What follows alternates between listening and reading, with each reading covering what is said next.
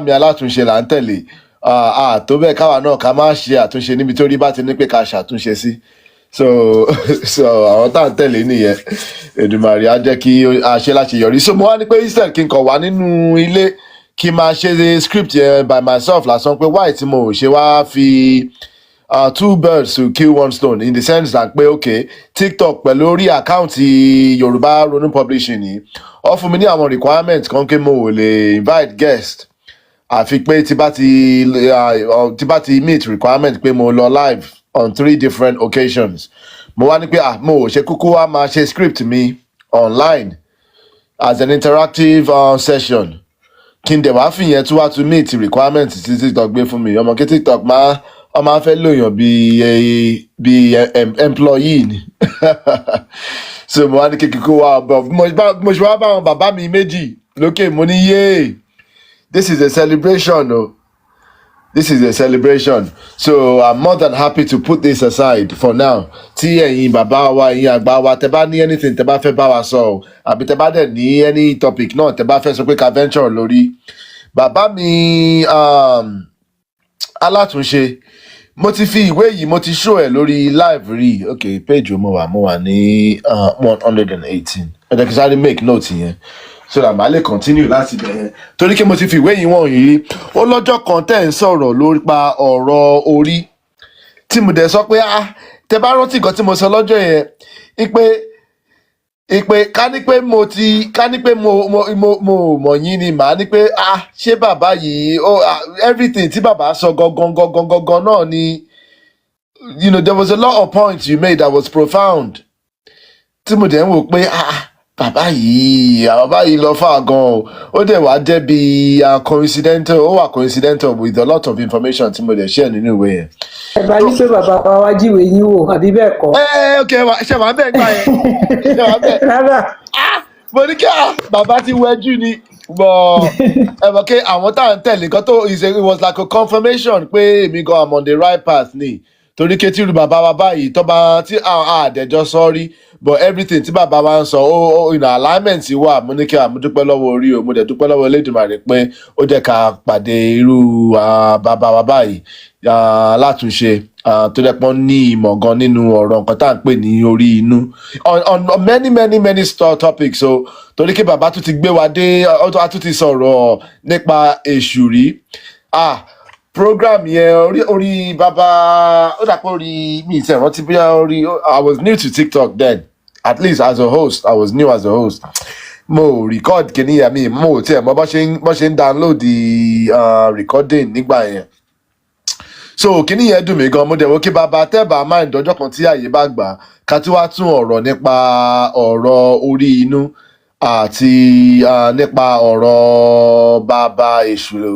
láàlú láàróyè olùṣọ́nà so ká bá tún ṣe so that màá lè record ẹ̀ nísìn at least kíní ti wà ń sìn mo ti ní at least I've got a template I've got a format for storing àwọn program nsìn tí kò sí tẹ́lẹ̀ kò sí tẹ́lẹ̀ so tẹ́lẹ̀ bàbá ṣe kíní yẹn tán ó kàn máa ń lọ bẹ́ẹ̀ lórí kíní ni but nísìnyí mo ti ṣí YouTube page yìí òun ni mo wá ń lò as a repository as an archive fún gbogbo àwọn ètò so tẹ́ bá wo YouTube page yìí sìn ẹ rí pé ẹ jẹ́ kí n tọ́nà ẹ rí pé àwọn ètò máa ń wà lórí ẹ̀ sìn àwọn videos mi 3 hours I think the biggest one might be even close to 4 hours so a máa lè store ẹ̀ sìn so gbogbo àwọn nǹkan tá a ṣe tó kọ̀ dà lọ nígbà yẹn kò ní ṣẹlẹ̀ mọ́ so ẹni ètò tá a bá ṣe ń sìn at least àwọn nǹkan tó wúlò ń bẹ ìyẹn máa lè save wọn ìyẹn máa lè gbé síta so that á ṣe àwọn èèyàn ní ìwúlò tó bá dẹ̀ jẹ́ pé ìrántí àwa náà a fẹ́ we want to recap or a fẹ́ refresh or akọ̀tí ẹ̀ fẹ́ lọ wò at our own leisure in our own time a máa lè lọ wò kò ní dàbí nípa a ṣe ètò tán pé ó dẹ̀ wá bá atẹ́gùn lọ bẹ́ẹ̀ pé ó kọ̀ bá afẹ́fẹ́ lọ bẹ́ẹ̀ kò ní dá kó yẹ pé bẹ́ẹ̀ ló ṣe máa rí so hopefully if we revisit those subjects in future a máa lè ṣe àwọn fídíò báyìí ó dẹ̀ ti pẹ́ tí ìyá mi àwòkọ́ ọmọ àwòkọ́ ti máa ń sọ fún mi o ó ti pẹ́ tó ti máa ń sọ fún mi so at least we got there eventually. So round kan bẹ́ẹ̀ èèyàn máa lè store wọn sórí bíbá. So àwọn program tẹ́mi náà ti ń ṣe in the last 2 weeks nípa àwọn ogun tí àwọn baba ńlá wa jà yẹn, àwọn ogun pé kó bá fi lè jẹ́ nǹkan ìránnilétí pé àwọn tí ẹ wo àwọn ní àwọn ọ̀tá àwọn baba ńlá wa gan, irú àwọn ogun wọn ni àwọn baba ńlá wa jà. What are the conditions to create ogun yẹn, to lead sí ogun yẹn? So ti yẹ yín, what are the conditions that led to those ogun? Àwọn wo ni àwọn ọ̀dàlẹ̀ ń bẹ̀ yẹn? Kí ló ṣẹlẹ̀ gangan? So irú àwọn ètò tí a ti ń ṣe bọ̀ ní in the last few weeks, dẹ̀ ni yeah, ó máa ń wà lórí bíbá, mo dẹ̀ máa ń cut díẹ̀, mo máa ń fi sórí TikTok náà. So yeah,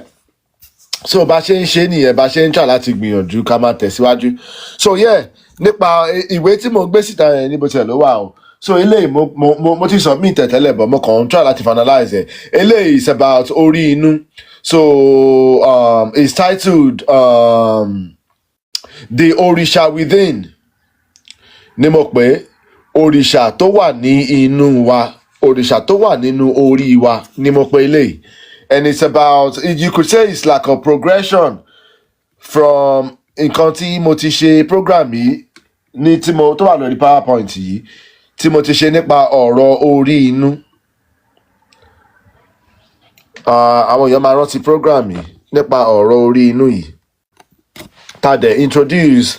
the neurophysical diagram nípa Orí-Inú gangan tó wá jẹ́ òòṣà tó wà nínú orí, tó wà nínú wa. Ṣó ti yé yín? Tí I introduced ní, I think it was around January or December, tá dẹ̀ ṣe ètò lórí ẹ̀ gan, nke kìtì ẹ̀ ló mean gan. But ẹ mọ̀ pé èmi present ẹ̀ from the perspective of bí Èdùmàrè ṣe dá wa, pé kò ń ṣe àwa nìkan la kàn wà lórí ilẹ̀, pé Èdùmàrè kò jù wá sórí ilẹ̀ ayé yìí, ó ní pé kó wá ní pé ká máa bá tiwa lọ. Irọ́, we are not alone, we are part of a network, and our immediate interconnectivity includes, okay, orí òde báyìí, ìta máa ń rí ní ìta báyìí, ta máa ń rí, that's attached to our neck, that's part of our body. But a ní Orí-Inú náà, a dẹ̀ ní orí ìpọ̀nrí. Kò dẹ̀ ń ṣe ẹ̀yin awo ni mo ṣe kíní yìí fún o. Kò ń ṣe ẹ̀yin àgbà wa ni mo ṣe kíní yìí fún. Àwọn ọ̀gbẹ̀rì bíi ti tèmi, those coming back home, those who are a bit lost in the wilderness of misinformation about who we are, about bí Elédùmarè ṣe dá wa. A dẹ̀ ń ṣe from the perspective of pé káwọn èèyàn wa mọ̀ pé bí a ṣe ń function lénìí, àfi tí a bá padà wálé o, kí a wá re-establish alignment pẹ̀lú Orí-Inú wa. Bí a ṣe ń rìn káàkiri lénìí, it's not the way tí Olódùmarè ṣe fẹ́ ká rìn. Ṣó ti yé yín? Ìrìn orí, iṣẹ́ orí la wá ṣe, but àwọn orí wa, orí òde wa and spirituality wa, ó ti wà diverted, ó ti wà interrupted sínú àwọn ẹ̀sìn àjòjì yìí. This is the key message ń bẹ̀, ní pé o àwọn ẹ̀sìn àjòjì yẹn wọ́n wá fi wá dà wá lórí rú ni, wọ́n wá fi wá da ẹsẹ̀ wa rú nípa ìgbésí ayé wa. So ti yé yín, kí wọ́n wá máa lò wá, kí wọ́n máa harvest energy wa nínú Kaaba. Mo explain the black cube concept. So ti yé yín, and the significance of bí àwọn Mùsùlùmí ṣe máa ń forí gbálẹ̀ tó máa ń kọrí sí Kaaba 5 times a day. Bí Kaaba ṣe jẹ́ aṣọ dúdú tó fi bò, àti pé bí àwọn Mùsùlùmí náà ṣe máa ń wọ aṣọ funfun, all of that is very significant, kò ń ṣe accident. So ti yé yín, Kaaba, the black cube, ẹni tó bá lọ wo from a scientific perspective, ẹni tó bá lọ mọ the function of the black cube, ó máa attract energy ni, ó máa attract energy, ó máa attract heat ni. So ti yé yín, ẹ̀yin tá bá dẹ̀ tí wá mọ̀, then ó máa ti wá yé wa pé bí wọ́n ṣe ní pé káwọn Mùsùlùmí máa kọrí sí Kaaba 5 times a day, all harvest energy wọn ni. Àwọn atábágbòdẹ̀ tí wàá gbé síta pé if you put a human being tá a ṣe máa ń fi ojú lásán, tá a ṣe máa ń rí ara wa báyìí, tá a máa ń rí skin wa báyìí náà kọ́ la ṣe rí. Tá a bá gbé human being sí under electromagnetic scanner, ẹ wá rí i pé a man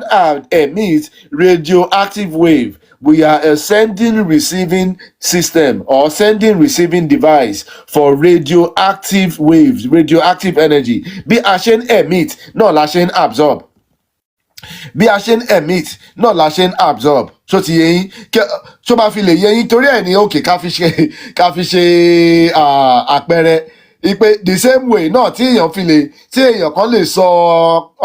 tó lè ṣàṣìyàn bẹ́ẹ̀ ní ká pọ̀ ọ̀fọ̀ kan sínú atẹ́gùn kí kó dẹ̀ wá ba ọ̀tá wa tí wọ́n rán ọ̀fọ̀ yẹn sí àbí nǹkan bẹ́ẹ̀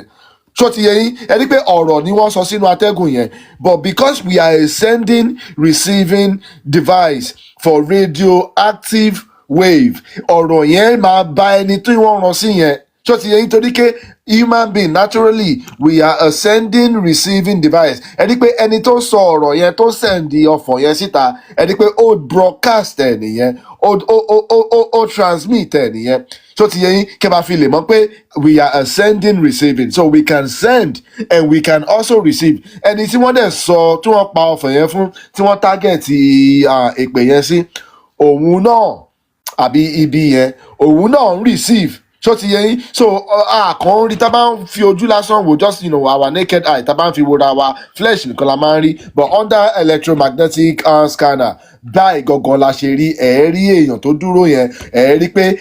electromagnetic wave òun yí ká báyìí òun yí ká bó ṣe ń send ló ṣe ń receive so bí èèyàn ṣe rí nìyẹn but science yẹn ni àwọn mùsùlùmí wọ́n wá manipulate náà wá fi ń harvest ẹ mọ̀ pé àwọn program tá máa ń lọ bí àwọn ms bàbá àwọn bàbá àwọn eléwé èkó àkànbí ọlọ́ba àwọn ìyá wa ancestors àwọn ètò tó máa ń ṣe yẹn ní last year wọ́n gbé àwọn àwòrán kan jáde tó fi yé wa pé àwọn mùsùlùmí inú kàábà yẹn ló kó gbogbo àwọn òòṣà wọn sí àwọn ṣìgìdì wọn sí inú kàábà yẹn ni wọ́n kó sí o so ó make sense the reason tó ṣe require àwọn mùsùlùmí kí wọ́n máa broadcast their life force their electromagnetic force and their energy tí wọ́n ń channel ẹ̀ sínú kaaba yìí ó dẹ̀ wá make sense pé kaaba torí pé black máa absorb energy ó máa absorb heat ni reason tí kaaba ṣe jẹ́ dúdú tó ti yẹ yín ẹ mọ̀ pé àwọn ètò yẹn mo fi explain ni pé the reason tí àwọn èèyàn wa tí wọ́n ṣe tí ìpadà wá sílé nìyẹn torí pé this western religion they are advanced kitchen ni mo pè they are advanced system of hypnotism they are advanced system of hypnotism mo dẹ̀ sọ pé ẹ̀yin tẹ́ bá ti lọ wo àwọn program hypnotism tẹ́lẹ̀tẹ́lẹ̀ yìí àwọn fídíò kan wà lórí YouTube ńgbà kan tí ẹ lọ wo àwọn show hypnosis tá máa ń ṣe yẹn tẹ́ bá rí èèyàn tó ti wà under spell àwọn hypnotism yẹn ẹ rí pé èèyàn yẹn anything tó bá ní pé kó ṣe ló máa ṣe o so it's not by accident tí àwọn Christian tí wọ́n máa ń pe àwọn ọmọlẹ́yìn Kristi as àgùntàn you know so ti yẹ yín ó dẹ̀ pé Jesus ní shepherd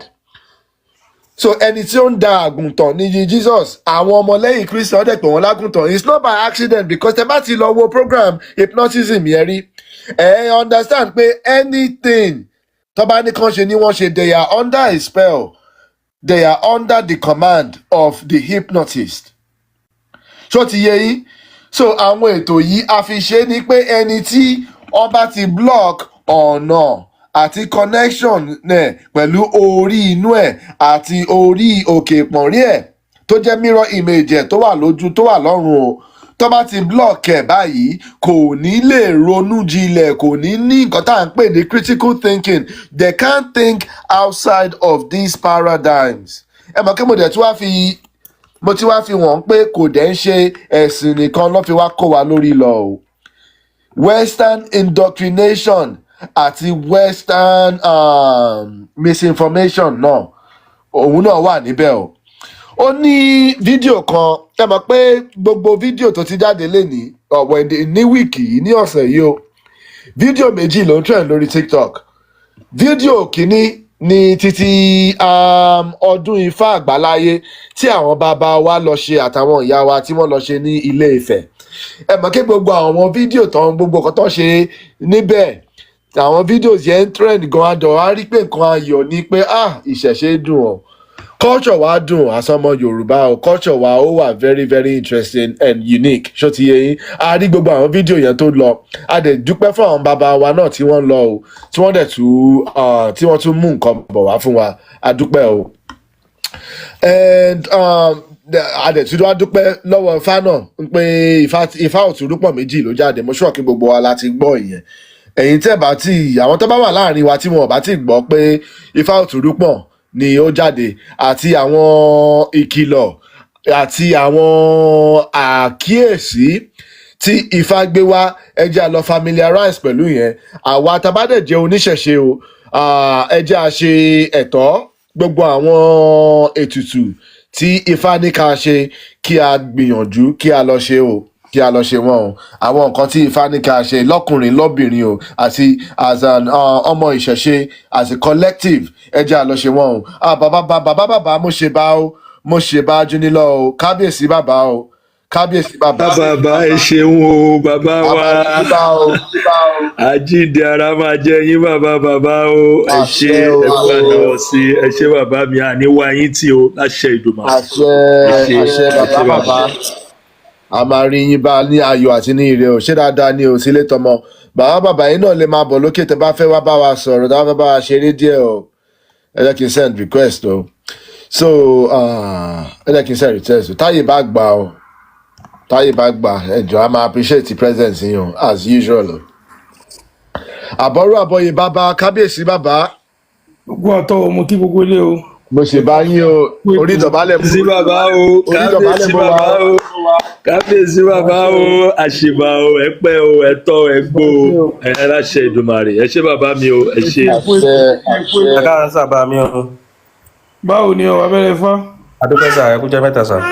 ọ̀rọ̀ ní sálàfíà ni. adúpẹ́ sà jíde àrùn máa jẹ́ sà. bàbá àwọn mo kí yín o bàbá ẹ ṣé mo dúpẹ́ pẹ̀lú ọtí o ẹ káàbọ̀ sà. ẹ ká sọ ọ́ ẹ ṣé mo dúpẹ́ o. all star eléyìí it calls for a celebration o ẹ jẹ́ kí n fi opportunity láti play orin yìí ẹ má bínú o fún ẹ̀yin bàbá ńlá mi àti ìyá mi tó wà lórí ètò báyìí ní time yìí tó wà unexpected ẹ jẹ́ kí n play orin yìí àti dedication.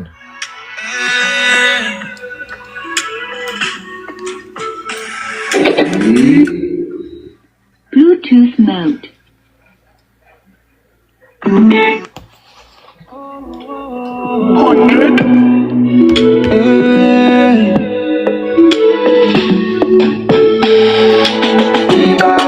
Àkọ́dá ayé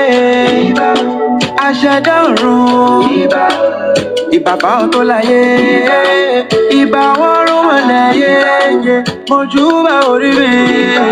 ìbà bàbá ti yé ẹ jẹ́ kí bá mi ṣe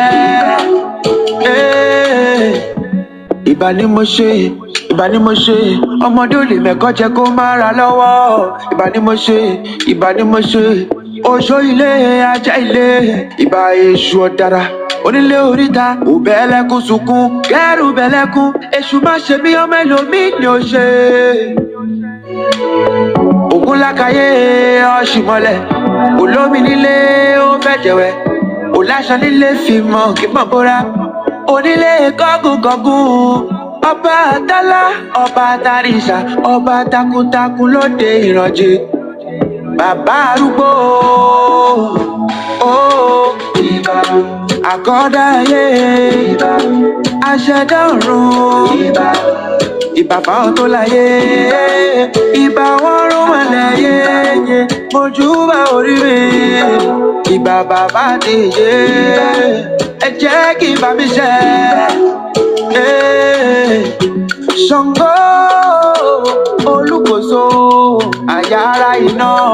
ọkọ ya ẹ bá ń fún lóbì yó bẹ́ẹ̀ bá wọ́n ya bẹ́ẹ̀ lọ́ọ́yà mú ẹ wá lọ sí sọ òbí ó ń kéré ẹnu bẹ́ẹ̀ bá wọ́n ya bẹ́ẹ̀ lọ́ọ́yà mú ẹ wá lọ sí sọ àrò ó ń rẹ̀ṣọ rẹ̀ dúdú àwọn ìyá mi o ẹyẹ bàgẹ̀bàgẹ̀ olókìkí oró ẹ má jẹ́ ṣẹ̀yìn o ìbà abẹni ilẹ̀ àfọkọ́ ẹ̀rí aláàpò ire tó ń pè ní aláàpò ìkà yéyé ìbà àkọ́dá ayé ìbà aṣẹ̀dá ọ̀run ìbà fáwọn tó láyé ìbà wọn rún mọ́lẹ̀ yéye mojúbà orí mi ìbà bàbá ti yé ẹ jẹ́ kí n bá mi ṣe ìbà ìbà. mo ṣe bá dún ní lọ o. Ẹ ṣeun tẹ́ gbà mí láyè láti ṣe ìbà fún ẹ̀yin àgbà wa, ẹ̀yin aṣíwájú wa. Mo ṣe bá dún ní lọ. Mo ṣe bẹ̀yìn bàbá mi, ẹ̀yin ìyá mi lórí ètò. Orin yẹn is for an artist, ìṣẹ̀ṣe artist ni bàbá yẹn tó ń pè ní 100. Èmi dẹ̀ máa ń like orin bàbá yẹn gan. So yeah, èmi ò mórí kan bí bàbá, so mo láti play orin wọn ni. So ẹ ṣe wo. Okay. Yeah, at any point ẹ̀yin àgbà wa o, tẹ́ bá ní anything tẹ́ bá fẹ́ sọ, anything at all regarding any topic, feel free láti cut me off. Ẹ kàn jẹ́ kí n mọ̀ ní mi, then máa mute ẹ̀yin á dẹ̀ lè sọ̀rọ̀. But yeah, ní ọ̀rọ̀ tí à ń sọ bọ̀ pé yeah, ó dẹ̀ ti wá yé wa pé Western indoctrination náà ó wà lára nǹkan tó fi dà wá lórí irú. Kò ń ṣe ẹ̀sìn nìkan o, but ẹ̀sìn yeah, there's a lot of focus on àwọn ẹ̀sìn àjòjì méjèèjì yẹn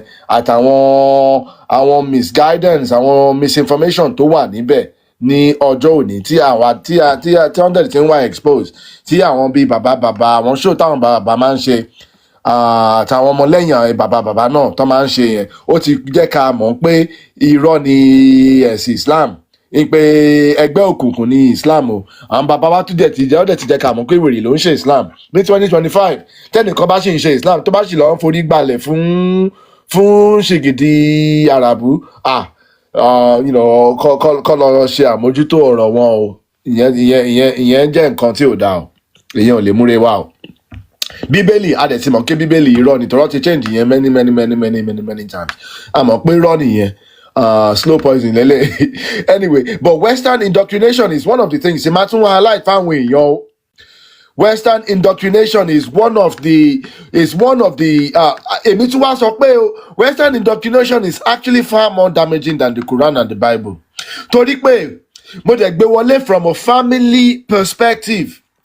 Torí pé under the Quran àti Bible, àwọn èèyàn wa ṣe máa ń ṣe ìgbéyàwó náà, unity ṣì wà láàrin ọkùnrin àti obìnrin náà. So no matter how bad as the Quran and the Bible was, okay, bàbá ẹjọ ẹ wọlé o, please speak up bàbá, ẹ ọ̀ mute o.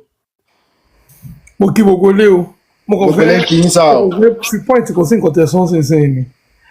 Ṣé ní nǹkan tẹ̀sán iná, the more religion ẹ̀ bá ṣe wà, religion mẹ́tẹ̀ẹ̀ta ẹ̀ it's not going that soon kó máa lọ. Nǹkan tí mo like ẹ máa portrait ni pé ẹ jẹ́ kẹ́ ẹ tó máa bá sọ̀rọ̀ kó máa lo brain ẹ̀. Bẹ́ẹ̀ni. Wọ́n bá sọ̀rọ̀ fún ẹ pé ṣé lè possible ṣá. Ẹ̀kan lọ sọ̀rọ̀ wọn lọ la ọkàn ẹ̀ wọ́n tó ń ṣe operation fún wọn kọ̀ọ̀kan ayé kó wọn kọ̀ọ̀kan bìí. So tẹ bá rò ní ọ̀rọ̀ yìí irú nǹkan tí mandra ti bring out pé ṣé ẹ tó kọ́kọ́ sí ni kó máa bọ́ ọmọ ọdún mẹ́fà sùn. Ṣé ẹ tó kọ́kọ́ ẹ̀ kú wọn kọ́kọ́ èèyàn kú wọn ní kó máa bókù sùn kó máa bẹ́ràn kó sùn. I can ṣàlàyé kí ni ẹ fún wọn, because let me tell you something, I'm going to tell you again, I'll say it every day on my platform. Muslim is not going soon, and Christian is not going soon. Bẹ́ẹ̀ni. Ẹni tí wọ́n ń lo òyìnbó nínú kíní mo gbọ́ pa ní over 10,000 religion ẹ̀bùn ìdẹ́ ìgbé equally, we are going to live equally. Nǹkan tó kọ́ tí mo máa tán dúdú ni pé ẹ jẹ́ ká máa lò lákàyè wa. Pé ṣé nǹkan tó ń sọ fún wa ṣé ọ̀rọ̀ right wọ́n náà ronú orí ẹ̀. Because both religion wọ́n ní ká máa lo brain wa, ká máa lo Quran. But if you start using your brain, that means you're no longer a living, you're not living thing again. Because about lo brain we were made out of phone, one lo brain, to ṣe mọ́tò, to college a brain, but one go man lo brain it here, nítorí Ànábì Muhammad. One go tell Jesus don't buy. Èmi ò ní kẹ́ má ṣe nǹkan tẹ́ fẹ́ ṣe. I'm not going to stop anybody from doing it. But what I want you guys to say is like, if I say pé nǹkan báyìí náà sọ, show right. Ṣó lè gbọ́. Ṣé èèyàn lè kẹ́tẹ́kẹ́tẹ́ kó gun ẹ̀kọ́ lọ sọ́run? Ṣé èèyàn lè gbóhùn Ọlọ́run? Ṣé èèyàn gbóhùn Ọlọ́run rí tó bá possible? Kọ̀láyìn Mohammed àgbọ́mọ́. Ní ti Christian wọ́n sọ fún wa pé Jerusalem wà, which are Israel wà. Israel is only 75 years old. And we had this over 200 years ago. Láti gbọ́ pé Israel kan ní wọ́n bí Jésù sí. Ibi tí wọ́n bí Jésù sí wọ́n ṣe ẹ̀kọ́ bẹ́ẹ̀ ni. Bẹ́ẹ̀ni o. And we are so stupid enough láti lọ máa gbé síbẹ̀ kárí sọ pé lóòótọ́ àgbàgbọ́ nǹkan tó kọ́ lójú ayé wa tó bá tẹ̀ tí ìbí wa, but my grandmother at age of 109 ó lè sọ̀rọ̀ Jésù fún mi, so wípé grandmother mi ju Jésù lọ nìyẹn. ẹ jẹ́ ká máa rò ó ṣó sí eyín bẹ́ẹ̀ni companionship nìyẹn pé ẹ máa sọ fún wọn pé ìtàn bá sọ ní kẹrò use your brain bẹ́ẹ̀ni o use your brain thank you. bẹ́ẹ̀ni bàbá ẹ ṣeun o ẹ ṣeun fún interjection yẹn. ẹjọ ẹgbẹ́ mi náà láàyò kékeré kí n sọ̀rọ̀ sí tí bàbá sọ bàbá kú iṣẹ́ tó sì sọ bàbá mi ẹni sọ̀rọ̀ tán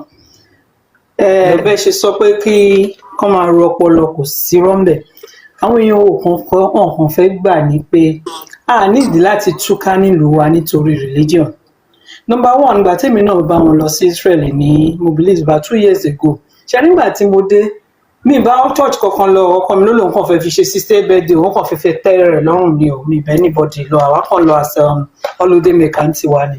So ìgbà tí mo wá dé tí mo sọ fún brother mi ẹnu ẹ̀ ṣàṣọ̀rọ̀ dẹ̀ gbọ́n mi ní ṣòmọ́ pé ibi tẹ́ lọ ẹ̀kọ́ ṣe bí tán bí Jésù sí nìyẹn pé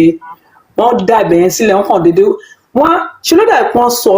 ègùn ní etí mi mo pa planet kò yé mi ńgbà yẹn ni o ó ṣẹ̀ṣẹ̀ ń yé mi sí ni o. So nǹkan tí mo kàn fẹ́ mú wá náà ọ̀rọ̀ yẹn ni pé á dá lóòtítọ́ kí gbogbo máa listen kò sẹ́ni tó mọ̀ tán then òye ogo fàmọ́ ṣe máa ń sọ nígbà tí n bá mọ̀ ni bí mo ṣe ronú sí brọ́dà mi gbà mí ní ronú débẹ̀ bẹ́ẹ̀ gba irú ọ̀sọ̀kúsọ lẹ́gbọ́n yìí sọ yìí lórí ìwé odidi ibi tán bí Jésù sí lẹ́yìn dẹ̀ mú yẹpẹrẹ bẹ́ẹ̀ yẹn tó ti yẹyin tẹ bá rí bó ṣe jọ mí lójú tó bí mi nú díẹ̀ nígbà tí wọ́n sọ̀rọ̀ yẹn mo dẹ̀ dákẹ́ ṣebí ní after ọdún kejì ń sìn tí gbogbo eléyìí jáde ń sìn tí mo ṣe bẹ̀ join TikTok ní bí oṣù kelo ń sìn yìí èmi náà ṣẹ̀ṣẹ̀ ń kẹ́kọ̀ọ́ oríṣiríṣi kò dẹ̀ má ta ọjọ́ orí tá a bá jẹ yẹn mo wá notice lọ́rọ̀ òye àti gbogbo nǹkan tó ń ṣẹlẹ̀ lọ́wọ́lọ́wọ́ sí pé àtọmọtán bílànà àti àgbàlagbà tó ti 60 67 60 something 70 tí ò yé wọn tẹ́lẹ̀tẹ́lẹ̀ is not too late fún wa gbogbo láti máa listen láti kẹ́kọ̀ọ́ instead of táwọn èèyàn kan máa bọ́ sórí social media máa bára argue ẹlòmíì gan ti fẹ́ sọmọ ìyá wọn dọ̀tá wọn nítorí religion tó ń gbé wá sílẹ̀ wa ẹ̀bẹ̀ ẹ wọ́n sì mú lọ sórí MS Baba platform lórí kí wọ́n ṣe ń pè wọn kàn mo ṣàrí fídíò kan lórí ẹ̀ ó dẹ̀ bà mí nínú jẹ́ mi ò rántí orúkọ village náà àwọn oníṣẹ̀ṣe kan tó ń kọjá lọ wọ́n pa arákùnrin kan sílẹ̀ lẹ̀ oníṣẹ̀ṣe ni o nítorí àwọn muslim ló pa àwọn tó kàn dúró sọ wọ́n ṣe fídíò jẹ́jẹ́jẹ́dá àwọn oníṣẹ̀ṣe ń lọ kinní kan wọ́n dẹ̀ pààyàn sílẹ̀ lẹ̀ síbẹ̀ nítorí pé ó gbé ìdè fásọ́wọ́ ń lọ fún ìṣẹ̀ṣe whatever meeting wọn ṣé wọ́n yẹ kó rí bẹ́ẹ̀ ká máa para wa nítorí ẹ̀sìn ẹlẹ́sìn nítorí ẹ̀sìn tá a mọ̀ bíbi tán ti dé tó ọ̀pọ̀lọpọ̀ owó wọn gbà tán dá sílẹ̀ ọ̀pọ̀lọpọ̀ wọn ò tí ì bí ọ̀pọ̀lọpọ̀ wọn kàn tán sọ fún wọn ni wọ́n ń gbọ́ sèmi náà ṣe ní ìwúre pé kédùmarè kó máa la etí wa ojú orí inú wa ten treat lọ́wọ́ nísìn bàbá mi kédùmarè kó jẹ́ kí orí inú wa kó ṣiṣẹ́ fún ọ̀pọ̀lọpọ̀ ṣe láti kẹ́kọ̀ọ́ pípẹ́ mo ti dàgbà sínú ẹ̀sìn kan ìyẹn ò mí ni pé a ti gbọ́n tán nǹkan tí mo find out nínú ọ̀rọ̀ TikTok ní ẹnujọ́ mẹ́ta ní everybody kàn ṣe yàmàyàn bọ́n ṣe fẹ́ wọ́n ti religious slavery gbà làwọn kìíní yẹn jẹ́ lótìtọ́ àdẹ̀sẹ̀ bẹ́ẹ̀ ṣe bí bàbá ṣe sọ lè stop ẹ̀tàn kò ṣeé ṣe Christianity máa dúró mùsùlùmí máa dúró oníṣẹ̀ṣe náà ṣe títí ẹ̀ ṣùgbọ́n ẹni tó rí bá kó yọ agbọ̀n táyé tí ibi tó òdodo wà ọ̀rọ̀ tí máa sọ nìyẹn ẹ ṣé bàbá mi. wọ́n mọ̀ pé mà èyí tẹ bá lárúgbó lé tí àyè bá ti kọjá 80 ẹjọ ẹ má disturb wọn fọlọ́ǹbẹ̀ yìí. bí tèmi báyìí mi tí ẹ ń bọ́dà ara mi bàbá mi ìyá 85 ẹjọ bó mo ti fẹ́ bẹ̀rẹ̀ bàbá bó mo ti fẹ́ bẹ̀rẹ̀. màmá yóò ṣe ní gbọ́ mọ ìyá tí mo mọ̀ yẹn ò ní gbọ́ láéláé wọ́n pọ̀. àdà fún yín èmi ò ní ọmọ ìyá mi lóòótọ́ ni. ẹ kí mo mọ̀ wọ́n dáadáa. bẹ́ẹ̀ni èmi ò tiẹ̀ lè já pátá débẹ̀. wọ́n ṣe fọ́n church lọ́wọ́lọ́wọ́ gan sí tọ́lá wọn gbààwẹ̀ látànà wọ́n gbàdúrà náà sọ. irọ́ àti àwọn àbúrò ìyá mi tán ti fẹ́ 80 tán lọ ń yíra nínú yẹ̀pẹ̀ ní church ní Nàìjíríà tán láwọn gbogbo wọn mú kàn fún wọn lẹ̀ mú wò wọn níran ni. ṣe ti ṣe ti yín kọjá. ẹ má bọ̀dọ̀ àwọn iṣẹ́ táwọn ẹ ti tán èmi àti ìtàn òwe kò sí there is no iná àwọn people ẹ tó bá ti less than àwọn bí i 60 wálẹ̀ 60 50 60 torí ẹ bá pè ní àwọn 60 kan torí wọ́n ti dàrú don't talk to them ẹ wọ ẹ tó bá ní brain kẹ bá sọ nọ́dọ̀ gbogbo akọ́lá ní brain o some of us are gonna die as a stupid person àwọn kọ́lẹ̀ ṣe máa kọ́ ẹ̀kọ́ so ẹ jẹ́ ká ròyìn náà ẹ ṣé bàbá mi ẹ má dàrú bàbá mi àmì ò sí lára wọn níwájú Ifárínú mi ò bọ́dà ara mi bàbá mi ìyá mi ò tẹ̀ ní gbọ́ sókò there is no point pé mo iye 85 years old ẹjọ́ bó mo ti fẹ́ bẹ̀rẹ̀ ẹ ṣé. òótọ́ ni ẹ má jẹ́ ká gbé àwọn àgbà wa lọ́kàn sókè o bí bàbá ṣe sọ so lára àwa tó kù náà ni a máa ní láti gbìyànjú o àwa tó kù náà la máa ní láti gbìyànjú torí kí bá ṣe sọ ìka nípa àwọn mùsùlùmí kàn ń ṣe ẹ̀sìn wọn lásán ni ike wọn ò dẹ̀ ṣe in a militant way àbá sọ pé kò ṣáàbọ̀ ọ̀bà kan jẹ́ ó kàn jẹ́ belief system ni but it's more than belief system they've been militarized tó ti yẹ yín bí ìyàwó adẹ̀ ṣe sọ nísìnyí pé oníṣẹ̀ṣe kọ̀ọ̀kan kọjá tiẹ̀ lọ wọ́n wá lọ pa sọ́nà torí pé ó wọ ilẹ̀ Ifá ìyẹn jẹ́ nǹkan ìbànújẹ́ ìyẹn jẹ́ nǹkan tó bani ní jẹ́ bàbá wa Black àbọ̀rọ̀ àbọ̀yè. àbọ̀ ìbọn iṣẹ́ bàbá ẹ kú wájú bàbá mú kí bàbá mi ẹ rà sà ẹ má bínú ẹ sà ọjọ́ iwájú Yorùbá ó léwu tí a bá gba Islam láàyè àwọn pípẹ́ gẹ́gẹ́ bí nǹkan tí mo gbọ́ lẹ́nu yín irú bàbá mi náà mùsùlùmí ni wọ́n ti dàgbà mi ì dá wọn láàmú fún yẹn mọ́ àwọn àbúrò gbogbo náà la sọ fún tó ṣe pàtàkì àwùjọ mùsùlùmí àwùjọ àbàmì ni torí ẹlẹ́mi ò ṣe ń fi bẹ́ẹ̀ sọ ti Christian ìwọ ni kò lo ọpọlọ ẹ tó bá wọn ẹ lọ ìbọn ló fẹ́ dáwó ìbọn ni pastor exploit so but àwùjọ mùsùlùmí léwu púpọ̀ kò kí ń ṣàwùjọ ta lè fojú fò kò kí ń ṣẹ̀sìn ta lè fojú fò ní láàrin wa so a nílò láti ṣiṣẹ́ púpọ̀ nítorí ọjọ́ iwájú wa àtàwọn ọmọ wa ẹ ṣé ẹ kú wájú. bẹ́ẹ̀ni ẹ ṣeun bàbá Black àbọ̀rọ̀ àbọ̀yè bàbá that was exactly the point mo fẹ́ make gangan nìyẹn pé káláwọn mùsùlùmí epo kan ń rọra ṣe tiwọn ni torí pé kò ń ṣe Christian àti Muslim aláwọn Hindu náà ní Nàìjíríà náà tó ti yẹ yín but wọn ò pa ẹnìkankan lára wọn wà militant wọn sọ pé àwọn fẹ́ máa ṣèkà wọn fẹ́ máa pa àwọn èèyàn pé àwọn fẹ́ máa gbalẹ̀ lọ torí ẹ̀ ni àṣe ń wo bẹ́ẹ̀ torí pé kò ń ṣe pé ẹ mọ̀ kí àwa Yorùbá naturally we've got tolerance for religion tó ti yẹ yín àwọn nínú ìṣẹ̀ṣe there's always been tolerance for other religions other forms of worship nínú ìṣẹ̀ṣe but àwọn Yorùbá àwọn tí ń gbógun tiwa tó bá ń gbógun tiyàn a kò lè jókòó sílẹ̀ ńbẹ̀ yẹn káwa náà ká má prepare a dẹ̀ mọ̀ pé kò ń ṣe páwọn náà mọ nǹkan tó ń ṣe torí ẹ̀ ló ṣe wà important pé ká try láti wá bá ṣe máa enlighten láti liberate their minds torí pé they are functioning in a state of trance nǹkan tẹ́mi ṣe máa ń fi hypnotism ṣe àpẹẹrẹ àti àpèjúwe nìyẹn torí kí ẹni tó bá ti lọ wo àwọn program hypnotism yẹn rí ó ní kan tí mo wò few years ago mo mọ̀ bóyá fídíò yẹn ó sì máa wà lórí YouTube tó ti pẹ́ díẹ̀ this is before the gbogbo àwọn Me Too gbogbo àwọn movement pé wọn ti ẹ̀ fẹ́ kí yàn sọ̀rọ̀ gbogbo àwọn censorship tó máa gbé wọlé in the last few years yẹn dáàbò ni ó lè má wà lórí kinní yẹn mọ́ àwọn èèyàn lè má ní tolerance fún irú nǹkan bẹ́ẹ̀ yẹn mọ́ but tẹ́ bá rí bí program yẹn ṣe bí mo ṣe describe ẹ̀ ó dàbí ẹni pé bíi show báyìí ni ẹ̀mọ́ bá ṣe máa ń ṣe show tẹ́ pé àwọn comedian máa wà lórí stage tẹ́ everybody else máa wà ní crowd ni so hypnotist yẹn wá pé èèyàn kan pé show wa tó fẹ́ volunteer ó ní káwọn èèyàn náà wọ́n sókè ẹni tó bá fẹ́ volunteer láti wá sórí stage ó wá select man kan man yẹn inú ẹ̀ ń dùn báyìí ó dẹ̀ bá yàwó ẹ̀ wá àbí girlfriend ẹ̀ inú ẹ̀ ń dùn bọ́ ṣe pè sókè bóun náà ṣe lọ sókè nìyẹn wá ní pé kó jókòó sórí chair bí man yẹn wá béèrè pé is he happy if kó volunteer fún kinní ó ní kí yes pé òun kò like òun volunteer ara òun ó fún wọn ní consent tó béèrè fún bí hypnotist yẹn ṣe sọ àwọn words kan àwọn gbólóhùn kan ó dẹ̀ click finger ẹ̀ báyìí bí ẹni náà ṣe wà under the spell nìyẹn ó wá ní pé wíkẹ́ bó ṣe wà yìí ajá ni ẹ ò máa gbó ẹni náà dẹ̀ bẹ̀rẹ̀ sí ń gbó ó ní kí bó ṣe wà yìí o kínní kan ní pé kó sùn ó sùn nígbà tí ó wá sùn sàn ó tún fún ní command pé kó máa tọ̀ sára pé kó yàgbẹ́ sára lórí stage yẹn náà ni tí gbogbo àwọn audience ń pàtẹ́wọ́ tí wọ́n ń rẹ́rìn tí wọ́n ń ṣe kínní nígbà tó wá yá ó wá jẹ́ kó sùn díẹ̀ ó ń bá program lọ ó ń bá show lọ ó wá dé stage kan ó wá ní kíkọ́ òun tiẹ̀ lọ tájí bó ṣe lọ tájí nìyẹn ẹni náà wá dìde ó wá wò pé ìpébò lòun wá ìpò òun wà lórí stage ó wá ní kí wá wò pé kinní kan hypnotist yẹn wá sọ pé ó dà pé oṣù wọra gan ó ní yẹ pé kó má bínú ipò òun wo show lọ ní òun ò mọ̀gbà tóun gbàgbé sùn lọ ọwọ́ ní pé òkè o pé kó má wọlé pé sókè pé àwọn èèyàn míì máa ń sùn gbà mí pé òkè pé kó dìde pé kí ló ṣẹlẹ̀ ṣó da drink ẹ̀ sára ẹ̀ ni ẹni náà wá sáré check ara ẹ̀ ó check ṣòkòtò ẹ̀ ó rí para òun wẹ̀ ó ní pé nígbà òun da drink sára pé òun ò mọ̀gbà tí yẹn ṣẹlẹ̀ pé òun kọ́ jókòó sí bíbá ẹ̀ ní pé òun ti ẹ̀ mọ̀gbà tóun dórí stage bọ́ ní pé kí ló wá rùn yẹn o bó ṣe wo ara ẹ̀ nìyẹn ó wá rí pé òun yàgbẹ́ sára bàbá yẹn wá wà embarrassed kẹ́lẹ̀ imagine pé but while that man was in that state of trance during that hypnotism ó believe pé ajá lòun tòótọ́ ó gbó bí ajá ó tọ̀ bí ajá ó dẹ̀ yàgbẹ́ sára so nǹkan tí màá fi ń ṣe àpẹẹrẹ ni pé àwọn muslim tó lọ pa ẹni tó sọ pé ó pa síbẹ̀ yẹn kọ́nà dẹ̀ fi ọ̀run kẹ́ bàbá tí wọ́n sọ pé ó lù pa yẹn wọn ò mọ̀ nǹkan tó ń ṣe they are functioning under a spell nǹkan tí mi ṣe máa ń explain kínní nǹkan tí mo lọ ṣe graphic yìí nìyẹn they don't know what they're doing but whilst they are in the state of trance whilst they are under the spell of hypnotism they are dangerous to the rest of us. They are very very dangerous to the rest of us so whilst they are under that spell torí pé gbogbo nǹkan tó àwọn ẹ̀sìn yẹn ní kan ṣe all believe pé that's the right thing to do they really really believe it until tó bá jáde kúrò nínú ẹ̀sìn yẹn tó bá wá wo ẹ̀yìn wò lọ́sẹ̀ máa ń wò pé wow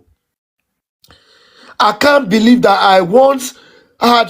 100% conviction in this thing. Wọ́n dẹ̀ rẹ́dì láti kú síbẹ̀ náà o àmọ́ káwọn mùsùlùmí kò ń ṣe kọ́kọ́ máa ń wá bó ṣe máa ń pa ọkàn ń pààyàn lásán even they themselves they are ready to die there náà so hypnotism yẹn strong gan so a lè wò ó pé ká fìyẹn lẹ̀ bẹ́ẹ̀ torí pé wọ́n ti wá weaponize wọn again for the next stage nígbà tí mo kọ́kọ́ ṣe kíní program the 7 stages of Sharia infiltration process mo break it down into different stages so in Nigeria well at least àwọn náà wọ́n ti wà ní more advanced àwọn bíi stage 7 làwọn yẹn ti dé but ní Yoruba land we are in stage 4 trying to transition into stage 5 tó ti yẹ yín nígbà tó bá fẹ́ wá bẹ̀rẹ̀ sí legalize Sharia tó ti yẹ yín tó ti wá fẹ́ wá máa gbà sínú court gangan ni ó máa ń dé stage 4 until then yàrá kékèké báyìí ló ṣe máa ń ṣe tó ti yẹ yín panel ló máa ń ní wọn kì í ní court of Sharia tó bá ti ń dé stage 4 ló máa ń fẹ́ jà fún court of Sharia so stage 4 la wà ní Yoruba land so wọ́n ti ń weaponize already after stage 4 there's no turning back torí ẹ̀ la ṣe àwọn ètò yìí ká bá fi lè ta àwọn èèyàn wa jí kò dẹ̀ ń ṣàwa nìkan àwọn bíi àwọn bàbá náà máa ń ṣe àwọn program àwọn àkànbí ọlọ́ba olówó èkó ms bàbá àwọn náà ń ṣe àwọn ìgbìyànjú láti ta àwọn èèyàn wa jí torí pé àwọn tó fẹ́ lò láti pa wá nìyẹn and as far as they are under that spell tí a bá ta wọ́n jí ó máa ṣe nǹkan tó fẹ́ ṣe ó máa ti bà nǹkan jẹ́ tán kó tó wake up ìyẹn tí wọ́n bá wake up o. Torí pé àwa tá ti wo Egypt tá ti wo Morocco tá ti wo Algeria tá ti wo Mauritania a ti mọ̀ pé táwọn Arabu bá ti lo àwọn drones wọn tán mo ti wá change context in drones o lára àwọn iṣẹ́ tí mo ṣe kò tẹ̀ anyway it applies in this format as well. Tó bá ti lo àwọn drones wọn tán wọ́n máa ń dispel wọn ni wọ́n máa ń pa àwọn náà ni. Torí pé o tá bá wo àwọn Egypt yẹn dúdú mélòó ló kù ń lú yẹn àwọn dúdú tó wà ń bẹ̀ gan wọn tún ṣe citizen wọn ṣe native wọn máa import wọn wá kọ́ máa ṣe iṣẹ́ ọmọ ọ̀dọ̀ kọ́ wá ṣe iṣẹ́ ẹrú ń bẹ̀ ni now àwọn dúdú kéékèèké tá máa ń rí ń bẹ̀. So it's very very important this is about self-preservation our survival depends on it ká wá bá ṣe máa ta wọ́n jí torí ẹ̀ ní àwọn ètò yìí ó wà very important láti jẹ́ kó mọ̀ pé they are currently under a spell wọn ò mọ ẹ̀rí ni tí ó bá tún wọ́n sí ní program àwọn bàbá àwọn olówó èkó tó bá tún wá fi Quran wọ̀ wọ́n tán wọ́n á tún máa jiyàn I have watched one before tó jẹ́ pé ẹ lè imagine kí àwọn Arab man tó like a former Muslim Arab man tó gbé wá sórí ètò pé kó wá confirm nǹkan tí ó ń kà yẹn tó sọ pé yes it's like that. It's not only that Quran verse is 100% accurate. It then put it into practice. So ti yé yín kí Yorùbá Muslim tó wà ní Nàìjíríà tí ò kúrò ní abúlé ẹ̀rí kó wá máa bá Àràbù jiyàn pé kò rí bẹ́ẹ̀ kó wọ́n máa sọ fún Àràbù pé kó àwọn yẹn ẹ̀mọ Islam ń ṣe kó wọ́n máa sọ pé they are better Muslims than Arabs rí pé kinní yẹn ó lọ fà gan ẹ rí pé hypnotism yẹn ó lọ fáà gan o ṣó ti yé yín kí àràbù fẹ́ wá ta yín jí kẹ́yìn tí wọ́n máa sọ fún àràbù pé ẹ̀hún gangan lórí ẹ̀ ò pé o ìpè ilé ìgangan lọ́nà ìyẹn sọ pé akọ̀fíwá tàn yín ni akọ̀fíwá gba nǹkan lẹ́la lílọ nǹkan tẹ́lẹ̀ tó máa rí fi bùkún yín gbogbo àwọn ilẹ̀ ọ̀rá gbogbo àwọn nǹkan bíi wúrà fàdákà epo tó wà lábẹ́ yín làwọn fi kíní yẹn gbà àwọn àtàdé sí mọ ìtàn ànábì àmọ́ kóhun gan ó fi ṣe rọ́bìrì ó fi build team ó fi build like a gang ni kó máa fi lè lọ máa attack àwọn tó máa ń ṣe trade tó máa ń tajà káàkiri kó máa jà wọ́n lólè kọ́ máa fi wọ́n ṣe kọ́ máa ṣe jàgídíjàgan bóun náà ṣe bèrè ẹ̀ nìyẹn nígbà tó wá dé stage kan lọ́wọ́ internalize ẹ̀ torí àràbù òun like láti ṣiṣẹ́. I have never met a race tó wà as lazy as àràbù wọn like láti ṣiṣẹ́ sẹ̀ àwọn nìkan lè gbọ́ pé history pé labour wà nínú history wọn ipò àwọn pípì ẹ̀mọ́ kí ta bá ń gbọ́ tàwọn òyìnbó a máa mọ̀ pé construction a máa mọ̀ pé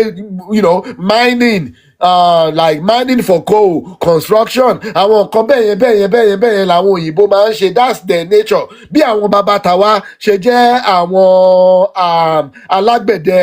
àwọn àgbẹ̀ tó ti yẹ tí iṣẹ́ àgbẹ̀ níṣẹ́ ilẹ̀ wa iṣẹ́ ilẹ̀ tàwa nìyẹn but àwọn òyìnbó iṣẹ́ ti tàwọn is mining and construction ló máa ń ṣe even dọjọ́ ìní o. Most of them, that's what they do. But àràbù kí ni iṣẹ́ ọwọ́ tàwọn kí ló mọ àwọn àràbù fún? Àfi pé kọ́ máa fi àǹjọ̀nú kọ́ máa ṣe fi àǹjọ̀nú pé owó àti kọ́ máa jalè kọ́ máa ṣe jàgídíjàgan. They are not known for their labour. Wọ́n ń ṣèyàn tó máa ń fẹ́ ṣiṣẹ́. Even nínú ilé wọn gan máa ń gba àwọn dúdú kó wá máa ṣọmọ ọ̀dọ̀ fún wọn kọ́ máa bá wọn fa abọ́ kọ́ máa bá wọn fọ ilẹ̀. Wọ́n ń fẹ́ ṣiṣẹ́. So torí ẹ̀ lọ́ ṣe create system yìí. So that ẹ̀yin á máa kó ti yín wá sórí ilẹ̀ wọn so that wọ́n á máa fi gba tó bá ti dé stage kan tó bá ti mọ̀ pé percentage ẹ̀yin tó rí yín ti dàrú ìlú yín ti pọ̀ jù kí wọ́n ti dé stage kan wọ́n á gbé sàríà wọbẹ̀ kí wọ́n á fi wá gbalẹ̀ yẹn completely. Tó ti yẹ yín nǹkan tó máa ń ṣe nìyẹn torí ẹ̀ la ṣe fi àwọn kinní iṣẹ́ tó pé àwọn tí wọ́n lè ronú tí wọ́n lè pẹ̀lú gbogbo information tó máa ń fi wọ̀n wọ́n tí wọ́n lè ronú pìwàdà tí wọ́n lè ní àròjinlẹ̀ kò ń ṣẹjọ́ tàwọn náà because they are currently under a spell. Tó ti yẹ yín they are currently under a spell tó wà under own channel energy forces wọn lọ sí western indoctrination bible àti quran àwọn míì dẹ̀ tí wá ní double barrel unity ẹ̀sìn àti western indoctrination lórí tó ti yẹn tí wá ní méjèèjì lórí àwọn yẹn tí wá lọ fà gan torí ẹ̀ ni wọ́n ń ṣe they are no longer under the guidance of Ori-Inú tó ti yẹ yín they are no longer they are disconnected so àwọn tó ń control wọn lélẹ̀ so nǹkan tá a fi kíní ṣe ètò sí nìyẹn so ti yẹ nípa adẹ̀tí máa kò tiẹ̀ ní kí n sọ̀rọ̀ jù tọ́ra àwọn bàbá wa kan ti parí iṣẹ́ sí ọ̀rọ̀ kùránì àti bíbélì wọ́n ti parí iṣẹ́ síbẹ̀ èmi kàn máa ń reference ẹ̀ ni but area yìí gangan western indoctrination yìí gangan èmi bìlí pé is more damaging torí pé àwọn ẹ̀sìn yìí during your existence in this life ló máa affect àwọn kan affect your existence in this life ni wọn interfere pẹ̀lú nǹkan tá à ń pè ní àtúnwá but western indoctrination yìí gangan ló interfere pẹ̀lú àtúnwá torí pé àwọn bàbá wa àwọn ìyá wa a sì máa ń ṣe nìkáì a sì máa ń ṣe nìkáì àti church wedding nígbà yẹn ni under this spell we are still doing at least àwọn ọkùnrin ṣì ń fẹ́ obìnrin ṣì ń fẹ́ ọkùnrin a ṣì ń bímọ a ṣì ń pọ̀ sí so báwọn òyìnbó ṣe ń pa bọ́ ṣe ń kó wa lẹ́rú bọ́ ṣe ń ṣe gbogbo ẹ̀ they've not been able to eliminate us because àtúnwá is working to our advantage àtúnwá the process of àtúnwá ó ṣì ń work in advantage wa bọ́ ṣe ń pa wá la ṣe ń pọ̀ sí bọ́ ṣe ń parẹ́ ni Elédùmarè ṣe ń túkọ̀ through the àtúnwá process is automated o tó ti yẹ yín torí ẹ̀ a ṣì ń ṣe ìgbéyàwó a ṣì ń pọ̀ sí a ṣì ń bímọ western indoctrination yìí gangan ló fẹ́ pa wá rẹ́ o mo dẹ̀ ti gbé wa débẹ̀ rí o hence this book western indoctrination yìí gangan ló interfere àtúnwá tẹ bá dẹ̀ lọ wo iṣẹ́ tó ń ṣe ó ti dá èdè àìyedè lẹ̀ sí àárín àwọn ìyá wa àti àwọn bàbá wa o ṣó ti yé yín à ń ṣe ìgbéyàwó mọ́ bá a ṣe ń ṣe tẹ́lẹ̀ o how many people are getting married these days how many marriages are surviving these days tẹ́ bá wà lọ wo trend yẹn the number of marriages tó ń ṣẹlẹ̀ ó ń decline by meanwhile number of divorces ó ń lọ sókè by rí pé rí ni tó form X trend so number of wedding tó ń ṣẹlẹ̀ òun wá sílẹ̀ báyìí number of the divorces ń lọ sókè what does that tell us? ìyẹn mi pé the process of àtúnwá has been interrupted tábà fẹ́yàwó àlè bímọ kí ni Ifá sọ bóbìnrin òrọ́kùnrin kò lè bímọ tọkùnrin òróbìnrin kò lè bímọ nǹkan tí Ifá sọ nìyẹn ẹ mọ̀ pé ní Nàìjíríà wọn sì really understand impact kìíní yẹn but àwa tá wà ní àwọn ìlú tí wọ́n ti ń gbé àwọn kìíní yẹn bọ̀ àti mọ̀pọ́ ti ń parẹ́ bíbá they are having to import people torí pé for the first time ever the birth rate is below replacement level. Ẹ jẹ́ kí n tún sọ o. The birth rate is below replacement level. Ìyẹn mean wípé àwọn tí wọ́n ń kú ọ̀pọ̀ ju àwọn tí wọ́n ń bí lọ. Kí ni yẹn ò dẹ̀ ṣẹlẹ̀ rí at any point in history? Tó ti yẹ yín, àwọn tí wọ́n ń kú tí wọ́n ń dàgbà tí wọ́n ń kú tí wọ́n ń lọ ọ̀pọ̀ ju àwọn tí wọ́n ń bí lọ. So tí bá ń sọ pé Western indoctrination is more dangerous than religion nǹkan tí mò ń sọ nìyẹn torí eléyìí ń kọ ẹ̀yìn ọkùnrin sí obìnrin ó ń kọ ẹ̀yìn obìnrin sí ọkùnrin ni wọ́n ti fi feminism wọ́n ti fi weaponize àwọn obìnrin wa à ń láti sọ̀rọ̀ síbi sọ̀rọ̀ wà torí tá a bá tètè understand kìíní nǹkan tó ń ṣẹlẹ̀ ní Western world ó máa ṣẹlẹ̀ nílẹ̀ wa o a dẹ̀ ti ń rápẹ̀rẹ̀ nílẹ̀ wa already àwọn èèyàn ti sọ pé single mothers ló wà everywhere people are not getting married àwọn tó ti marry gan on divorce ni kí ló ń ṣẹlẹ̀ lórí ilẹ̀ wa kí ló ń ṣẹlẹ̀ làwọn èèyàn sọ o but àwọn èèyàn ò ṣàkíyèsí kìíní yìí o torí pé Western indoctrination yìí wọ́n ti package ẹ̀ bí ìkan lọ́síwájú wọ́n ti package ẹ̀ bí something progressive this is 2025 now obìnrin ò lè má ṣerú nǹkan bẹ́ẹ̀ yẹn mọ́ now who wants to be a wife today irọ́ kárí àtẹ̀mí lèmi lé o kọ́ ti sọ kí ló ń pè báwo ni mo ṣe máa phrase kìíní ẹ̀ ní Yorùbá o ọ ti fi nǹkan àìdá ṣe oge ṣó ti yé yín so give me the eléyìí tẹ́ ẹ̀jẹ̀ kan tẹ́mi máa ń rò gan I'm always constantly thinking about this ipe kìíní tá a bá ṣọ́ra ṣe tá a bá tètè ṣe àtúnṣe eléyìí máa bà nǹkan jẹ́ gan tá a bá tètè ṣàtúnṣe o so but me I realize but people are not ready for this conversation ẹ mọ̀ pé just a couple of years ago bá ṣe máa ń sọ ọ̀rọ̀ ìdè ẹ̀sìn lọ́jọ́ ìní people were not you couldn't even say it kí ni ìyá wa sọ ìyá wa ọmọ fẹ́ ṣàṣọ nígbà tí ẹ̀gbọ́n wọn kọ́kọ́ sọ fún wọn nípa ọ̀rọ̀ Jerusalem pé àwọn bínú sí wọn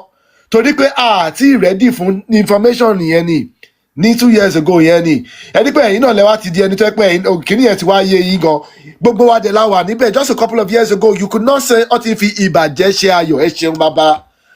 ṣeun bàbá mi mo ò ní wá yín tí o thank you that's exactly what I was looking for ẹ ṣeun so mo wá ṣe ìwé yìí síta torí mo mọ̀ pé àwọn èèyàn ò tí ì ready for conversation ni but ẹ̀yin tẹ́ bá lọ ka ìwé yìí eléyìí ò dẹ̀ ń ṣe ìwé ìṣẹ̀ṣe o because this pertains to a societal problem. This is not ìṣẹ̀ṣe. It's got nothing to do with religion. But kìíní yẹn máa affect gbogbo wa tí a bá ṣọ́ra ṣe. People èmi realize pé àwọn èèyàn tí ready for conversation lélẹ̀. So ti yẹ mo realize pé maturity yẹn kò tí wà lórí ilẹ̀ fẹ́lẹ̀ yìí. Ìwé yìí dẹ̀ wà controversial. Mo mọ̀ kó máa wà controversial. Táwọn èèyàn bá bẹ̀rẹ̀ sí ń kà á. Eléyìí máa ṣe ó máa why not use as film? Bàbá agbára wa ò tí ì débẹ̀ ọ̀ but hopefully in the near future bàbá mi o. Yeah, ilé ṣe náà. Okay, but maybe I'll look into that too. Yeah, ilé ṣe. If you do small things like this, ó máa easy láti gbé sórí YouTube nǹkan. Lọ́ máa lọ fún àjùbá yìí lọ.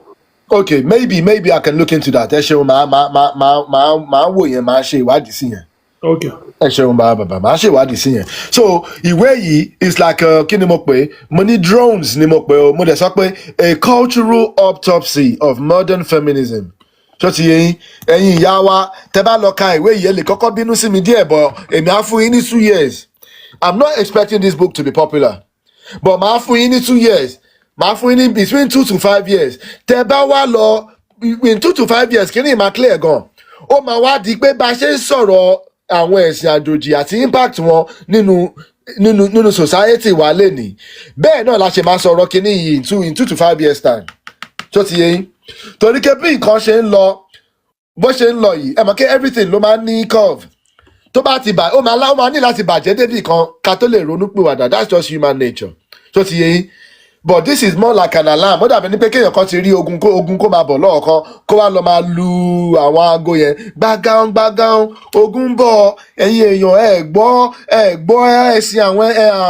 ẹ gbọ́ trumpet àwọn ọ̀tá ni ẹ gbọ́ bàtà àwọn ẹṣin ni tó ti yé yín ẹ gbọ́ ìlú ogun tó ń bọ̀ ní nǹkan tí mo fi léyìí ṣe nìyẹn o but I'm not expecting this book to be popular mo dey expect pé táwọn èèyàn bá kọ́kọ́ lọ ka ìwé yìí ọmọ kọ́kọ́ rí mi as ẹni àìdá ni bàbá yìí o me I'm prepared for that I already know tó ti yé yín but iṣẹ́ orí lèmi ń ṣe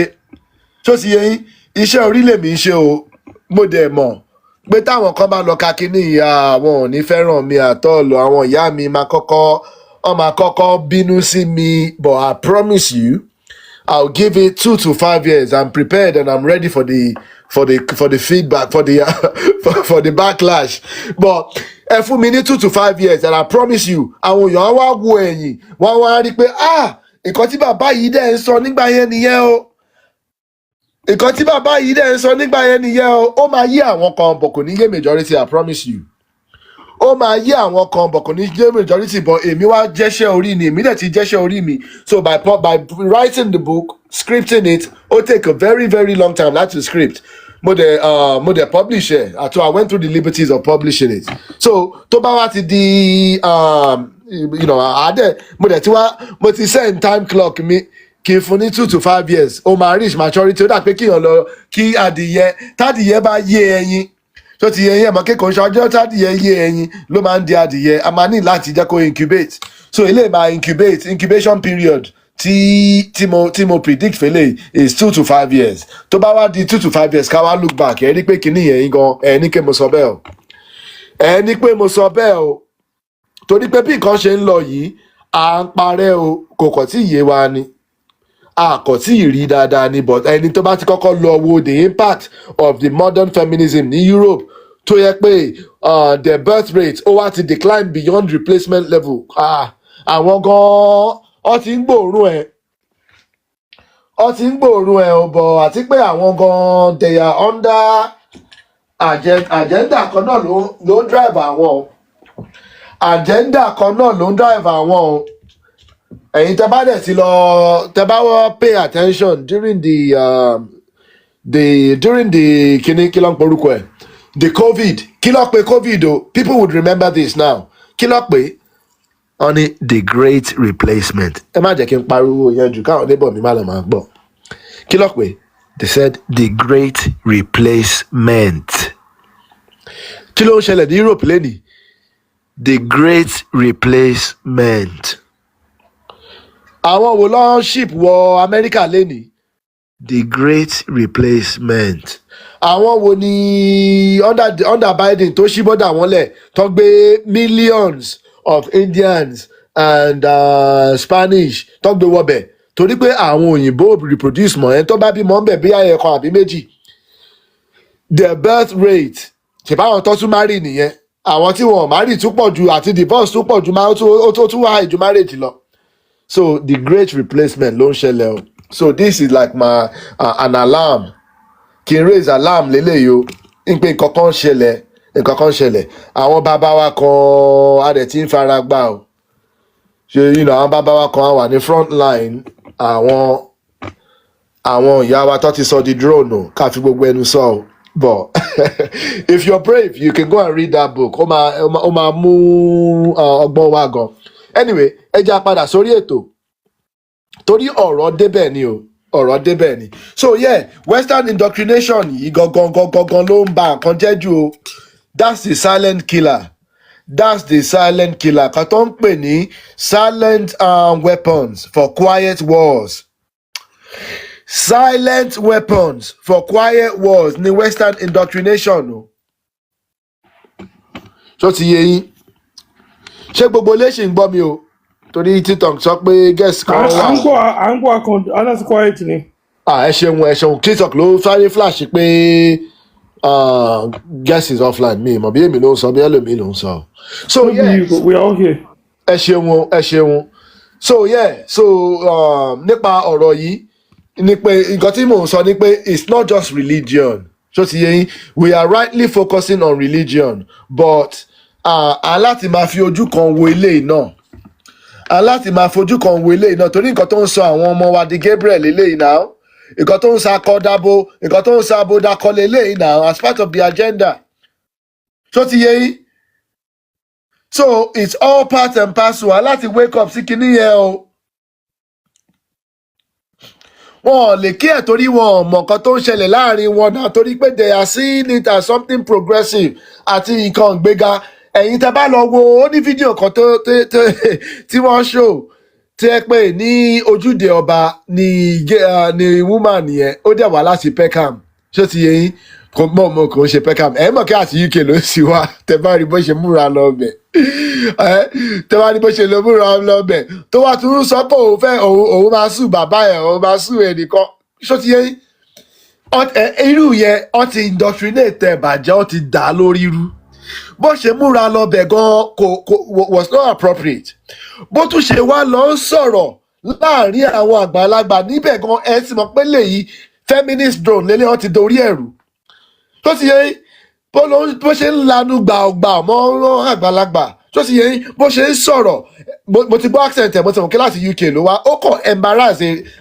ira àtàwọn ẹbí ẹ̀ lórí ibẹ̀ yẹn tó ti yẹ but that's a drone functioning in a settings tó jẹ́ pé in the traditional settings back home tóun dẹ̀ ti gbé ìgbéraga westernization wá sí Nàìjíríà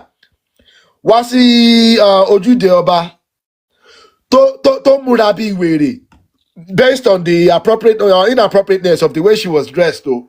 compared to everyone else o àti pé bó ṣe ń bá àwọn àgbàlagbà sọ̀rọ̀ níbẹ̀ yẹn tí wọ́n dẹ̀ ń try láti caution ẹ̀ tó tún pariwo gbàgbà tó ń gbé orí sí get it in an elderly man's face lára àwọn ọmọ wa tí wọ́n ti fi indoctrination dà lórí irú nìyẹn o ṣó ti yẹ yín tó lọ ń ṣìwàwò yẹn and it was so embarrassing tẹ́ bá lọ wo kíní yẹn fídíò yẹn ojú àtì yìí but èmi recognize symptom yẹn o irú obìnrin bẹ́ẹ̀ yẹn ọkùnrin kankan ò lè gbé sílé tọkùnrin bá gbé sílé kò ní lọ súyẹ̀ sílé ẹ̀kọ́ torí pé ó ti program ẹ̀ she's a drone ṣó ti yẹ yín ó ti program ẹ̀ ó ti dá lórí rù ó wá malfunction níbi tó jẹ́ pé ibi tó jẹ́ pé tó yẹ kó bọ̀wọ̀ fún àwọn àgbà tó yẹ kó mú gan blend in it was a celebration of life a celebration of culture but drone ó gbọ́dọ̀ wà loud in that type of environment ó láti wà domineering in that type of environment ó láti jẹ́ kí ó mọ̀ pé obìnrin you have to make noise you have to enforce your you have to what's the word you have to make noise you have to establish your own dominance in that place ni bàbá àgbàlagbà wo kíní kan irọ́ àwọn bàbá yẹn gan là ń try láti pa now that's the sign of patriarchy we have to destroy patriarchy we have to fight them we have to challenge them in everything tó dẹ̀ wá lọ ń sọ̀rọ̀ gàùgà tó wá dàbí ọ̀dẹ̀ tó ti yẹ yín drone ló ń function in a traditional settings here now because she is under the spell of western indoctrination tó máa ń kọ ẹ̀yìn ọkùnrin sóbìnrin tó máa ń kọ ẹ̀yìn obìnrin sọ́kùnrin tó máa ń kọ ẹ̀yìn ọmọdé ságbà tí ó máa ń kọ ẹ̀yìn èèyàn sí ilẹ̀ tiẹ̀ tó máa ń kọ ẹ̀yìn èèyàn sí ìṣẹ̀ṣe tiẹ̀ tó ti yẹ yín tó máa ń kọ ẹ̀yìn èèyàn sí àṣà àti ìṣe àwọn bàbá ẹ̀. Kìíní wà very strong gan ó wà very dangerous gan. Ẹ rí 2 to 5 years a máa sọ̀rọ̀ kínní even more than we are talking about Bible and Quran torí pé èdè àìyedè tí kínní ń gbé tó ń gbé kalẹ̀ ìyẹn lọ far gan is going to go further than the Bible and the Quran, I promise you. Anyway, so gọ́kìtì ẹ̀ mo sọ débi báyìí mo ní pé program yìí ta ti ṣe rí tó jẹ́ nípa ọ̀rọ̀ orí inú yìí àti kí bí Elédùmarè ṣe structure wa tó jẹ́ kí bó ṣe yẹ ká máa function ni orí òde ó yẹ kó wà connected sí orí inú gangan ní bàbá òrìṣà tó ti yé yín òun gangan ní bàbá òrìṣà tó dẹ̀ wà nínú wa tó ti yé yín so orí inú gangan ló yẹ kó máa bá wa sọ̀rọ̀ kó máa guide steps wa kó máa guide wa ní bá ṣe ń ṣe ìgbésẹ̀ ilé ayé wa bá ṣe ń rìnrìn ayé wa orí ìpọ̀nrín ó dẹ̀ yẹ kó wà connected this connection ó yẹ ká wà connected báyìí but tí connection wa bá ti block a ní lè ronú jinlẹ̀ a ní lè jẹ́ iṣẹ́ tí orí rán wa wọn ò dẹ̀ fẹ́ ká jẹ́ iṣẹ́ yẹn náà lọ́ ṣe gbé blockage síbẹ̀ wọn ò fẹ́ ká jẹ́ iṣẹ́ tí Olódùmarè rán wa náà lọ́ ṣe block wa lọ́ ṣe gbé blockage síbẹ̀ bọ́ lágbára Elédùmarè ọpẹ́ ni f'Olódùmarè pé àwọn àwo wa ọmọ bó ṣe ń bá wa re-establish connection ọmọ bó ṣe ń bá wa dá wa padà sí ilé ọmọ bó ṣe ń bá wa dá wa padà sí ọ̀nà orí ọ̀dẹ̀ mọ bó ṣe ń bá wa pé orí wa bá ṣe rò wọ́n ti máa kọ́ wa bá ṣe máa bọ orí wa bí a ṣe ń jí lòwúrọ̀ kí a pe orí ká ṣe ìwúre orí ọ̀dẹ̀ mọ bó ṣe ń bá wa gbé òkè pọ̀nrí sílẹ̀ náà tó bá wà required láti establish connection wa mo dẹ̀ ti explain pé there are processes for different ways of doing that bá ṣe ń bọ orí bá ṣe ń ta orí jí bá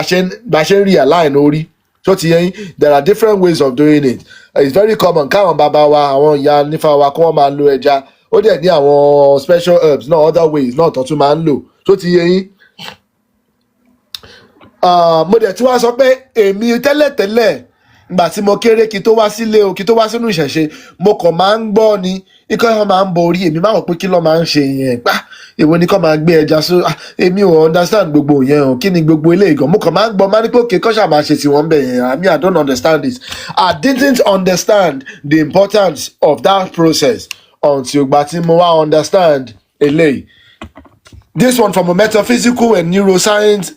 perspective dẹ̀ ni mo fi learn eléyìí o kí tó gbé wá sínú ìṣẹ̀ṣe eléyìí mo learn it from a metaphysical perspective mo dẹ̀ wá ṣe ìwádìí from a neuroscientific perspective kí n máa fi lè mọ function orí inú torí pé orí inú it's a multi-dimensional being it's a multi-dimensional òrìṣà ó ní àwọn functions tó ń ṣe lára wa tó wà physical tó ń control àwọn body nerves wa so ti yẹ yín bẹ́ẹ̀ ni pé bladder ti ń kún kí n trigger kí bàbá yìí lọ tọ̀ bẹ́ẹ̀ ni pé bàbá yìí ti jẹ́ èèwọ̀ ẹ̀ kí n trigger white blood cells kó tètè lọ attack nǹkan tí bàbá yẹn ń jẹ yẹn torí pé tí èèwọ̀ yẹn tó bá settle sínú blood ẹni náà ó lè bà nǹkan jẹ́ kí sáré trigger àwọn white blood cells ẹ mọ̀ kí army cells lọ́ máa ń pe white blood cells wọ́n máa lọ ń jà fún ẹni ni tí nǹkan bá ti wọ ara tí kò yẹ kó tí kò bá yàn lára mu tó ti yẹ yín bẹ́ẹ̀ ni pé ká máa ní ìfura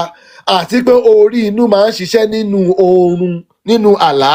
tó máa ń gbé àwọn messages kan jáde àwọn nǹkan tó bá fẹ́ jẹ́ ká ṣe àkíyèsí àwọn information kan tí orí inú fẹ́ ta wá jí sí àgbìn sórí wa tá bá ń sùn torí ẹ̀ la ṣe máa ń ní àwọn ideas kan a máa ń ní àwọn hunchings kan a máa ń ní àwọn visions kan nínú oorun orí inú ló ń ṣiṣẹ́ orí inú ó máa ń ṣe physical work àwọn basic functions of our body tó ti yẹ yín ó dẹ̀ tún máa ń ṣe metaphysical works àwọn iṣẹ́ tó jẹ́ pé kò ń ṣe nǹkan tá a kàn lè fojú rí lásán tó ti yẹ yín orí máa ń gbé ẹni orí máa ń gba nílẹ̀ ó máa ń jà fún ẹni tó ti yẹ yín ó máa ń jà fún ẹni ó máa ń ṣe àwọn defensive work ó dẹ̀ tún máa ń fún wa ní inspiration nípa ìrìn àjò wa bó ṣe yẹ ká rìn tó ti yẹ yín orí inú tí máa bá wa sọ pé irú èèyàn báyìí la jẹ́ irú èèyàn báyìí la jẹ́ tó ti yẹ yín àwọn babaláwo wa bọ̀ mo understand the reason táwọn babaláwo wa ṣe máa ń bọ orí táwọn oníṣẹ̀ṣe wa ṣe máa ń bọ orí until ìgbà tí mo understand the function of orí inú until tí mo understand the presence of orí inú àti function torí ẹ̀ ní ìgbà yẹn rí ìgbà tí mo máa ń kọ́kọ́ ṣe ètò yìí mo máa ń sọ fáwọn èèyàn pé a máa ní láti lọ tọrọ ìdáríjì lọ́wọ́ àwọn oníṣẹ̀ṣe wa o a máa ní láti lọ tọrọ ìdáríjì lọ́wọ́ àwọn awo wa tó ti ń sọ kinní fún wa tipẹ́tipẹ́ tá a gbọ́ o tá a máa ń wò as nǹkan tó jẹ́ pé kinní this is a scientific process metaphysical process lélẹ́yìí o science báwọn bàbá wa ṣe máa ń fi ẹja bọ orí that's a scientific process kò kàn ṣe kọ́kàn ṣe lásán but kò yé wa bọ̀ ẹ mọ̀ kí data àti information ti wá advance débi pé ó wá ti ń yé wa àwa gan à ń fojú lásán wò ó ti ń yé wa pé àṣẹ scientists làwọn babaláwo wa àwọn oníṣègùn wa they are all scientists but they are in the field of metaphysics táwọn òyìnbó ṣẹ̀wá ń fẹ́ máa develop lẹ́nìí làwọn baba ńlá wa ti àtàwọn yálà wa ti ń dábù tó ti ń fi ṣe tó ti fi ń ṣẹ́gun tó ti fi ń ṣe nǹkan tipẹ́tipẹ́ so this is science. Is science in its rawest form is the most advanced form of science. So ti yé bọ̀ kò yé wa ń gbà yẹn bọ̀ ó ti ń yé wa ń sìn yò adel máa bọ̀wọ̀ fáwọn bàbá wa ni o àwọn awo wa o àwọ èmi ṣèbá awo mo dẹ̀ ṣèbá olúwo mi tó wà lórí ìkànnì o abẹ́rẹ́ ifá mo ṣèbá ifá orí mi rèé o so àmọ́ kí wọ́n bí àwa kan sínú ìṣẹ̀ṣe bọ̀ àwa kan tó tún bí sínú ìṣẹ̀ṣe náà kò tí ì tètè yé wa ní o bọ̀ ó ti yé wa ń sìn Èdùmàrè á máa là wá lóye sí ni àwọn máa gbà wá wọ́n máa ṣe ètò ẹsẹ̀ wa wọ́n máa kọ́ wa mọ̀ ọ́n ṣe sí ni o at least nísìnyí a lè bridge gap. I actually believe one of my mission in life, one of my destiny, my assignment is to bridge the gap between both worlds. Is to bridge the gap. So ti yé yín báwo la ṣe lè bridge gap a máa need láti lè present àwọn information táwọn bàbá wa ti ń sọ fún wa ti pẹ́ tí wọ́n ti ń sọ fún wa ti pẹ́ yẹn we have to then present it in a way tó lè fi yé àwa ọ̀gbẹ̀rì lénìí. So ti yé yín torí pé I need láti lè interpret o torí pé àwọn èèyàn bíi ti tèmi torí ẹ̀ ni mo ṣe máa ń ṣe àwọn kinní torí èmi mọ̀ pé kò sí nǹkan tẹ́nìkan lè sọ fún mi tẹ́lẹ̀ until tí mo rí àwọn information báyìí until tí mo lè understand it from a scientific perspective kò tiẹ̀ sí nǹkan tẹ́nìkan kan lè sọ fún mi mo ò tiẹ̀ fẹ́ gbọ́ pé àwo kẹ̀ kí ló ń jẹ́ bẹ́ẹ̀ ìṣẹ̀ṣe wo what's that ní 21st century lòun sọ pé òun gbé ẹja borí ó dà pórí ẹ̀ ti dàrú ni o ojú tèmi náà fi ń wò ó nìyẹn o nínú àìmọ̀ mi o in my state of hypnotism. Sir. Hey, who's that? Sir, what's Ori-Inú? Orí-Inú is your basically inner head is the literal translation of it. Is basically your guiding force on the planet. Oh it's yes. It's like your compass on the planet, and it's inside your head. Okay. Yeah. If you want to do a bit of research, I've got a compass in my head. You do, yeah, you do. We all do. Actually, it's called. If you look up the thalamus and hypothalamus. Oh yeah. Go look it up, and you'll be able to see, at least from a biological standpoint, you'll be able to find more information on it. Where are you from? Brilliant. I'm Nigerian. Thank you, sir. Bomba. You're welcome. That means Jamaica. You see, now you're displaying your ignorance. Nigerians don't say bomber class. Jamaicans say that. Don't be so ignorant, okay? Nigerians and Jamaicans are not the same things. Anyway, you're welcome, okay? I'll continue with the show now. Okay. Mi mo bi ti yẹn ti wá. Ó dà pé òun ṣeré wá ni. Ẹ kí n gbé bàbá ìsílẹ̀. Ó béèrè question náà lè ti dá lóhùn ó wá ń wá bẹ́kùnbẹ́kùn. Yeah. Bombo class. Àbá ẹ̀ bombo class. So yeah. Anyway, so yeah. So we have to bridge the gap. There is a gap. Torí pé èmi gan ọtí tí mo téèyàn fi lè explain kíní fún mi tèmi náà fi lè ṣe ìwádìí sórí eléyìí kò èmi gan ò mọ̀ pé àṣé àwọn nǹkan tí àwọn awo ti máa ń sọ fún wa ti pẹ́ táwọn oníṣẹ̀ṣe ti máa ń sọ fún wa ti pẹ́ ń pé it's not just something mysterious, it's not just abstract torí pé àwọn kìíní yẹn máa ń dàbí abstract ni now. Whilst I was in my state of àìmọ̀ ẹ dẹ̀ mọ̀ pé tẹ́ bá fi lè mọ̀ bí àwọn tó ń design kìíní ṣe iṣẹ́ wọn ẹ mọ̀ pé àwọn tí wọ́n wà nínú àìmọ̀ yìí ló máa ń fipá àwọn mọ̀ jù èmi náà dẹ̀ ti rí bẹ́ẹ̀ rí o àwọn tí wọ́n dijú bíbá yìí ló máa ń fipá wọn ní ọ̀làjú jù o àwọn tó wà nínú òkùnkùn yìí ló máa ń fi ní pé àwọn wà nínú ìmọ́lẹ̀ o but wọn ní kò ní yé wọn àfi ọjọ́ tó bá kúrò níbẹ̀ tẹ́dùmàrè bá làwọn lóye ọjọ́ tí wọ́n bá kúrò níbẹ̀ tó bá wá wo ẹ̀yìn wò lọ́sẹ̀ máa mọ̀ pé àṣẹ́nú òkùnkùn làwọn wà táwọn fi pé nù mọ́lẹ̀ làwọn wà ṣó ti yẹ kò lè yé wọn at the moment so mo understand táwọn kan bá ń sọ pé ká take it easy pẹ̀lú wọn yes we have to but unfortunately àwọn kan wọ́n ti wà weaponized wọn kò wà nínú àìmọ̀ lásán ọdẹ ń try láti pa wá náà ń try láti gbalẹ̀ wa ó ń ṣe ìkà ó ń pa àwọn èèyàn ṣó ti yẹ yín so we don't have any choice as far as well àmà láti máa fi ọwọ́ kan enlighten wọn àwa náà àdè máa mú ọwọ́ kan bí àbàǹtẹ̀ la máa mú dání ni o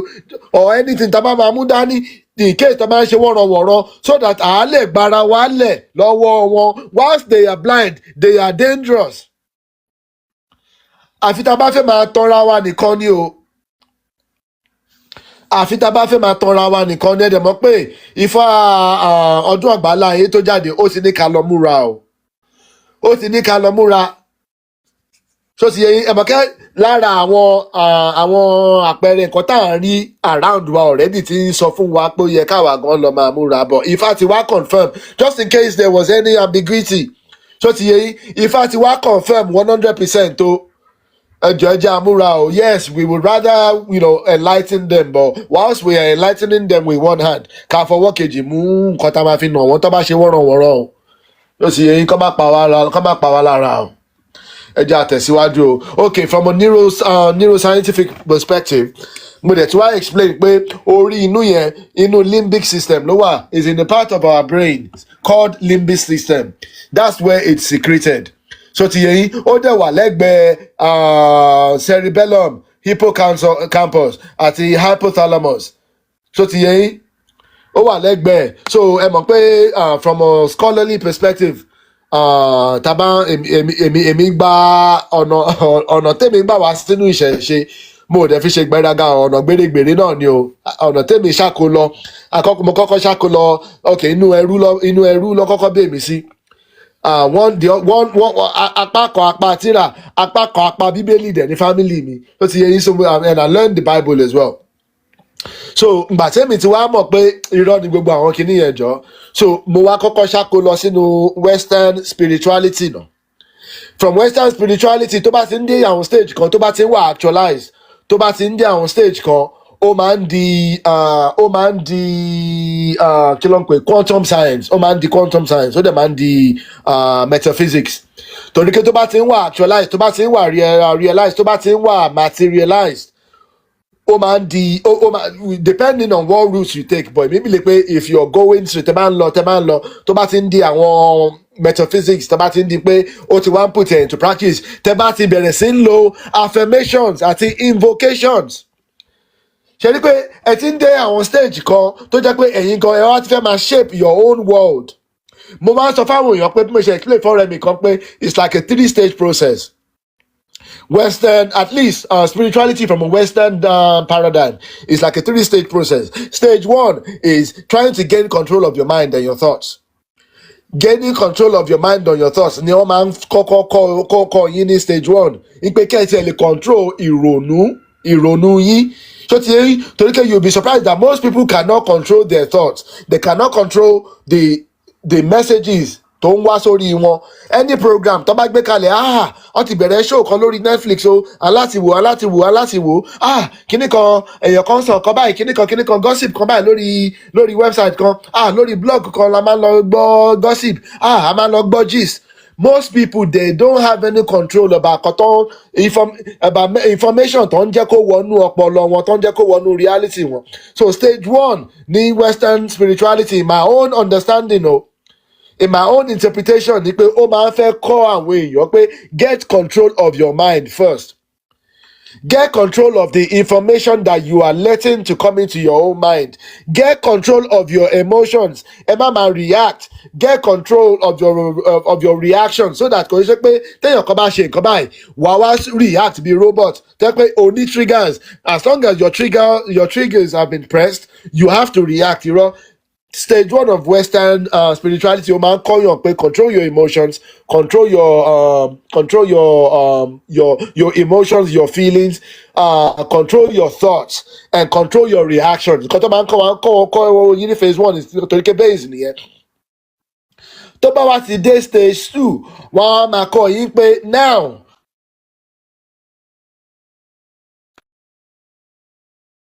that you've gained control over your thought jẹ́ pé nǹkan tí ìwọ bá fẹ́ rò nìkan ló máa ń rò ṣé gbogbo wa láti dé stage yẹn àwa tí a bá ti dé stage yẹn a ní rò pé kíní impossible o pé nǹkan tí ìwọ bá fẹ́ rò nìkan ló máa ń rò kó ṣe pé any thoughts kàn máa ń wá sórí ẹ̀ yàmàyàmà tó jẹ́ pé only the time that you want to think is when you think àwọn tó bá ti master thoughts wọn nìyẹn o only the time you want to react nìkan ló máa ń react kò ń ṣe pé kí nǹkan máa trigger ẹ̀ káàkiri bí robot èèyàn kan lè sọ kan sí ẹ ìwọ ló máa decide pé ṣo fẹ́ react eléyìí or not ṣé mo máa react níbẹ̀ yẹn àbí mo ò ní react ṣó ti yẹ yín tá bá ti ń master emotions wa àti reactions wa tó bá wá dé stage kan kò ní dàbẹ́ ní pé anything tó bá trigger wa la máa láti react sí bí robot ká á sọ pé he press my button so òun sọ pé robot ní ẹnìyẹn òun sọ pé ó ti wà under hypnotism nìyẹn now but tá bá wá ti lè control when and where we react and how we react so ti yẹ yín àti master stage 1 in western spirituality bó ṣe máa ń fẹ́ jẹ́ ká master ẹ̀ nìyẹn. Stage 2 is now trying to control your environment with your words, power, àṣẹ, affirmations àti invocations. Tí a bá ti ń dé stage 2, mo máa ń sọ fáwọn èèyàn pé the further you travel in Western spirituality, ó yìí máa tọ́ka padà sínú fa o. So ti yẹ ọ̀nà tẹ́mi gbà wá sínú ìṣẹ̀ṣe nìyẹn o tí your affirmations tó bá wá ti ń wà materialize so pé you can control your environment with your affirmations tó bá ti ń kọ́ wa ní power of àṣẹ indirectly tó bá wá ti ń di invocation tó bá kẹ́ affirmation àti invocation sí yàtọ̀ díẹ̀ ọ̀fọ̀ gangan ní information ní invocation. Affirmation is like you're saying just a positive things but invocation is àṣẹ. Invocation gbà tí mo wá ti ń study àṣẹ mo ní eléyìí ìjọmọ fà ó mo study Ifá rí but mo at least being a Yoruba person mo mọ Ifá ti bá rí tí bá gbọ́ nǹkan tó bá fẹ́ máa jọ ọmọ mo máa dá mọ̀ nígbà tí mo wá bẹ̀rẹ̀ sí study invocation mo wá ní eléyìí ìjọ ṣẹṣẹ o eléyìí ìjọ ṣẹṣẹ inú ẹrú ló bẹ̀ mí sí èmi study western spirituality níbọ̀ nígbà tó wá sí ń di invocation pàtó máa fi invocation control environment control world wa mo lélẹ̀ tí ń jọ mọ́ ṣẹṣẹ o bí mo ṣe wá bẹ̀rẹ̀ sí study ẹ̀ sí nǹkan tó gbé mi wá nú ìṣẹ̀ṣe nìyẹn wọn bí mi sínú ìṣẹ̀ṣe àtọ́ wọn bí mi sínú ìṣẹ̀ṣe o but mo máa ń sọ fún èèyàn pé the further you travel into western spirituality ó máa gbé ẹ padà sílé but ṣé àwa ní humility láti padà wá sílé pẹ̀lú pé kó wá humble lára ẹ̀ ṣó ti yẹ yín ṣé a lè padà wá sílé káwọn kan ìgbà tó wà nínú ẹrú àbí ìgbà tó wà nínú àgùntàn ó ti balẹ̀ jẹ́ gan ó ti ṣe ọ̀rọ̀ sọ gan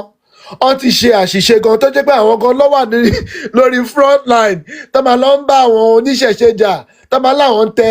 bàbá wọn mọ́lẹ̀ láì ṣe bàbá wa èṣù tó ti yẹ àwọn kan ti rílì bà kan jẹ́ gan tó yẹ pé àti padà wá sínú ìṣẹ̀ṣe wọn gan ọ máa ní láti gbẹ̀kùlé wọlé babaláwo ni wọn nílé gbáwájú ilé wọlé torí ó ti bà kan jẹ́ gan tó ti yẹ so nǹkan tó máa ń ṣẹlẹ̀ nìyẹn torí ẹ̀ la ṣe máa ń rí àwọn òyìnbó ní orí ilẹ̀ wa tó máa wá kọ́fà torí ké the height of western spirituality I promise you ó máa dá padà sínú ìṣẹ̀ṣe ó máa dá padà sínú Ifá torí pé tó bá ti ń dé àwọn stage kan ìwọ tó bá mọ Ifá tó bá gbọ́ pa Ifá rí wàá mọ̀ pé ó ti ń di Ifá o then what's the point in continuing that journey nígbà tó lè lọ sí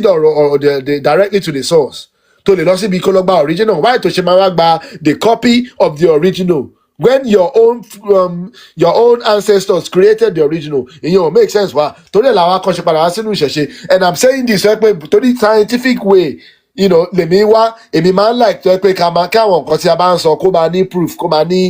ní reference ni mo ṣe wá lọ study mo ò ṣe biology in school but nígbà tí mo ń study ọ̀rọ̀ orí inú yìí mo ní láti lọ study neuroscience so lára àwọn àwòrán tẹ̀ ń rí is àwọn àpẹẹrẹ níbi tí orí inú wà gangan from a neuroscientific perspective this is something very real Where is it? Yeah, I don't know what it is. Is it a young person thing? It's a young person thing. There's too much. I never did it. Oh, I can't go. I'm so sorry. I'm not muted. Hold on, Dolapo, please. It's not showing muted here. Okay. Okay. Ejama balo. Mo sure pé ẹ mọ̀ pé ti wà muted ni. Okay. So, ìyẹn ló wá gbé mi lọ sínú neuroscience. So mo wá lọ ṣe ìwádìí, mo wá study neuroscience náà. Ìyá wa Adéadé. Akí gbogbo ilé o, àbọ̀rú àbọ̀yè àbọ̀ ṣíṣe akó ọ̀sẹ̀ fa òní o. Akó ọ̀sẹ̀ fa babaláwo olóríṣà mo kí gbogbo wa o. Akínyìn o, mo ṣe bá Júní lọ. Mo ṣe bá yín o. So yeah. So, you know, as a scholar, as a learner, I need láti make sure pé nǹkan tá à ń sọ, à ń back up information yẹn with references. Kò lè sọ pé bó ṣe rí lélẹ̀, ibo làwa náà ṣe mọ̀ pé bó ṣe rí ni, ibo làwa náà sì rí. What are the references? What are the information tá a lè gbé lẹ̀ pé táwọn ẹlòmíì bá fẹ́ lọ study ẹ̀? Ẹ̀rí kẹ́kọ̀ọ́ tí mo sọ fún àbúrò bàbá tó wọlé lẹ́ẹ̀kan yẹn, ń pé tó bá fẹ́ find out more, ó lè lọ find out the functions of the thalamus and the hypothalamus. Ibi tóun náà ti máa lè lọ rí more information yẹn. Bàbá wa Gorilla Boy James, àbọ̀rọ̀ àbọ̀yè bàbá o, thanks for the gift always. Thanks for the gift, thanks for the support o, mo appreciate yín o. Èdùmàrè á máa bùkún yín ni o, kò ní tán níbi tẹ́tí mu o. Ìyá mi Ajéwámi rí àbọ̀rọ̀ àbọ̀yè máa o, ṣé dáadáa ni o. Ọwọ́ ìyá máa ròkè ni o, kò ní tán níbi tẹ́tí mu ẹ̀ ní nọ́kọ̀tọ́kẹ́ tó rí kan. Ẹ ṣeun. So yeah, nǹkan tí mo sọ fún man yẹn lẹ́ẹ̀kan nìyẹn tó bí mi kékeré ní orí inú, mo ní pé orí inú is like your inner compass, it's like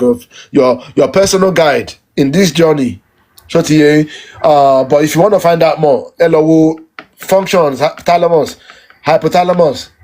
especially but ẹ lè wo hippocampus now. This is just some examples. The inner brain. Structures deep within the brain control emotions and memories, known as the limbic system. These structures come in pairs. Each part of this system is present in both halves of the brain. The thalamus acts as a gatekeeper for messages passed between the spinal cord and the cerebrum. The hypothalamus controls emotions. It also regulates your body's temperature and controls functions such as eating or sleeping. The hippocampus sends memories to be stored in areas of the cerebrum. It then recalls the memories later. So one of the ways, àwọn nǹkan tí mo dẹ̀ lára àwọn information tí mo fi sínú ìwé orí inú tó máa jáde lágbára Èdùmàrè, ó máa jáde in the next 2 weeks o. Mo kàn ń ṣe àwọn àtúnṣe kan níbẹ̀ ni tó jọ orúkọ bàbá mi alátúnṣe, mo ṣe bá Júní lọ.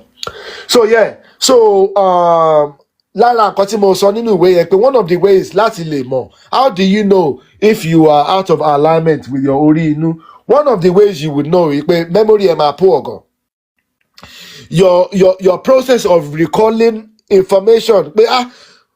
mo dẹ̀ kíní yẹn dẹ̀ ṣẹlẹ̀ níbi kan bọ́jọ́ ṣé àná lélẹ̀, is this Tuesday or Wednesday? Short-term memory, long-term memory ẹ̀ náà, your ability to be able to recall information ó máa weak, ó dẹ̀ máa slow. So because you are not connected to your Ori. If you are not connected, your process of retrieving information ó máa slow gan. So ẹ mọ̀ kí mo dẹ̀ liking orí inú, mo sọ pé ó dàbí ẹni pé the computer network ọmọdúnlẹ̀ bí the divine network lọ́mọdúnlẹ̀ against. So ọ̀run ní gbogbo wa ti ń bọ̀, ó dẹ̀ bí cloud, ẹ mọ̀ kí cloud based network là ń lò sí yìí o. Your ISP is your ìpọ̀nrín tó wà ní òkè ọ̀run, which is your mirror image. Your modem is your modem tó máa ń wà nínú inú ilé. Ṣẹgbọ́n kìíní yẹn, modem tó máa ń wà ní inú ilé. Your router tó wà ní inú ilé. Inú orí wa ní orí inú wa ni modem tó wà nínú inú orí wa ni modem o. So then àwa ni àwọn devices, ẹ mọ̀ kí mo sọ lẹ́ẹ̀kan pé a human being is like a sending receiving device for electromagnetic waves, electromagnetic signals, electromagnetic information. So bí wọ́n ṣe module àwọn computing system yìí, wọ́n module bí Elédùmarè ṣe module the human network ni. So so ẹ mọ̀ pé your laptop àti phone ó sì máa ń ṣiṣẹ́ even tí ẹ bá kàn wà connected sórí internet. They still have their basic functions. Ṣó ti yé yín?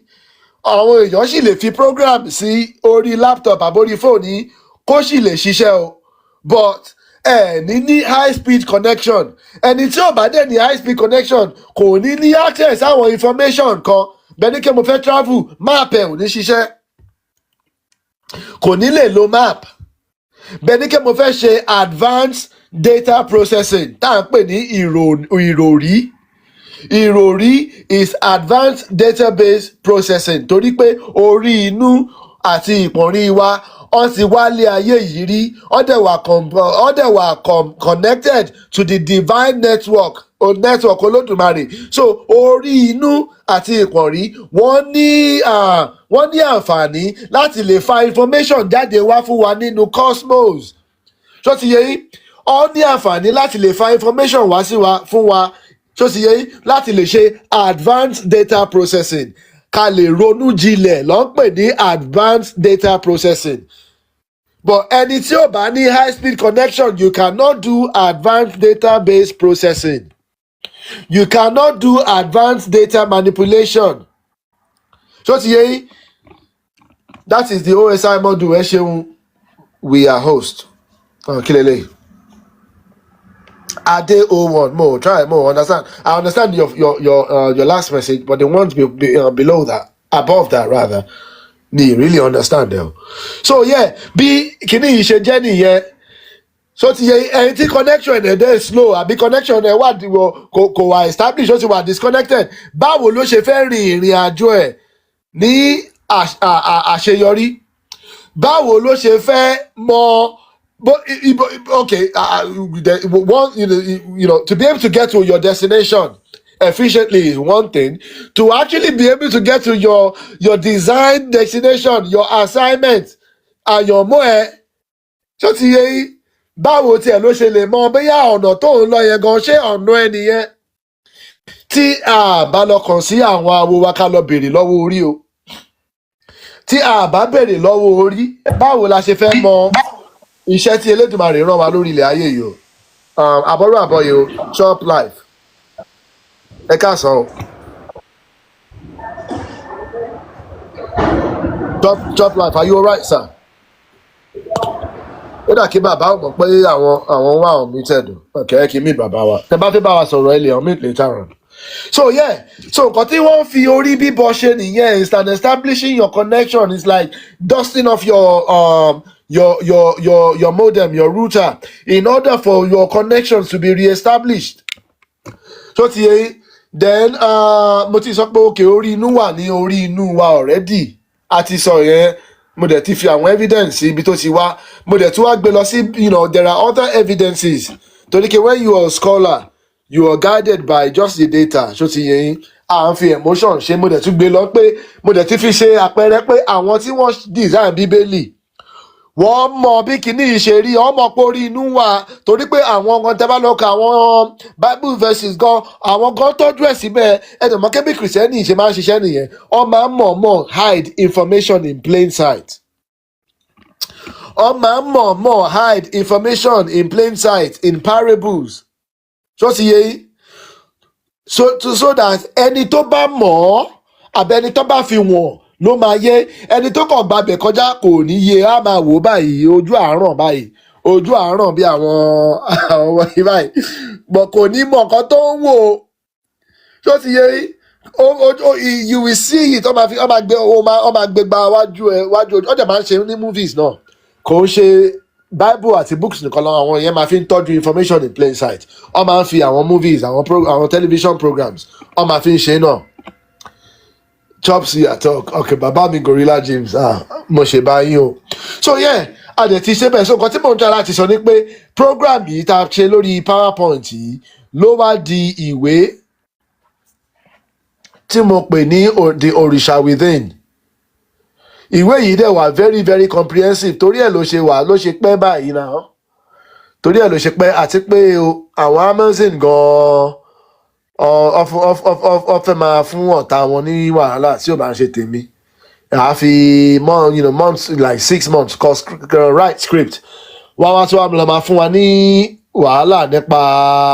kí ló ń porúkọ ẹ̀ o wọ́n á máa fún wa ní wàhálà nípa just the book cover yẹn gan ló máa ń scrutinize bí kìíní. Okay, so this is just another interpretation of the same information that gbé jáde. Ṣó ti yé yín? Mo dẹ̀ tún wá fi àwọn relevant odù sí o. Bí a bá mọ orí, a kì í ṣàìmọ̀ ayé. Ṣó ti yé yín? Mo fi àwọn references sí àwọn some references and some quotables. Ṣó ti yé yín? Ade O1, you would love to read that book. Okay. Don't worry, it will be out in the next couple of weeks, God willing. Ó sì yé mo dẹ̀ fi eléyìí náà sí pé orí bíbọ, the importance of orí bíbọ, the purpose of orí bíbọ. Ṣó ti yé yín? Tẹ́ bá dẹ̀ rí infographic yìí, a máa fi ń reset ni o. A máa fi ń reset connection. So orí bíbọ, this is just another representation of the nǹkan tí mo ti sọ tẹ́lẹ̀. Most people are in a state of inner friction or blockage. The symptoms of that is emotional heaviness, the causes of that, emotional heaviness, religious indoctrination, educational programming, and spiritual confusion puts one in a state of inner friction or blockage. So, in order to be able to come out of that, the next stage is you have to be aware. Ẹ láti ṣe àkíyèsí pé nǹkan kan ń ṣẹlẹ̀ sí yín bíbá yìí o. Torí pé ẹni tí ò bá ṣe àkíyèsí kò ní kúrò ní stage 1. Stage 2 is the awareness stage, recognizing that you have, there's a misalignment. Torí pé tẹ́ bá ti recognize ìyẹn mi ké aláti tẹ̀síwájú ni aláti gbìyànjú ká wá ṣe reset yẹn nìyẹn o. Báwo dẹ̀ la ṣe reset orí inú wa? Ritual activation through orí bíbọ. Through offerings, ẹbọ rúrú, àmàbọ orí, àwọn bàbá wa, àwọn awo wa dẹ̀ lè ní pé kẹ́kẹ́ bọ nǹkan míì náà tó máa fi la ọ̀nà yẹn fún wa. Ṣó ti yé yín? So that's why we really need our babaláwo, of course. That's why we really need our oníṣẹ̀ṣe. That's why we really need our oníṣègùn. And so on and so forth. So today, offerings, ká ṣe ìrúbọ, ká ṣe ètùtù, water cleansing, there's a way náà. Àwọn ọlọ́ṣun, àwọn tó máa ń bọ Ọ̀ṣun, tó máa ń ṣe òrìṣà, àwọn olórìṣà. Ìwúre náà, ẹ̀mọ̀ kí mo ti sọ̀rọ̀ affirmation àti invocation láti bẹ̀rẹ̀. Tó ti yẹ yín, bọ̀ láti lọ bọ orí, èmi bí lè ké ìwúre máa ń wà more effective tá bá ti bọ orí tí connection bá ti wà established. Àwa máa ṣe ìwúre ká bá fi lè maintain connection, ká bá fi lè maintain communication.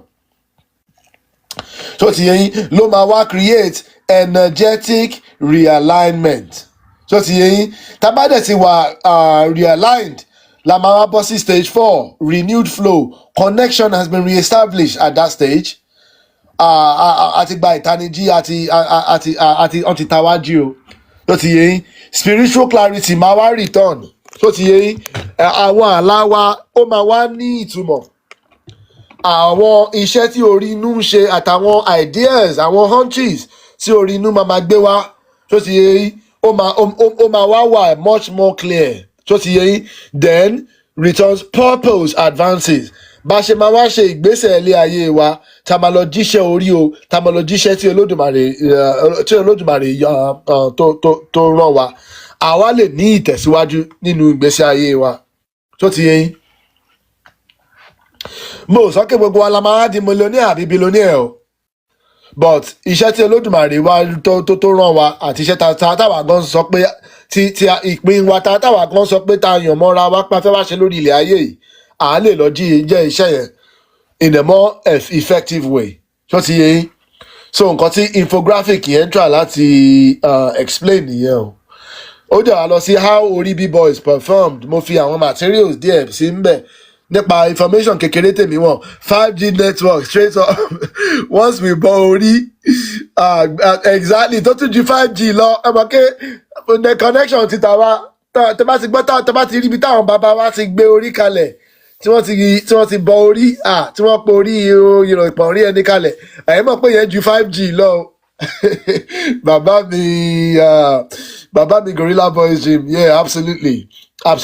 Only our Babalawo will guide us. only our oníṣẹ̀ṣe will guide us, only our Ori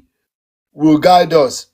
Torí kò sí nǹkan kan tá a lè ṣe o àfi tó rí bá gbà fún wa o, nǹkan tó rí bá gbà ló lè ṣe o. So that's the whole point of this book, tó dẹ̀ explain ẹ pé orí gangan lòrìṣà ẹni o. So ti yé yín, orí gangan lòrìṣà ẹni. Anyway, so mo kàn fi àwọn materials there sí pé bí wọ́n ṣe ń bọ orí. You know, we've got different things. A ní obì ń bẹ, a ní ẹja ń bẹ, so ti yé yín, a ní shea butter ń bẹ. Kí ni shea butter again náà? Ṣé òrí? Ó dà pé òrí ló ń pe shea butter. So ti yé yín. Omi wà ń bẹ. Orí ní shea butter. Ẹ ṣeun bàbá mi olówó ń dọ̀ àbọ̀rọ̀ àbọ̀yè bàbá o. Àbọ̀rọ̀ àbọ̀yè bàbá mo ṣe máa dún nílọ. Ògbó àtọ́. Ẹ ṣeun, a ní òrí ń bẹ, a dẹ̀ ní kí ló ń pè àwọn owó ẹyọ ń bẹ,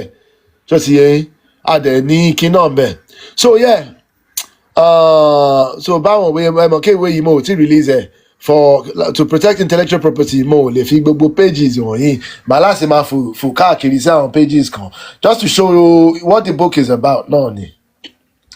just to give an overview of what the book is about. So ìwé yìí máa jáde within the next few months. Ó máa jáde, mò ń bọ̀. So within the next few months. No, few months kẹ̀, lágbára Èdùmàrè. Within the next few weeks, in the next 2 weeks, lágbára Èdùmàrè. Torí ẹ̀, mo dedicate time mi sí ìwé yìí. Pé mo láti parí ẹ̀ o. Mo láti parí ẹ̀ week yìí. Then kí ni cover tán ní pé kí n tún ṣe màá ṣe ní ọ̀sẹ̀ yìí lágbára Elédùmarè. So tí bá submit ẹ̀ by Friday. Then ó máa ń take sometimes a week kí wọ́n tó lè approve ẹ̀ kọ́dẹ̀ tó lè publish ẹ̀. Àti pé èmi gan mò ń consider other publishing companies torí pé mo ò ní parọ́ fún yín. Ṣé rí pé ìwé tá a release ní last week yìí tó ń pè ní the talking chain yìí, èmi náà wá order ẹyọ kan o. Èmi náà wá order ẹyọ kan copy yìí pé kémi náà tiẹ̀ order ẹyọ kan ṣó ti yé yín fáwọn ọmọ mi, but mo ò ní parọ́ fún yín gbà tí ìwé yẹn wá dé tán. Me I like a better mo kí àwọn ọmọ sí yìí ó dàpọ̀ àwọn gan ọlọ́n cheap ní material tó ń lò kò dùn mọ́ mi nínú tán. So for this book mo máa release the deluxe version tó dẹ̀ máa wà nínú vinyl tó ti yẹ, but Amazon ò offer yẹn, so I'm currently exploring other printing options. Today mi máa ń like nǹkan tí bá ń ṣe kó máa ní quality, mo ò dẹ̀ fi ṣe gbéraga bọ̀ tó ti yẹ tí quality yẹn ò bá dé àwọn ibì kan kò ní really dùn mọ́ mi nínú. The inside pages are fabulous tó ti yẹ, the inside pages are fantastic o tó ti yẹ. Audiobook ńkọ́ fún àwọn ọmọdé tán tí lè sọ̀rọ̀ tí wọ́n lè máa gbọ́. Ṣé ebook náà wà ìyá wa? Na audiobook wọn tó máa kà ìyẹn ọ̀nà yẹn sì jáde. Mo ò tí ì ṣe audiobook o. But a máa láti gbìyànjú sí yẹn náà ní gbogbo ẹ̀ náà la máa ṣe, gbogbo tó máa ṣe kan tó máa ṣe àwọn ọmọ wa ní ìwúlò, àwọn èèyàn wa ní ìwúlò náà la máa ní láti gbìyànjú sí. Bẹ́ẹ̀ ni fáwọn babies tó sì kéré tán lè máa gbọ́ torí gbogbo nǹkan táwọn ọmọ yẹn ń gbọ́ gbogbo ẹ̀ náà ni àwọn aboyún gan wọ́n lè máa play ẹ̀ tó bá wà nù oyún. Yeah, so màá láti wá máa ṣe gbìyànjú sí nǹkan tí mò ń try láti sọ ni pé èmi personally àwọn ẹlòmíì ò lè máa mind o, but me personally mo kàn láì cover ẹ̀, so mo ti ń wá àwọn ẹlòmíì tó máa print tó máa ṣe cover tó máa nípọn dáadáa ju ti Amazon lọ. Ó sì yẹ àwọn ẹlòmíì lè máa mind, but me ó dáa. But me personally o mo kò cover yẹn ò nípọn tó fèmí ṣá. But that's the best option tí wọ́n tó wà lórí Amazon, so mo ti ń wá bò mí tí màá ti ṣe. Babaláwo abẹ́rẹ́ fámo kí yín o, àbọ̀rú àbọ̀yè o. Àtọ́ ìyá mi àdé ọmọ adé ẹ̀kọ́ jẹ́ mẹ́ta. Ẹ̀kọ́ ọ̀sẹ̀ fáwọn ni o. Àwa ni ẹ̀ mà gbogbo family nǹkan mà. Dáadáa náà wà o, wọ́n fi yín babaláwo. Màámi ọmọ fáà. Bàbá bẹ́ẹ̀, my sweetheart.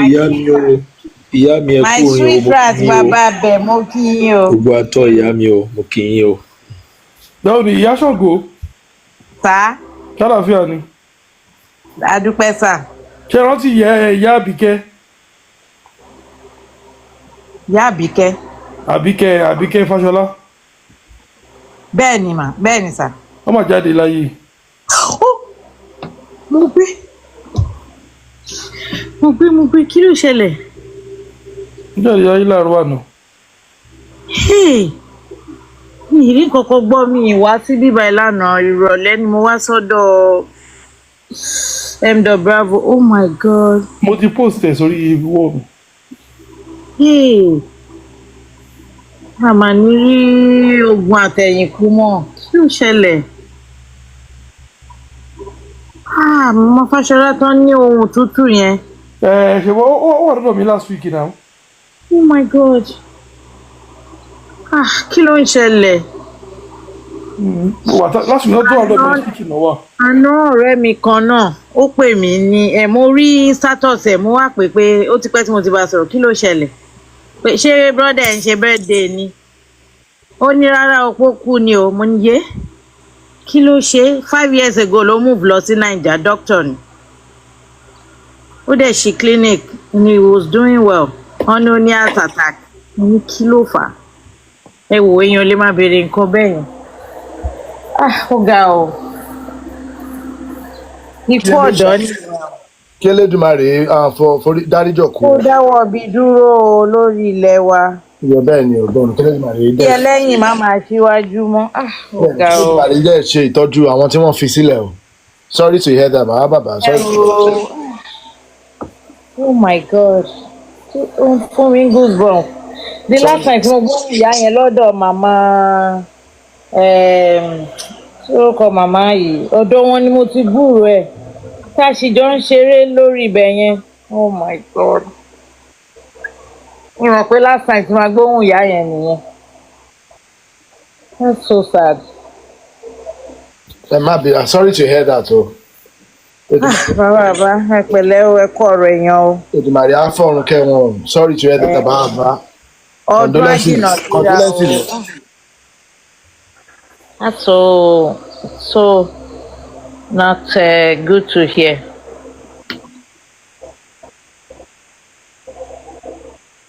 Ọlọ́run àforíjọkù wá fọ̀run kẹ́ wọn. So nípa ilé yìí so ìwé yìí kọ́ explain ẹ̀ mọ̀ ká ti sọ̀rọ̀ affirmations àti sọ̀rọ̀ invocations so ibi báyìí kọ́ explain ní pé bá a ṣe máa ń ṣe ìwúre orí lówùúrọ̀ bí àwọn bàbá wa àwọn awo wa a lè ṣe bá wo a ṣe bá olúwo wa o bó ṣe máa ń kọ́ wa kí tó bá jí lówùúrọ̀ kí a gbá orí wa mú ká dẹ̀ ṣe àwọn ìwúre tó ti yẹ ká bẹ́ orí wa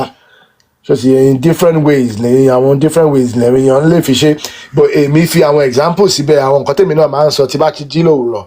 mo fi sínú àwọn ìwé yẹn but different people ló máa mọ nǹkan tó yẹ bó ṣe máa bẹ orí títí wọn but ẹ rí pé àwọn ìyá wa rẹwà ni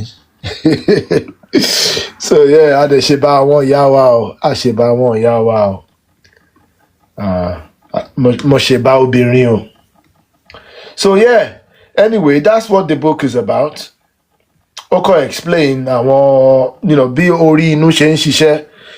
bí Orí-Inú ṣe ń ṣiṣẹ́ ọ bó ṣe yẹ ká ṣe àwọn ìgbìyànjú tó yẹ ká ṣe àzọmọ aládé o nípa ọ̀rọ̀ Orí-Inú wa o kí a lè fi rin ìrìn àjò wa ní àṣeyè àti àṣeyọrí o. So okay, different way. Okay, jẹ́ kí n gbélé náà jáde. So this is about bí wọ́n ṣe ń fi ẹmọ̀ká ti sọ pé àwọn ẹ̀sìn àjòjì yẹn àti western indoctrination ipe ọmọ àfin control wa ni there are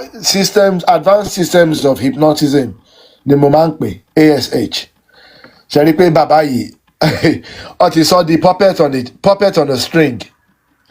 ti yẹn tí wọ́n ti sọ bàbá da irú wọ́n ti sọ bàbá da àgùntàn tó ti yẹn wọ́n ti kó kàbá sí bàbá lórí wọ́n ti kó bíbélì wọ́n ti kó cross wọ́n dẹ̀ ti wá kó eléyìí mo filẹ̀ fún any new trend tó ti yẹn torí pé any new trend mo káwọn òyìnbó yẹn like every 2 or every 4 years ló máa ń change nǹkan tó ti yẹn a ti mọ̀ pé àwọn alphabet agenda ló ń lò lénìí tó bá tún dọ̀la wọ́n tún lè sọ pé ó wà legal kí àwọn èèyàn máa bẹ́ràn kó sùn ló ti yé yín ẹ̀mọ́ káwọn yẹn ọmọ àtúnṣe ọmọ ń dàrú ọmọ ń parẹ́ ni ọmọ tí wọ́n gbé mi ìwọlé àwa ló yẹ ká tají torí pé ẹni tó bá wà láì sí ọ̀rọ̀ pẹ̀lú orí inú ẹ̀ kò kàn ní máa fall for any new trend kò ń ṣe gbogbo nǹkan táwọn òyìnbó bá gbé kalẹ̀ ló yẹ ká máa tẹ̀lé náà tó ti yé yín kò ń ṣe gbogbo nǹkan tó bá gbé kalẹ̀ ní kó wá máa fi control wa káwa náà wá bẹ̀rẹ̀ máa follow trend káàkiri irọ́ orí inú ọ̀nà orí ló yẹ ká máa follow ọ̀nà ìṣẹ̀ṣe ló yẹ ká máa tẹ̀lé òyìnbó lè gbé anything kalẹ̀ lọ́la kó tún sọ pé ókè o ipe àwọn ajá ló ń gbé nínú ilé pa àwọn èèyàn abẹ́ igi inú igbó ni kó máa gbé wọ́n lè ṣe bẹ́ẹ̀ lọ́la ṣé àwa tún tẹ̀lé wọn débẹ̀ yẹn náà ni tó ti yé yín ṣé àtúwá tẹ̀lé wọn débẹ̀ ni ó ní nǹkan kan tó máa ń bí mi inú tí bá ń gbọ́ táwọn èèyàn máa sọ pé you know this is 2025 now this is the new máa sọ pé ó dàpọ̀ orí yín ti dàrú what are you trying to say pé toró ti jẹ́ 2025 kọ́ wá gbé àṣà káṣà wá àwa ní láti tẹ̀lé wọn torí pé 2025 lè wà yìí tó ti yẹ gbogbo àwọn nǹkan tó ń mú ọpọlọ wá tó mú ìṣọ̀kan wá tó mú ìtẹ̀síwájú wá ìlọsíwájú wá nínú àṣà àti iṣẹ́ àwọn baba ńlá wa àwọn ìyá ńlá wa ṣé ẹ wá sọ pé ká jù yẹn nù ni torí pé this is 2025 now tó ti yẹ yín torí pé 2025 la wà kémi jẹ́ ọkùnrin kí má wàá fẹ́ dúró nínú ilé bí ọkùnrin mọ́ kí má wàá fẹ́ pèsè fún ìyàwó mi fún ìyá ọmọ mi tó ti yẹ yín kí ní pèsè bóun náà ti ń ṣiṣẹ́ 2025 kóun náà lọ máa bá tiẹ̀ lọ o kí wá ní pé torí 2025 la wà yìí àbáwọn ìyàwó náà ni tó dáa jẹ́ 2025 ká má wàá fẹ́ dúró bí obìnrin nínú ilé mọ́ ká má wàá fẹ́ dúró bí aya nínú ilé mọ́ ká má wàá fẹ́ dúró bí ìyá nínú ilé mọ́ torí pé àti jẹ́ torí ká ní pé 2025 la wà yìí ẹni pé orí àwa náà ti dàrú nìyẹn tá a bá ti ń ṣe bẹ́ẹ̀ ká máa sọ pé this is the new way pé bá a ṣe ń ṣe tẹ́lẹ̀ yẹn tó ń mú lọ síwájú wa yẹn tó ń jẹ́ kí a máa ní healthy reproduction tó ń jẹ́ kí replacement level wa kó máa wà more than our birth rate kó jẹ́ kí a máa ṣe ìgbéyàwó ká máa bímọ kí ọmọ kó ní bàbá lọ́tún kó ní ìyá lósì kó dẹ̀ máa jọ gbé nílé kan náà tó ti yẹ gbogbo àwọn àṣà àti ìṣe tó mú lọ síwájú wa tó mú ìfọkànbalẹ̀ wá ká wá sọ gbogbo ẹ̀ nù torí pé 2025 la wà yẹn rí pé orí àwa gan ti dàrú nìyẹn tá a bá ń ṣe yẹn orí wa ti dàrú orí tàwa náà ti dàrú tá a bá ń ṣe yẹn o tó ti yẹ yín kọ́ máa fẹ́ máa kí ni bàbá òun bàbá mi ṣe sọ̀rọ̀ yẹn lẹ́ẹ̀kan o báwo ni bàbá ààyè kí n lọ wá kí n má tún wá ṣì í sọ n fẹ́ gbé kalẹ̀ bí bàbá mi alátúnṣe ṣe gbé kalẹ̀ lẹ́ẹ̀kan kí ni bàbá sọ lẹ́ẹ̀kan ẹ jọ̀ọ́ má bínú mo fẹ́ lọ wá nǹkan tí bàbá sọ lẹ́ẹ̀kan ó yẹ kí n dẹ̀ ti kọ́lẹ̀ o ó yẹ kí n ti kọ́lẹ̀ kí ni bàbá sọ lẹ́ẹ̀kan pé kí èèyàn máa fi àṣàkáṣà ṣe ẹwà àbí báwo. ṣé wípé à ń fi ìbàjẹ́ ṣayọ̀. kí a máa fi ìbàjẹ́ ṣayọ̀ ẹ ṣeun bàbá ẹ ṣeun bàbá mi àbọ̀rú àbọ̀yè mo ṣe bá jú nígbà àbọ̀yè bó ṣiṣẹ́ bàbá mi. ẹ ṣeun mo appreciate ẹ kí a máa fi ìbàjẹ́ ṣayọ̀ bí bàbá mi ṣe sọ kí a máa fi ìbàjẹ́ ṣayọ̀ ká máa rí pé bá a ṣe ń ṣe lénìí ó ń dalé wa rú ó ń mú padà wá sẹ́yìn fún àwọn ọmọ wa ó tiẹ̀ wá ń dà àwọn ọmọ wa lórí rú gbogbo àwọn ọmọ ló ti ń mu drugs káàkiri ní nàìjíríà sí tó ti yẹ àwọn ọmọ ẹ̀mọ́ tí ilé bá ti túká tí bàbá ti lọ sí right tí ìyá ti lọ sí right àwọn ọmọ tí ó máa ń tọ́ tó máa ń dàgbà sínú environment yẹn àwọn ló máa ń di drug addict àwọn ló máa ń di criminal ni. There was a study tó jáde was it a couple of years ago tó sọ pé over 80% of all the prisoners ní America ni o over 80% of all the Americans all the prisoners grew up in single mother homes. Over 80% of all the prisoners grew up in single mother homes. Tebatulawo,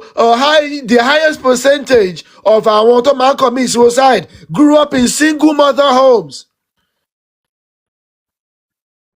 Kí a wá máa fi ìbàjẹ́ ṣayọ̀ káwọn wèrè kan tún wá sórí TikTok kọ́ máa champion single motherhood kọ́ máa sọ bí ẹni pé nǹkan tó wá jẹ́ nǹkan tó wá da nìyẹn.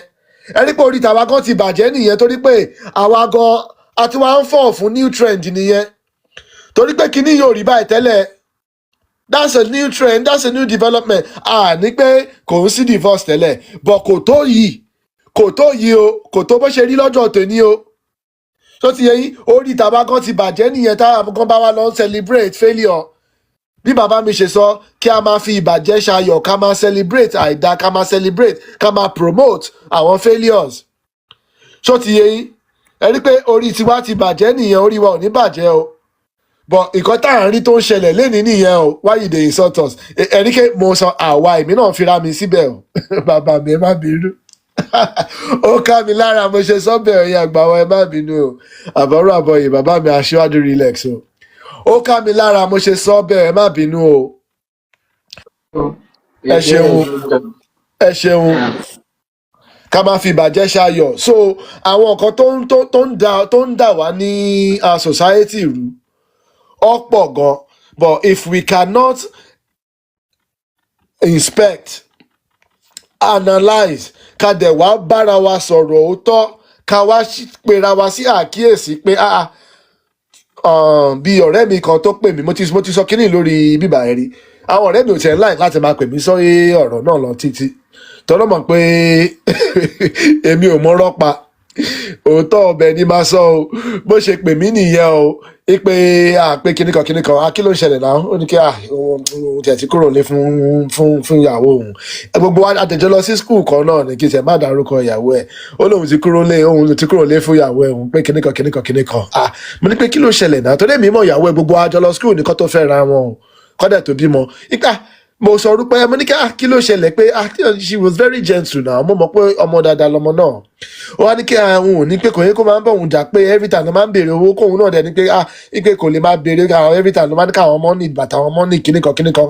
pé every time ló máa ń pé kíníkan bí ọ̀rẹ́ mi ṣe ń sọ èmi wò pé àbórí ẹ̀ dàrú ni so nǹkan tó tájà lẹ̀ tó wá kúrò lé fún ìyàwó ẹ̀ tí mo mọ̀ tó yẹ pé ọ̀rẹ́ ni gbogbo wa kẹtó marry kẹtó settle down àwọn ṣẹ̀dá kọ́kọ́ marry láàrin gbogbo àwọn àtàjọ lọ sí college mo wá ní kí ló ń sọ mo ní kí ṣé nǹkan tó ṣẹlẹ̀ nìyẹn ó ní nǹkan tó ṣẹlẹ̀ nìyẹn na every time kékeré kan òun dẹ̀ máa ní kí kóun náà máa ra bàtà fáwọn ọmọ yẹn mo ní kí bàtà kí nìyẹn ó ní kí bàtà school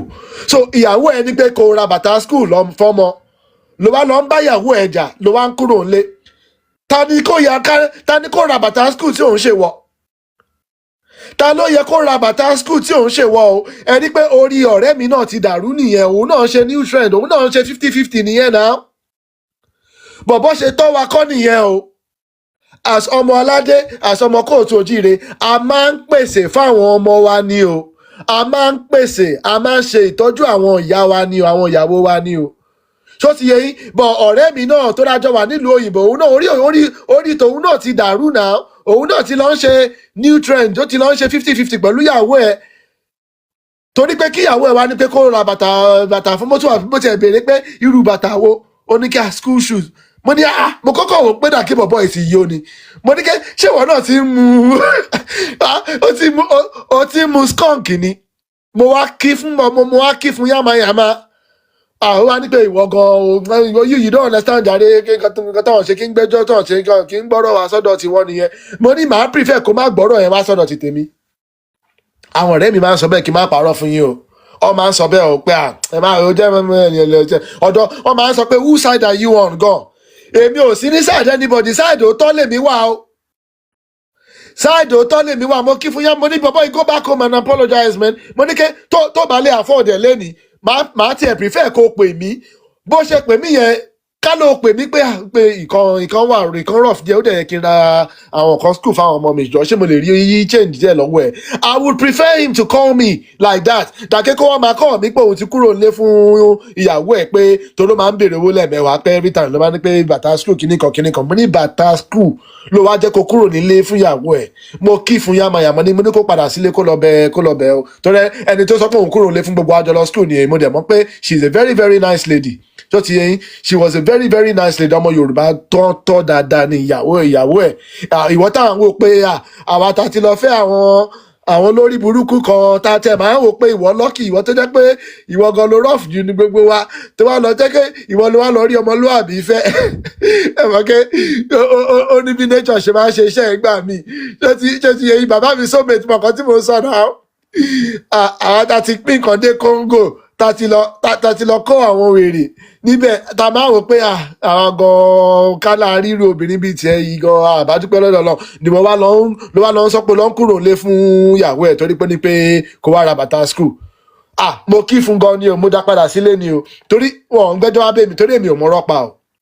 me I'm not on anybody's side ọ̀dọ́ dẹ̀ máa ń fi ń bú mi o ipe eléyìí àtọ́ba who side are you on gan wọn lè gbọ́jọ́ wá bá wọn ni pé kíníkan lè gbẹ́jọ́ òṣì wá bá mi mẹ́ mo ń support àbòsí o èmi ò ń support àbòsí o ṣe má bínú tó bá yẹ pé mo máa ń wà blunt nígbà míì àbẹ́dùmàrè ṣe dá èmi nìyẹn ọ̀ ní máa sọ òótọ́ ọbẹ̀ ni o èmi ò ń ṣe pé kí ló ń pe kíní yẹn o kí ló ń pe kíní yẹn ṣe boy gang àbí kí ló ń pe kí ló máa ń pe àwọn kíní yẹn bro code irọ́ o torí ẹ bá ti dàrú èmi ò fẹ́ bá irú ẹ̀yin tẹ́ ẹ̀ ń tọ́jú ìyàwó yín tẹ́ ẹ̀ ń tọ́jú ọmọ yín mo ò fẹ́ bá yín ṣe bro code èmi ò bá yín sínú yẹn o tó ti yẹ yín so mo kàn fi yẹn ṣàpẹẹrẹ ní pé àwa kan even àwa ọkùnrin kan àti ń tẹ̀lé new trend o àti ń tẹ̀lé ring trend tẹ́mi máa ń bóbìnrin jáde pé ká lọ on a date tó bá ń tọwọ́ bọ pọ́ọ̀sì èmi máa ń feel insulted ni o torí bó ṣe kọ́ èmi nìyẹn o mo máa ń feel insulted ni àwọn tó dẹ̀ àwọn bàbá mi bíi àwọn bàbá mi relax àti bàbá mi soulmate tó ti fẹ́ àwọn tí wọ́n ń ṣe ọmọ Yorùbá rí lọ́ ti mọ̀ pé tẹ́ bá lọ fẹ́ àwọn òyìnbó mi gbà kan àbí àwọn other countries ọmọ afẹ́ expect pé táwọn ìtẹ́bájọ jáde pé káwọn tọwọ́ bàpò kí ẹ̀yin náà tọwọ́ bàpò kẹ́yìn sọ 50% kẹ́yìn káwọn sọ 50% lọ́ máa fẹ́ ṣe o bọ̀ wọn ò tọ́ èmi bẹ́ẹ̀ yẹn tóbìnrin bá ṣe yẹn fẹ́mi èmi máa ń feel embarrassed èmi máa ń feel insulted ni o ọjọ́ tẹ́nìkan kọ́kọ́ ṣe fún mi mo nípa àbọ̀ orí ẹ̀ dàrú ni pé mo sọ pé I took you on a date tó dẹ̀ sọ pé this is my card ṣé mo sọ fún ẹ kébé tí màá lówó tí mo lè fi gbé jáde mo ò ní invite jáde náà ṣé ti yẹ yín torí bó ṣe tọ́ àwa nìyẹn àwa máa ń tọ́jú àwọn obìnrin wa ni bó ṣe tọ́ àwa nìyẹn but new trend yìí kàn ń ṣe obìnrin nìkan o mo ò fi bú yín ẹ̀yin ìyá wa o àwa ọkùnrin náà ń ṣe àwọn new trend kan tí kò jọmọ́ àṣà àti ìṣe wa o ṣó ti yẹ yín àwa ọkùnrin náà ń tẹ̀lé àwọn nutrients kan tí kò jọmọ́ àṣà àti ìṣe wa o ṣó ti yẹ yín bí a dẹ̀ ṣe máa ń sọ fáwọn náà pé kò ń ṣe ẹ̀tọ́ nìyẹn bẹ́ẹ̀ náà la ṣe máa tó bá yẹ kóbìnrin náà ní kò ń ṣe nǹkan tí ò mú lọ síwájú wá fún wa láti sọ ni ní lọ máa ṣe sentiment òṣì kan bì kankan o especially tó bá jẹ́ nǹkan tó ń pa wá run tó bá jẹ́ nǹkan tí ó ń kọ̀ sí drawback padà sẹ́yìn fún wa a máa ní láti bú bára wa sòótọ́ ọ̀rọ̀ so that a lè sáré ṣe àtúnṣe níbi tó yẹ ká ti ṣàtúnṣe ẹni tó bá dẹ̀ ti ṣàtúnṣe gbogbo wa á dẹ̀ tẹ̀síwájú àjọ progress ìyá mi rántí bàbá mi soulmate tó ti pín nǹkan dé Congo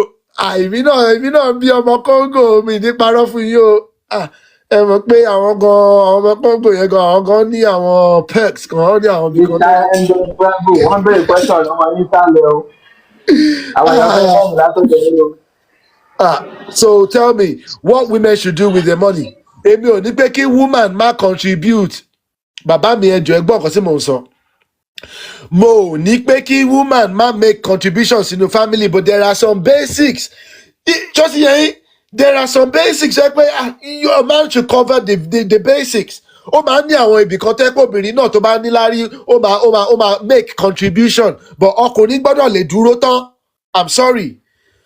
Bó ṣe kọ́ èmi nìyẹn, ọkùnrin gbọ́dọ̀ lè dúró tán, woman or no woman, ọkùnrin gbọ́dọ̀ lè dúró tán.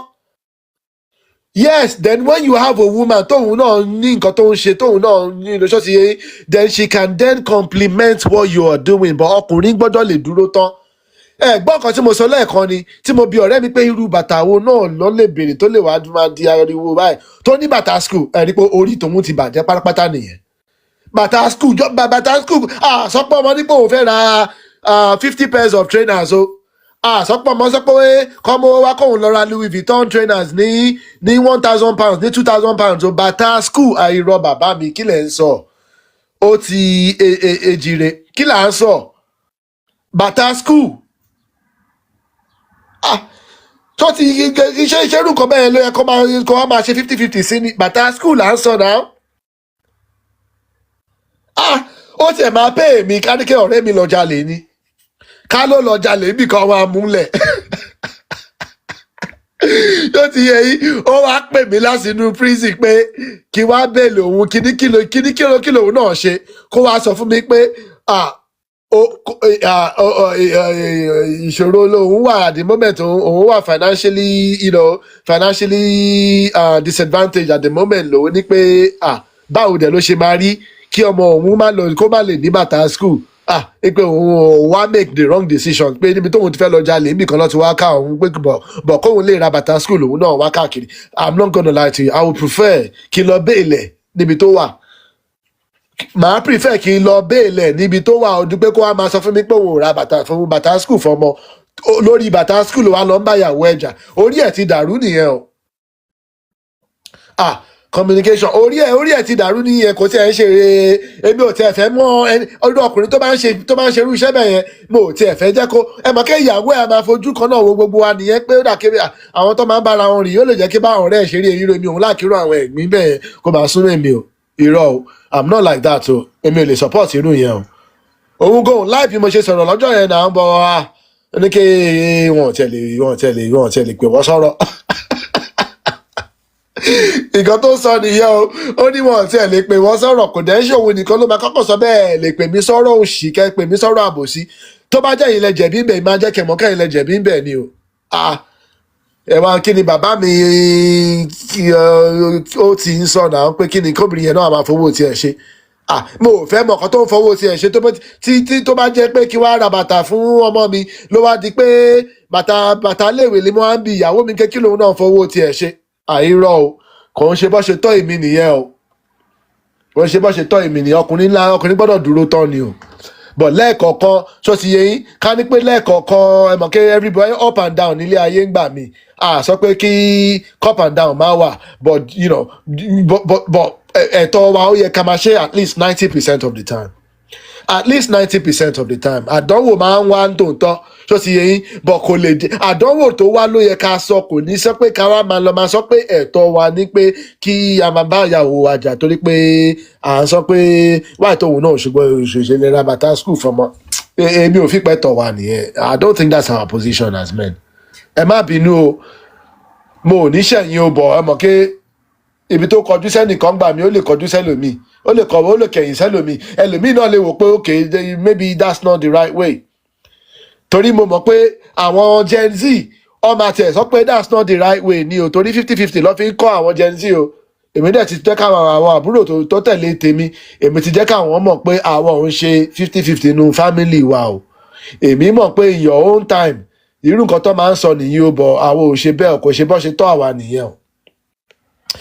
àti kí mo ti sọ fún wọn pé kọ́ máa gbé ọ mo ti sọ fún wọn pé tẹ bá pè mí sí wedding tí ò bá ń ṣe ọmọ Yorùbá èmi ò ní wá o lásìgbà tá a ti ṣe ghost DNA mo ti lọ fóun lẹ̀ fáwọn àbúrò mi àtàwọn cousin mi pé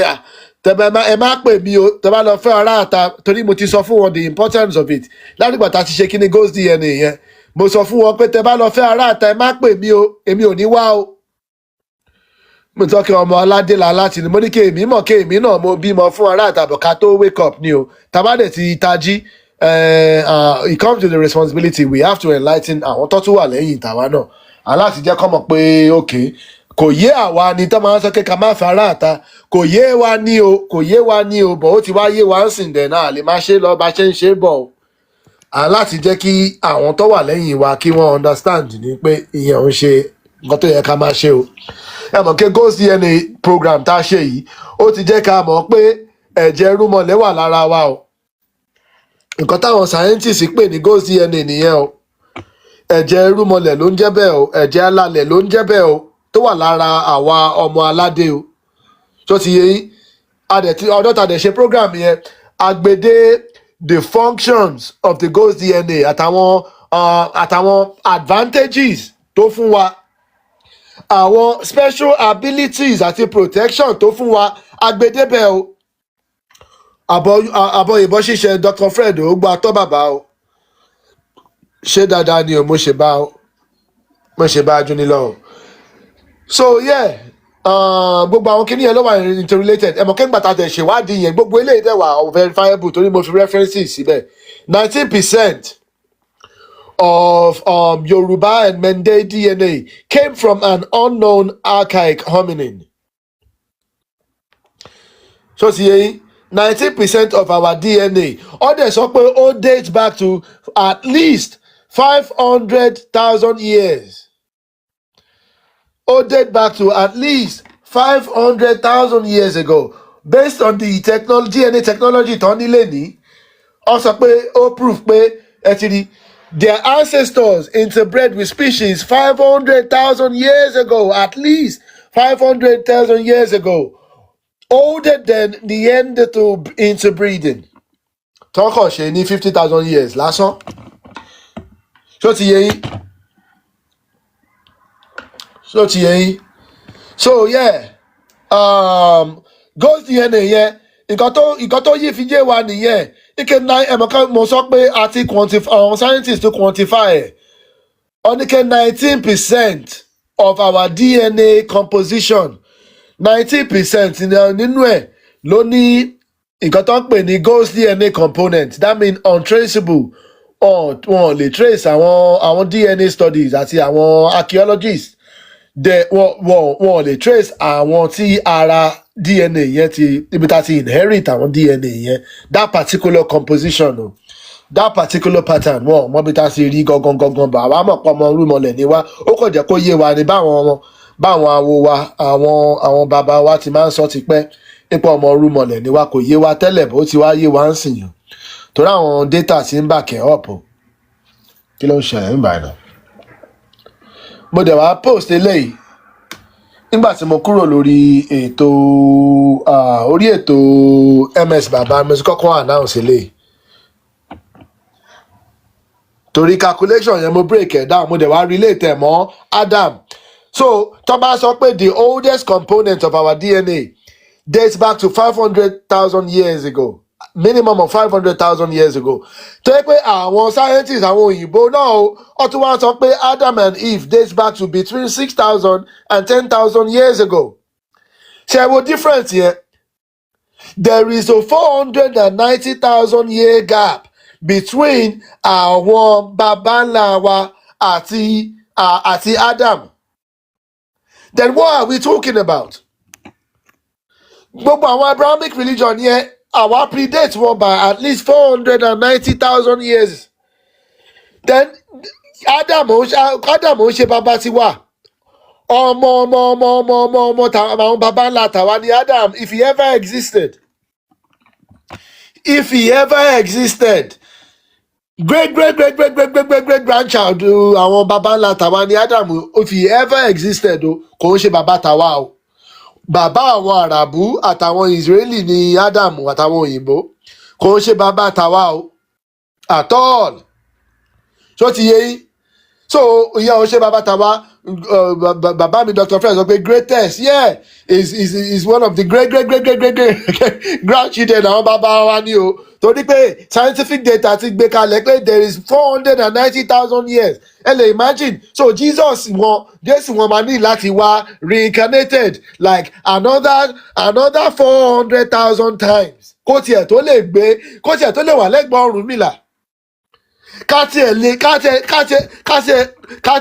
tó lè compare Jésù pẹ̀lú Ọ̀rúnmìlà, he needs to go back and come back at least another 400,000 times in his reincarnation. Kó tiẹ̀ tẹ́lẹ̀ wá sọ̀rọ̀, kò tiẹ̀ sí ní àwùjọ àwọn bàbá tàwa àtọ́, kò tiẹ̀ wá qualified.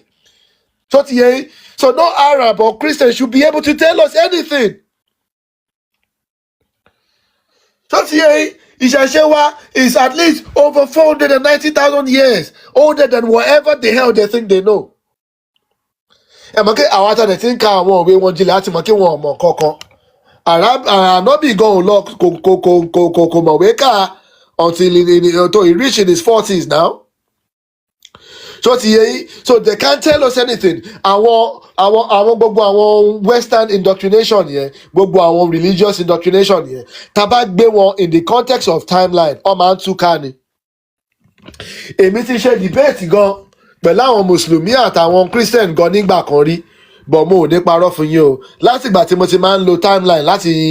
láti base argument mi based on timeline kò tiẹ̀ sí debate mọ́ kò sí debate mọ́ o torí pé you can't argue against this. Why should I listen to what you've got to say when you've only been here for 10,000 years? Táwọn bàbá ńlá tèmi, ó ti ń ṣe, ó ti ń jẹ, ó ti ń mọ̀, ó ti ń wá, ó ti ń lọ, ó ti ń wá, ó ti ń lọ, ó ti ń wá, ó ti ń lọ. Over 500,000 years ago.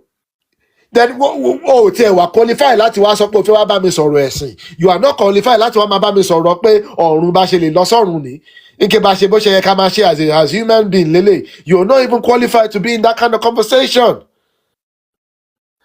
So ti yẹ yín bàbá ńlá àti yín Adam kò tiẹ̀ ọmọ like 500,000 year cycle ló jẹ́ sí Ọ̀rúnmìlà now at least 490,000 lineage ló jẹ́ sí Ọ̀rúnmìlà now. So táwọn pípìn yẹn bá ti ń sọ̀rọ̀ wọn tó bá ti ń gbé àwọn ẹ̀sìn JJC wọn Johnny Just Come wọn tó bá ti ń gbé lárugẹ tó bá ti ń sọ̀rọ̀ tó bá ti ń pariwo ẹ jẹ́ a máa fi timeline ká máa fi máa short wọn up bá wọn jà o but a kàn sọ pé nǹkan tó ń gbé sọ́wọ́ yẹn kò tí ì pé tó they still need at least another 400 years of refinement of improvement so ti yẹ yín of development kó tiẹ̀ tó lè gbọ́ àlẹ́gbẹ̀ẹ́ ìṣẹ̀ṣe àtọ́. So ká máa fi timeline yẹn ká máa fi ṣe guidance tá bá ti ń bá àwọn ẹlẹ́sìn méjèèjì yẹn sọ̀rọ̀ o they are very loud and wrong. So ti yẹ yín they are very loud and wrong. They are very arrogant in their ignorance. Ẹni pé combination yẹn wà very very deadly gan. Kíyàn combine arrogance pẹ̀lú ignorance. Ignorance is bad enough in itself. Tẹ́ bá wá ti combine ẹ pẹ̀lú arrogance that person cannot be saved o. So ti yẹ yín kíyàn wrong is bad enough but when you are wrong and loud ìyẹn tún wá gbé kinní yẹn ìyẹn tún wá kẹnu ìyẹn tún wá gbé lọ sí another level o. So ti yẹ yín ìyẹn ló máa ń pè ní foolishness when you ignorance nígbà míì sometimes it's just lack of information ignorance but tí arrogance bá ti wọnú ẹ̀ la máa ní láti pè ní foolishness torí gbogbo wa at one stage we were ignorant about something and even today we might still be ignorant about other things. So ti yẹ yín but tí yàn bá ti wá ń loud pẹ̀lú ignorance ẹ̀ tó bá wá ti ní arrogance pé wọ́n ló mọ̀ tán kò sí nǹkan tẹ́lòmíì mọ̀ níbò míì. So ti yẹ yín tó bá dẹ̀ wá wrong ẹ̀yẹn ló ń pè ní foolishness. Èdùmàrè á là wá lóye o. Instead of our kings to gather together and make corrections in history, they are fighting for Agba. So ti yẹ yín nǹkan tí bàbá wa sọ bẹ́ẹ̀ òótọ́ ni o a ti sọ̀rọ̀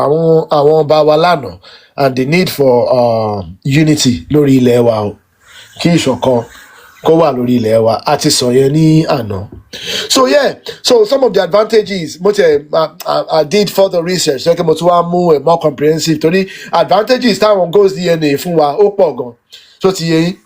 advantages ẹ̀ pọ̀ gan o. So immune system adaptations is one of the advantages. Ancient DNA help fight diseases by improving immune responses. So HLA, human leukocyte antigen genes from archaic DNA tó wà nínú ẹ̀jẹ̀ rúmọlẹ̀ boost pathogen defense. Ó boost pathogen defense wa. Ghost DNA in West Africans contribute to malaria resistance. So ti yẹ yín o ó fún wa ní àwọn special abilities kan àwọn special resistance kan àwọn special protections kan tí àwọn tí wọn ò ní Ghost DNA yẹn lára tí wọn ò ní àǹfààní ẹ̀ ṣe wá rí o nǹkan tá a ṣe sọ pé kàyéfẹ́ ará àtàmọ́ ẹ mọ̀ kí 19% lè àwọn on average o 19% àwọn special genetics yẹn làwọn scientists sọ pé ó kù lára àwa ọmọ aládélé ni but báwa ṣe ń fẹ́ ará àta ó ń parẹ́ sí ni nǹkan tá a ṣe ń sọ nìyẹn pé ó dàbẹ́ ní kí bá ṣe ń fẹ́ ará àta a lọ ń fi wúrà gba pàǹdà ni o from a genetic perspective nípa functionalities o a lọ ń fi wúrà gba pàǹdà ni o so àwa gan a ti ń lose àwọn ability yẹn na 90% ló kù náà. so kàtàyé sọ pé káyé fẹ́ ará àtàmọ́ o ẹ̀yin bàbá wa ẹ̀yin ìyá wa ọmọ aládé ni ká máa fẹ́ ra wa láàrin Yorùbá tribe ni ká máa fẹ́ ra wa àbí Yorùbá nation we are more than a tribe ni ká máa fẹ́ ra wa so that bá ṣe ń fẹ́ ra wa ẹ̀ mọ̀ pé over time a máa increase àwọn percentage yẹn tó ti yẹ yín alágbára sí nǹkan agbára ní nǹkan agbára tó wà lára wa náà àbọ̀rọ̀ àbọ̀yè bàbá. ògùn àtọ̀ tí so nǹkan tó sọ ṣe irú olúwo tó fẹ́ mọ́lá àwọn tó lọ fẹ́ mọ́lá ńkọ́. tí ẹ bàjẹ́ nìyẹn o. tí ẹ bá fẹ́ mọ́lá kò dáa bí. kí lẹ wí sà. tí ẹ bá fẹ́ mọ́lá kò dáa. tó bá fẹ́ ẹni tí ò ń ṣe Yorùbá kò dáa for a lot of reasons ọmọ kẹ́ genetic justification là ń gbé kalẹ̀ ń sìn but tá bá ṣe ẹ̀wọ̀ politics ilẹ̀ wa divided loyalty ti pọ̀ jù ó wà lára nǹkan tó ń dalẹ̀ wá rú náà torí ẹ̀ lọ́dàlẹ̀ ṣe pọ̀ gan divided loyalty ti pọ̀ jù lórí ilẹ̀ wa torí ẹ̀ ni kò ṣe sí ìṣọ̀kan náà ok irú ọmọ tó máa bí ó máa jẹ́ apá kan Yorùbá apá kan Haúsá pẹ̀lú gbogbo bí nǹkan tó ń ṣẹlẹ̀ lórí ilẹ̀ wa lénìí tó ti yẹ yín then. so àwọn ọmọ mọ́lá yẹn náà wọ́n máa dalẹ̀ ni. bàbá bí ẹ jẹ́ ká wàhálà yín pọ̀. All were in a more vulnerable position láti ní split loyalties. mo wá sí tiẹ̀ púpọ̀ náà sọ pé mi mo sọ bẹ́ẹ̀. ọ̀dàlẹ̀ lè wá ẹjọ́ bàbá Mohas ẹjọ́ ẹ jẹ́ kí sáré break it down ẹ̀ máa dúró Mohas. èmi fẹ́ mọ́là náà ṣe ń fi mí pa tó kí mo ti fẹ́ mọ́là wọ́n dẹ̀ mọ́ nǹkan náà ṣe. ok ó sì yé mi. wọ́n fi wọ ìbálẹ̀ ó lọ fún Boko Haram ó fẹ́ mọ́lá o ọmọ Boko Haram ló fẹ́ àwọn tó ń pààyàn yẹn ló fẹ́ o. ok ṣe Boko Haram ló fẹ́ wá kó fẹ́ mọ́lá sí bẹ́tà Boko Haram tó lọ fẹ́ Sokoto. Boko Haram ló ń fẹ́ àwọn bàbá ìyàwó ìgbó wọn pààyàn ni. ok wọ́n ti gbé yellow pọ̀pọ̀ wá bá bàbá mi Mohas nìyẹn o àmọ́kẹ́ àwọn Fúlàní máa ń tọ́jú àwọn yellow pọ̀pọ̀ kan tó máa ń ní front and back and everything in between. ó ti yí ẹ̀yin tẹ̀ ó ti yé yín. wàláì àwọn ọmọ yẹn máa ń fáìn jù kó tiẹ̀ pátá wá dáa sí. bọ̀ ká má parọ́ fúnra wa ok ọmọ tí bàbá wa bí ń sìn ká má parọ́ fún wa o you know do we really want to go into this èmi ò ń láì ká máa lo personal references but if we tá bá fẹ́ sọ̀rọ̀ níbi tọ́rọ̀ wà. no but tó bá tẹ bá sọ̀rọ̀ náà ṣe tẹ́ bá máa sọ tọ́rọ̀ kò dáa tí ẹ bá fẹ́ mọ́là sí àwọn máa gbọ́ àwọn mọ́là kan ti ṣe dá àwọn tápà yẹn mọ́là Sókótó yẹn àwọn ìran wọn ló ń pààyàn àwọn náà ń gbowó ránṣọ́ọ̀mù lórí ìyàwó ó láwọn tó wù nìyẹn àwọn ọmọ súnmọ́ náà láì. bàbá yẹn tún lọ fà o ẹ̀yin lẹ tó tẹlẹ sọ yẹn sí bàbá wa Mohas mi ò tó bẹ́ẹ̀ o. ok bọ̀ ká má parọ́ o kíní yẹn create split loyalty lára program tá a ṣe lánàá nípa Ọ̀yọ́ àti àwọn ogun jálumi ṣèbí lára nǹkan tá a rí mbẹ̀ nìyẹn lára àwọn àkíyèsí àti ìdánilẹ́kọ̀ọ́ tó jáde lára program yẹn nìyẹn náà wípé split loyalties tó wà nínú Ọ̀yọ́ empire torí pé àwọn Fúlàní ti wọlé sí wọn lára gọ́ńbẹ̀ yẹn náà nǹkan tó ń ṣẹlẹ̀ nílọrin náà lẹ́ni nìyẹn náà tẹ́kẹ́ split loyalties tá a bá ṣe ń fẹ́ ará àta split loyalties máa ń wà irú àwọn èèyàn bẹ́ẹ̀ yẹn ọdẹ ẹ mọ̀ kí ẹ má jẹ́ kí n sọ̀rọ̀ yìí bẹ́ẹ̀ ok jẹ́ kí n refrain mind mi torí pé ìyẹn lè sound offensive ó máa ń mú split loyalties wá ìlú tí loyalties bá dẹ̀ ti wà divided ìlú yẹn ti wà divided already they're just waiting for an external force kó wá harvest ẹ̀ ni so ti yẹ yín you're just waiting for èèyàn tó máa wá capitalize lórí split loyalties yẹn èèyàn tó máa ẹ ti pín already so ti yẹ yín from a political perspective kò yé àwa náà tẹ́lẹ̀ ni kò dẹ̀ ń ṣe bàbá Mohas nìkan ló bímọ síta èmi náà bímọ síta náà so ti yẹ yín kò ń ṣe mí gbọ̀ngbọ̀n gbàtà ti kọ́ àmọ́ ńgbà yẹn ni náà mo ò lè ṣe bẹ́ẹ̀ mọ́ lẹ́ni o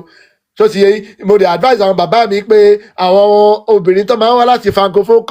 countries yẹn bí àwọn ọmọ bí bàbá mi ṣe describe àwọn ọmọ Fúlàní yẹn ọkùnrin ni wá o àwọn ìyá wa náà ní kryptonite wá o tó ti yẹ gbogbo akọ́lá lè resist wọn ká má fún wọn lọ́mọ là ń sọ tẹ bá fẹ́ lọ pín nǹkan ẹ lè pín nǹkan bọ̀ ká má fẹ́ wọn sílé ká má bímọ ká má gbọmọ fún ará àtàmọ́ là ń sọ tó ti yẹ ká má gbọmọ fọ́nrán àtàmọ́ torí pé ó put one in a disadvantage in a lot of ways kò tiẹ̀ ń jẹ́ ó yẹ kọ́ wá máa sanwó fún wa ni torí pé if genetics could be traded, if genetics could be quantified in currency, so ti yẹ yín ó yẹ kọ́ wá máa sanwó fún àwọn ọmọ aládé ni. If just using this ghost DNA argument alone, ó dàbí ká máa fi wúrà gba pàǹdà ni now. So ti yé yín ẹ̀mọ̀ kẹ́kọ̀ọ́ yé wa tẹ́lẹ̀ ni but ó ti yé wa ń sìn now data ti jáde now. So ti yé yín so we have to look at our own DNA as something like something to protect. Ẹ ṣáà mọ̀ bó ṣe máa ń protect àwọn animals tó ti ní extinction yẹn. As far as ghost DNA is concerned, the fact that we only have 19% on average left in our DNA composition, we are looking at extinction wọn là ń wòye extinction ẹ̀jẹ̀ irúnmọlẹ̀ tó wà lára wa tó dẹ̀ jẹ́ nǹkan agbára ló fún wa nǹkan táwọn scientists tún confirm nǹkan agbára ló fún wa now. So we have to be aware of that. We have to be aware of that. Àbájẹ́ Christian àbájẹ́ Muslim gbogbo wa ọmọ irúnmọlẹ̀ ní bá tabájẹ́ ọmọ aládé tabájẹ́ ọmọ Yorùbá o. You can't keep running from yourself. We can't keep running from what we are. Ẹlẹ́bọ ni wá, ọmọ irúnmọlẹ̀ ni wá. Àbájẹ́ Christian àbájẹ́ Muslim jọ̀lá lọ. Ọmọ ẹlẹ́bọ ni wá, ọmọ irúnmọlẹ̀ ni wá. It's just what it is what it is. So ti yẹ advantage dẹ̀ ni àwọn tí wọn ò fẹ́ jẹ́ kí a lè benefit lórí advantage wa lọ́tọ̀ láti project as a disadvantage fún wa o. Àwọn tí wọ́n rí as unfair advantage ni wọ́n ní láti wá lọ define systems tó máa jẹ́ ká kọ ẹ̀yìn wa sí bí Elédùmarè ṣe pè nǹkan tí Elédùmarè pèsè fún wa tó máa jẹ́ ká kọ ẹ̀yìn wa sí so that àwọn ló máa wá ní upper hand. Ète làwọn lò yẹn torí wọ́n rí as an unfair advantage. Gbogbo àwa tá wà nílùú tá wà ní òkè òkun la máa rántí o. Just a few years ago during the COVID pandemic, kí ni àwọn òyìnbó ń sọ lórí news lórí BBC àti CNN everyday ló sọ pé the scientists don't understand why Africa is not really being affected because the COVID is not really had the impact that they thought it was going to have on Africa. Mo wò pé ìwèrè ṣé ẹ fẹ́ kó pa wá tẹ́lẹ̀ ni bó ṣe ń sọ̀rọ̀ yẹn nìyẹn o. So they don't see it as a compliment or as an unfair advantage ni. So we got unfair advantages. Bí òòrùn ò ṣe kí ń jó wa bí ó ṣe máa ń jó àwọn tó máa ń cause skin cancer, they look at it as an unfair advantage. Làwa nìyẹn torí melanin wa ó protect insulation layer. Melanin wa provide insulation layer. They see it as an unfair advantage. So kó bá fi lè yé wa pé àwọn tó ń rí wa as we've got unfair advantage over them tó dẹ̀ ń fìyẹn bínú Olódùmarè ṣé irú àwọn ló tún máa fún wa ní ọ̀nà ìgbàlà ni. Ṣé irú àwọn èèyàn bẹ́ẹ̀ ló máa wá fún wa ní ọ̀nà ìgbàlà tó máa wá sọ fún wa bá ṣe máa rìnrìn àjò wa tó máa wá dé ọ̀run. Àwọn náà lọ gbìyànjú láti reset balance àti pé láti reset advantage to their own on their own side of the table. Torí ẹ̀ lọ ṣe lọ invent àwọn systems yìí náà. Torí ẹ̀ lọ ṣe gbé àwọn ète yẹn wá náà. Torí they really see us as we've got unfair advantage. They really do. Wọ́n bínú orí ni wọ́n fẹ́ fi fìlà débàdì bẹ́ẹ̀ ni o. Àdẹ̀lẹ̀ parọ́ o. Lè parọ́ ṣé wọn ò dẹ̀ wá ṣe successfully ìyá wa adé they did it successfully. So ti yẹn àwọn wá sórí field wọ́n rí pé àwọn kan ní advantage àwọn kan àwọn kan ń bat up from the top of the hill àwọn dẹ̀ wà níbà ìsàlẹ̀ hill so naturally àwọn tó wà lórí òkè àwọn ló ní advantage torí pé gbogbo àwọn wind directions àti gbogbo àwọn elements ló wà at our own advantage. So ti yẹn àwọn dẹ̀ wà at the bottom of the hill so they needed to come up with a manipulation scheme. So ti yẹn all láti tọ́ àwa pé èyí tẹ́wà lókè òkè yẹn at disadvantage lókè yẹn náà ẹ máa bọ̀ sàlẹ̀ bíbá ìsàlẹ̀ ẹ rí pé ìsàlẹ̀ yìí smooth ni ẹ kúrò lórí òkè tẹ wà yẹn tẹkàn ń win tẹ ń jọba lórí òkè yẹn you got all the resources all the material all the all the fertile land and all ẹ kúrò lórí òkè yẹn náà ẹ rí kẹ́ bọ́ níbẹ̀ yẹn ni ẹ rí pé bọ́ níbẹ̀ yẹn ni ẹ máa bọ̀ lórí ìsàlẹ̀ bíbá ẹ máa bọ̀ bíbá ẹ máa bọ̀ lórí ìsàlẹ̀ yìí bó ṣe tàn wá síbẹ̀ yẹn nìyẹn àwọn gan-an wọn láti gbìyànjú láti fi ète reset balance bọ̀ ṣọ́ ọ́n ṣe láṣeyọrí yes they did àbọ̀rọ̀ àbọ̀yẹ ìyá wa o. Ogún àtọ́ mo kàn ń rántí òwe Yorùbá ni pé ẹni tó bá bínú orí àfìfìlà dédì ni ó ti di wẹ́dọ̀ nìyẹn tó bẹ́ẹ̀ni o àwa ọwọ́ wa ló kù sí báyìí bẹ́ẹ̀ni o ọwọ́ wa ló kù sí ká jí ká connect ara wa padà sí root wa tá a jẹ́ conserver pẹ̀lú gbogbo ẹ̀tẹ̀ wọn tán gbé wá káwa wá padà sí orírun wa torí odò tó bá gbàgbé orírun ẹ̀ dídán ló máa gbẹ nǹkan tó ń ṣẹlẹ̀ sí wa ni tá a bá padà sí ṣọ́ọ̀ṣì wa odò yẹn á tún kún padà gbogbo àwọn nǹkan tó wà nínú wa á lè wà realigned á reconnect padà á remember nǹkan tó ti dismember then we will be whole again. ẹjọ bá mi tún yẹn sọ lẹ́ẹ̀kan sí ìyá mi. We will remember the December mess. We will remember. We will remember. Ṣé mo pé wọ́n ti dismember body ẹ̀? Àwa remember ẹ̀, àwa reconnect ẹ̀ padà síra wọn. Mo love bẹ́ẹ̀ ṣe gbé yẹn àgbékalẹ̀ yẹn ó lọ fún àgọ́ ìyá mi. Àwa ṣe bẹ́ẹ̀ yẹn, àwa padà di odindi padà torí a ti kúrò. Root wa tó ń fún wa ní nutrient a ti kúrò níbẹ̀.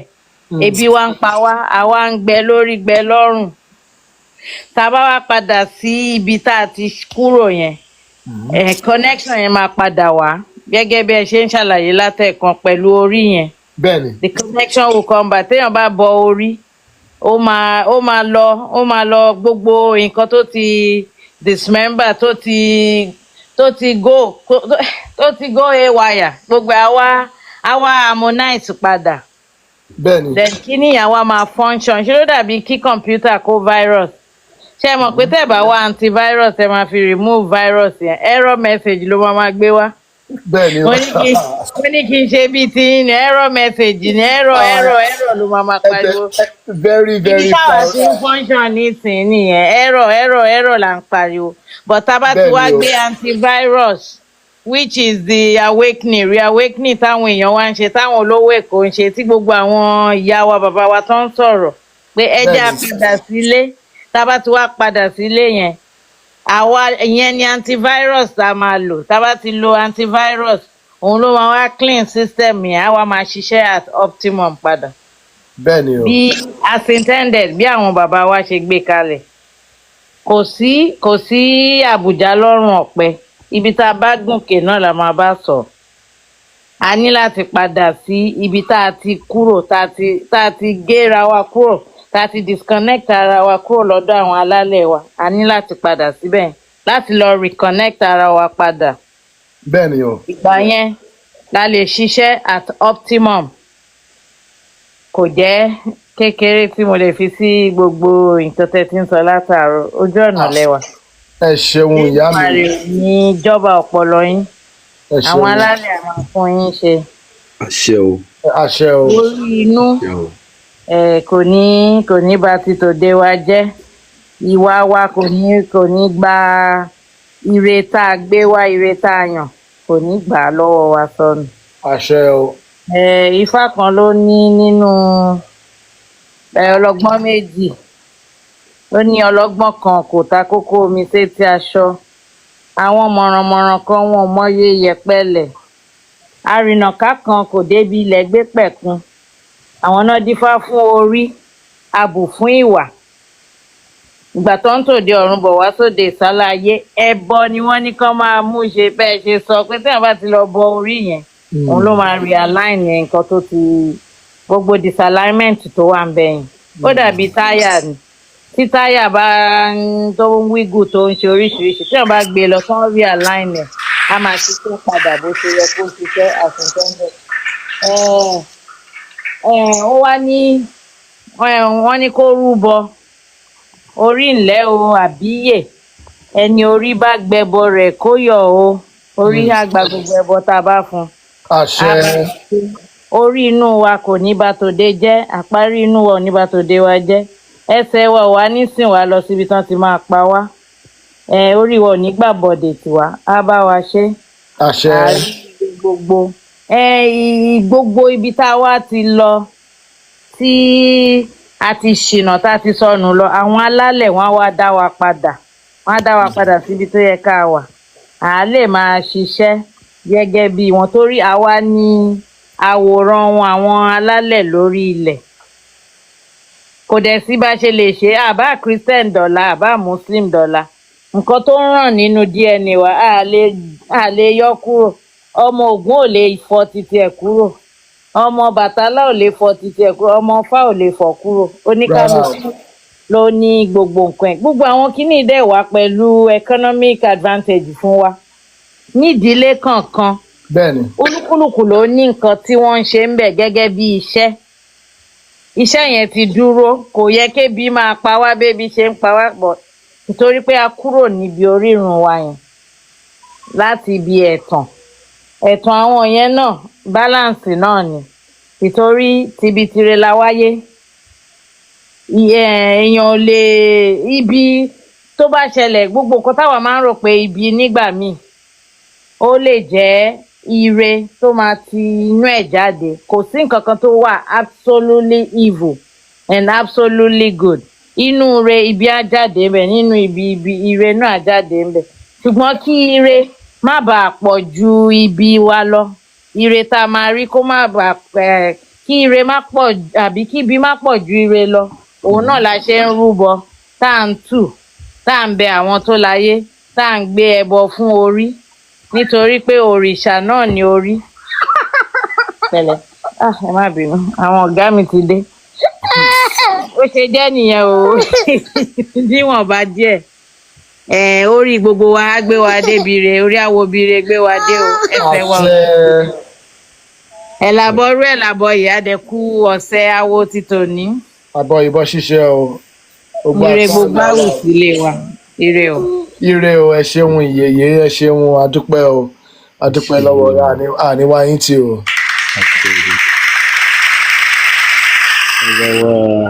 bàbá wa MD ẹ kú ohun látàárọ̀ bàbá mi MD kò ní rẹ̀ yín o láṣẹ Èdùmàrè. àṣẹ o. ṣe rí ó jẹ́ ohun tó rẹwà tí ènìyàn bá mọ pàtàkì orírun ẹ̀ tàbí tí ó mọ pàtàkì ohun tí ó jẹ́ nínú ayé yìí ó jẹ́ ohun tó rẹwà púpọ̀ and ó dẹ̀ máa ń dùn mọ́ èèyàn tí èèyàn bá mọ bí ó ṣe pàtàkì tó nínú ẹ̀dá tó wà ní orílẹ̀-èdè àgbálá ayé torí tí ènìyàn bá ti tara ẹ̀ ní ọ̀pọ̀ kò lè ríra rẹ̀ rà lọ́wọ́n torí pé Elédùmarè dá wa ní àdápé ó dá gbogbo wa pátápátá ní àdápé gẹ́gẹ́ bí ohun tẹ́ ẹ sọ nípa orí torí pé ó jẹ́ àkòrí tó jẹ́ wípé inú mi á máa dùn sí tí n bá ti rí èèyàn tó ń sọ nípa rẹ̀ ju bí èmi gan ti lérò lọ and ó dẹ̀ ń dùn mọ́ mi nínú bí ẹ ti ń ṣe àwọn àlàyé kan nípa pàtàkì orí inú wa tí ó dẹ̀ ní í ṣe pẹ̀lú ti ìta ìtàn ń pè lóde ẹ dẹ̀ ti mú àwọn àlàyé yẹn ẹ ti fọ́ wẹ́lẹ́wẹ́lẹ́ fún ọlọ́gbọ́n láti túbọ̀ ní ọgbọ́n sí ṣùgbọ́n gẹ́gẹ́ bí ẹ ti sọ àwọn orí kan ti kákò àwọn orí kan ti sùn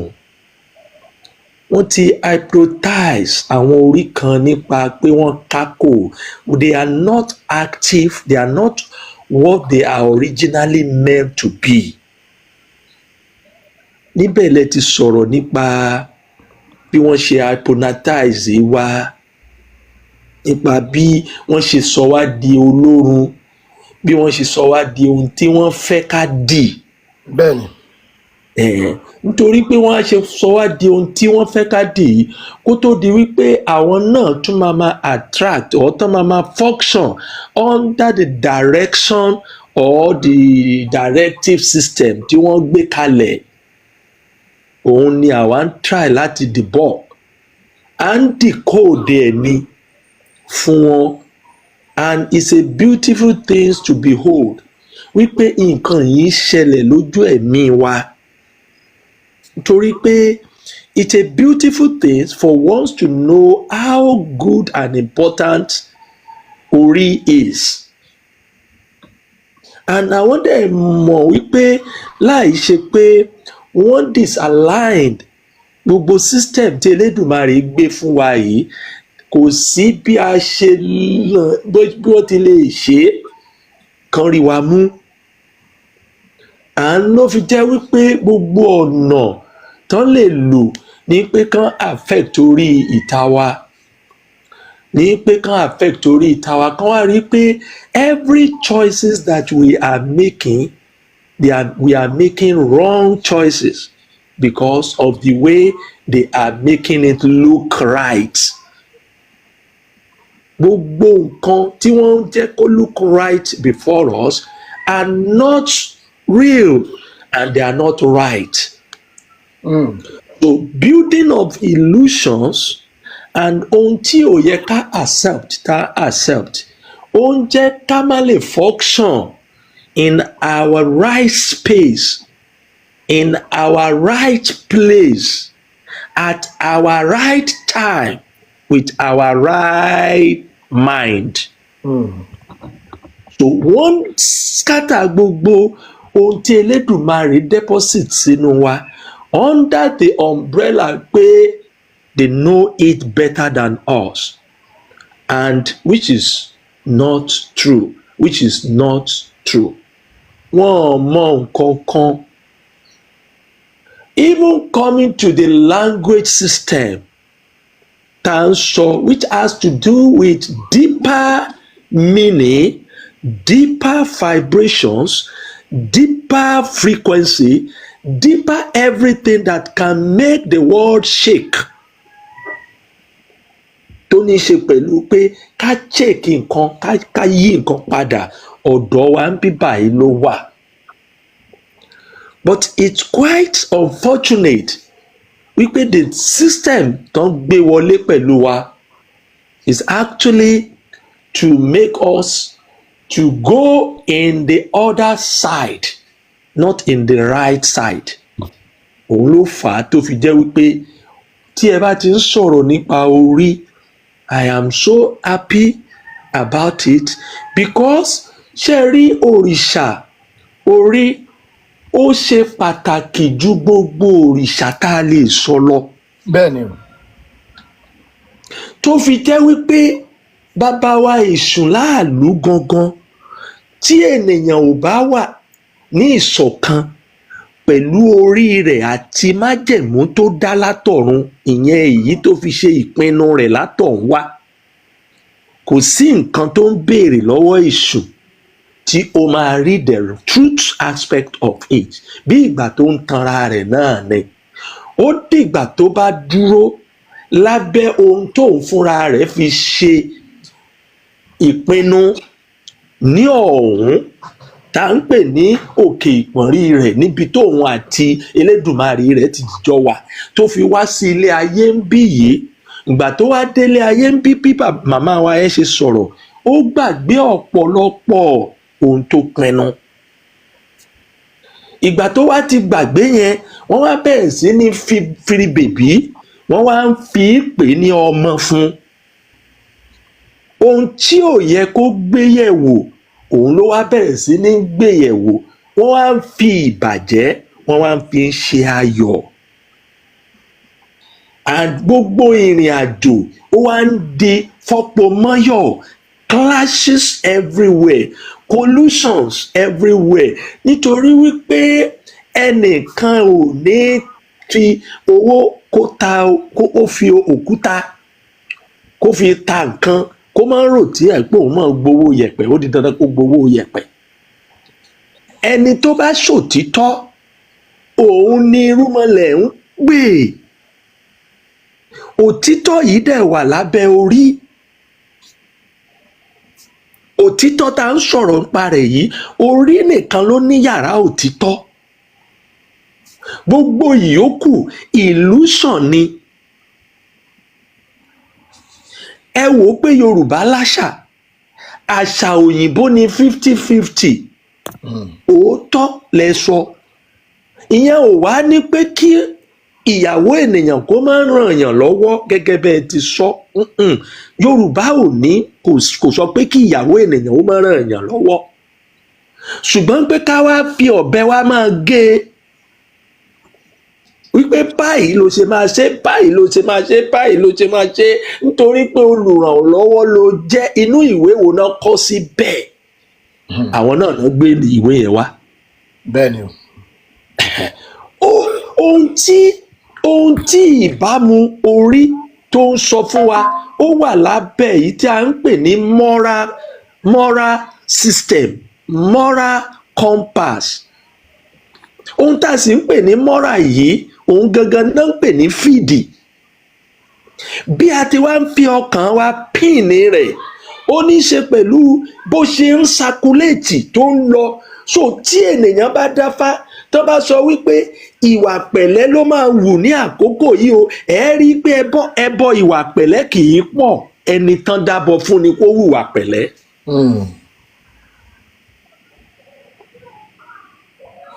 tán bá ń sọ wípé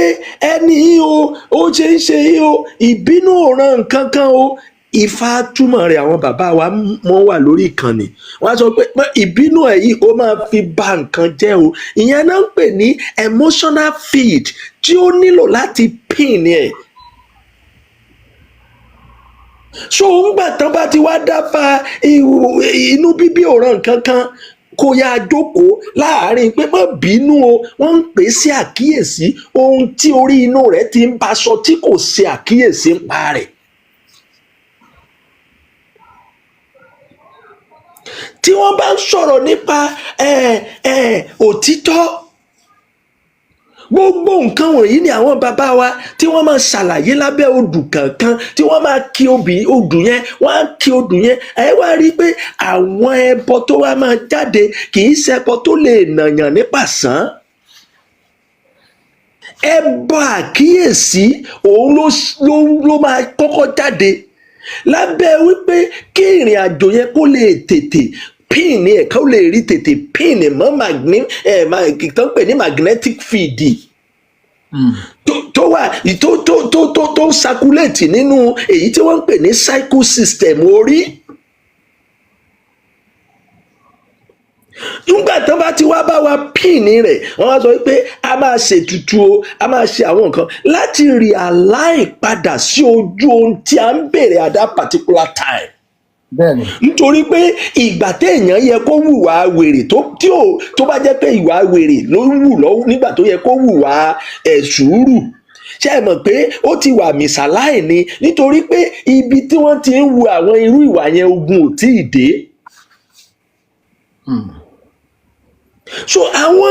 àwọn ìpè àwa sí ìrántí iṣẹ́ babaláwo ni. ìpè kò sí ẹni tó máa wà nínú ìrìn àjò orí tí inú rẹ̀ gangan ò ní máa dùn, nítorí pé nínú ìrìn àjò orí la ti máa ń rí èyí tí a ń pè ní agbára ajé, fruitfulness, surplus, multiplication. òun ló ìgbà tí orí bá ti ń rin ìrìn àjò títí rẹ̀ tó ń flow bó ṣe yẹ kó flow. ẹ gbọ́ báwọn bàbá wa ṣe sọ ni, wọ́n ní ikú ló mú ẹja kákò, gbọ́ọ̀rọ̀ lẹja ń bẹ nílẹ̀ odò. ìgbà tó rí bá ti kú tí wọ́n fẹ́ jí wọ́n wá lo àwọn ètò tí bàbá wa ń gbé wọ̀n wá yìí ń pé kíní ò flow mọ́ ìrìn àjò rẹ̀ ti kákò ọ̀nà rẹ̀ kò já gerege mọ́ wọ́n wá bẹ̀rẹ̀ sí ní máa ṣe àwọn ètò wọn táwọn bàbá máa ṣe yẹn láti jí i dìde níbi tó kákò sí. Àwọn bàbá wa wọ́n mọ ètò wọ́n ní ìmọ̀ wọ́n gbogbo nǹkan pátápátá náà mọ̀ lábẹ́ wípé ẹnìkan ò kàn tiẹ̀ lè bá èmi sọ mọ́ nítorí pé ohun tán ti sọ fún mi ni. Tẹ́nìkan bá wá sọ wípé Yorùbá ò láṣà Yorùbá ò níṣe Yorùbá ò ní nǹkan tó ń pè ní spirituality tó ní ṣe pẹ̀lú ìrúbọ ètùtù àwọn nǹkan kan yẹn ẹ wò ó ẹni yẹn sì wà nínú ó sì hypnotize ẹ̀ ní gẹ́gẹ́ bẹ́ẹ̀ ti sọ lẹ́ẹ̀kan. Ó sì wà ní òde ní bàbá o. Bẹ́ẹ̀ ni bàbá gbogbo ọpọlọ yẹn ó wà ń bẹ̀ níbi tán dè é mọ́ ṣùgbọ́n àwọn bàbá wa àwọn náà máa ń bá wa pè é padà sí ìrántí òun ni ó jẹ́ pé ní ìgbà tí a bá ti dé àwọn babaláwo tó bá ti ń sọ àwọn ọ̀rọ̀ tó ń kí fáyẹn ẹ wò ara ènìyàn á máa ṣẹ́ gìrìgì nítorí ìmọ̀lára ni ohun tí wọ́n ń pè ní emotion sì leléyìí ó máa ń bá afẹ́fẹ́ ṣiṣẹ́ ni so lábẹ́ pípé àkíyèsí àwọn èèyàn sí pàtàkì orí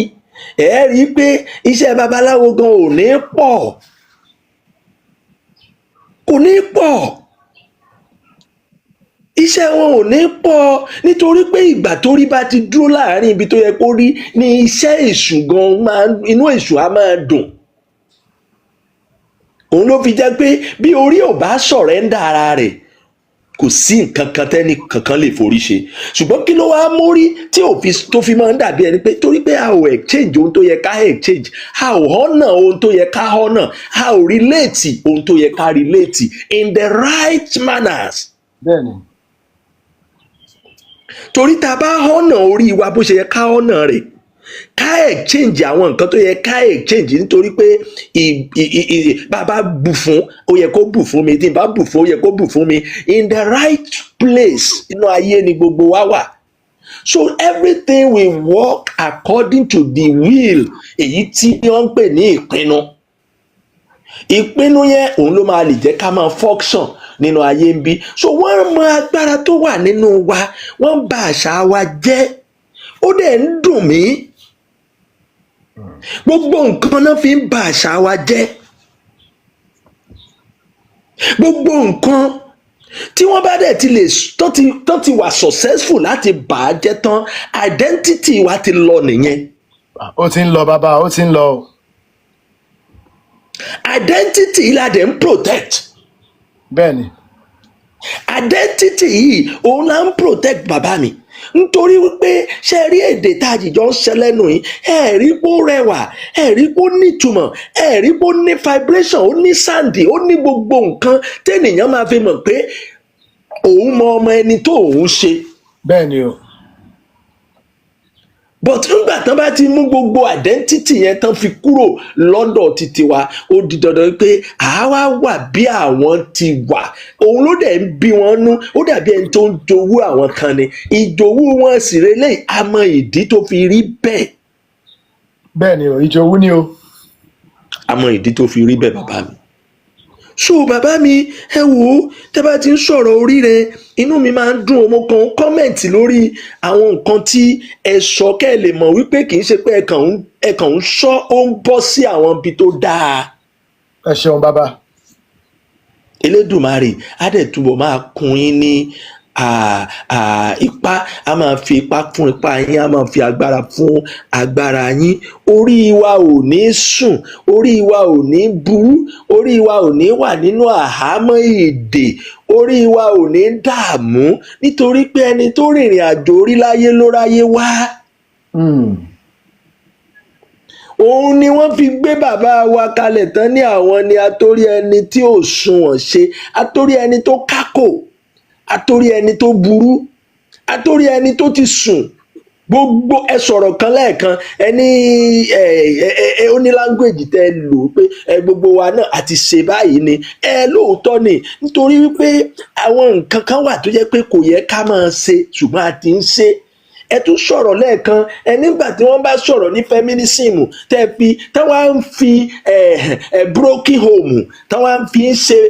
ń ṣe club. bẹ́ẹ̀ ni. tá a sì ń pera wa lọ́mọ Yorùbá tàbí tá a ń pera ara wa lọ́mọ Oòduà a sì ń pera ara wa lọ́mọ ẹni tó ní ìmọ̀ ju gbogbo ìmọ̀ lọ ṣé ẹ mọ̀ pé ó dàbí ẹni pé ìmọ̀ yẹn ti dàbí ẹni pé ó ti ń sùn. ìmọ̀ yẹn ti ń di àìmọ̀ bàbá ẹ má bínú. bẹ́ẹ̀ ni ó ti ń di àìmọ̀ ó ti sùn náà ni ó ti sùn ó ti fara rọ. táwọn bá dẹ̀ tètè jí kó má lọ tibẹ̀ kọjá torí pé nǹkan tí ò yẹ ká máa fi ṣayọ̀ òun la ti fi ń ṣayọ̀. ṣé rí inú mi máa ń dùn tọmọ mi bá jí lówùúrọ̀ tó bá kúnlẹ̀ kí mi inú mi á wá dùn máa wá máa wú ìre kan tó jẹ́ pé èmi fúnra mi gan inú ara mi gan tó ń dùn. and gbogbo nǹkan tó ń fún àwa ènìyàn ní ayọ̀ ọkàn nìyẹn wípé à ń rí ẹni tó ń reciprocate ohun tó dáa. But lónìí kò sí nǹkan tó jọ bẹ́ẹ̀ mọ́ kò sí ìwúre gan fọmọ mọ́ kò ibi tó bá wù wọ́n àwa kúkú ti gbé titi wa débì kan ibi tó bá wù wọ́n nìkan gbé dé ṣùgbọ́n tá a bá ti fi wọ́n sí ojú ọ̀nà orí yìí tán ti mọ pàtàkì orí tán ti mọ nǹkan tí ò ní mọ jẹ́ kéèyàn máa ṣe ẹsẹ̀ gbé tán fi mọ̀ wípé ẹni tó bá rí orí rẹ̀ lò irú wọn náà ń pè lájẹ́. Bẹ́ẹ̀ ni àwọn náà bíi tó fi jẹ́ pé wọ́n ní yàrá ibì kan tí wọ́n ti ń ṣe àwọn náà bíi ẹni tó bá rí orí rẹ̀ lò òun láyé máa bẹ̀rù ẹni tí ò rí lò wọ́n á ní wọ́n gbògo lọ́wọ́ rẹ̀ kò sì sí nǹkan tó ń jọ bẹ́ẹ̀ òun fúnra rẹ̀ ló tasẹ̀ àgèrè ṣùgbọ́n bí ẹ ṣe ń pè wọ́n yìí Elédùmarè á jẹ́ kí ẹ rí kinní yẹn bó ṣe ó ní ìtumọ̀ tó pọ̀ bàbá ó ní ìtumọ̀ tó pọ̀ k'Elédùmarè kó gbà fún wa ni bàbá mi ẹ wò ẹ kárí hàn mo kàn fẹ́ kẹ́ ẹ mọ̀ wípé kò bọ́ sílẹ̀ o ara ènìyàn ló bọ́ sí ẹ ṣé bàbá mi ájúṣe. Bàbá ẹ ṣeun o gbọ́ àtọ́yìn o àníwá yín tì bàbá àníwá yín tì o ìyẹn tún lọ fà gan.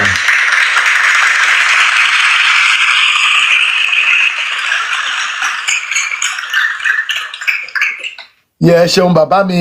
alátúnṣe a máa rí yín bá o ẹ ṣeun o mi ìmọ̀ kan tó ṣe tẹ́lẹ̀ ikọ̀ lọ ń glo. bàbá wa Dr. Fred àbọ̀rọ̀ àbọ̀yè bàbá o mi ò tẹ́ bá fẹ́ bá wa sọ̀rọ̀. gbogbo àtọ mo kí gbogbo ilé o ẹ̀ làbọ̀rú ẹ̀ làbọ̀yè làbọ̀ ṣiṣẹ́ o. gbogbo àtọ bàbá. mo kí yín bàbá wa ẹ kú ètò ẹ kú ohun látòrọ ẹ mọ̀ wí ẹ mọ̀ sọ láṣẹ lọ́wọ́ fá láṣẹ lọ́wọ́ Olódùmarè. àṣẹ o. mo kí gbogbo ilé o bàbá wa alátúnṣe bàbá abẹ́rẹ́ fá bàbá ọmọ fáàsì ìyàwó adé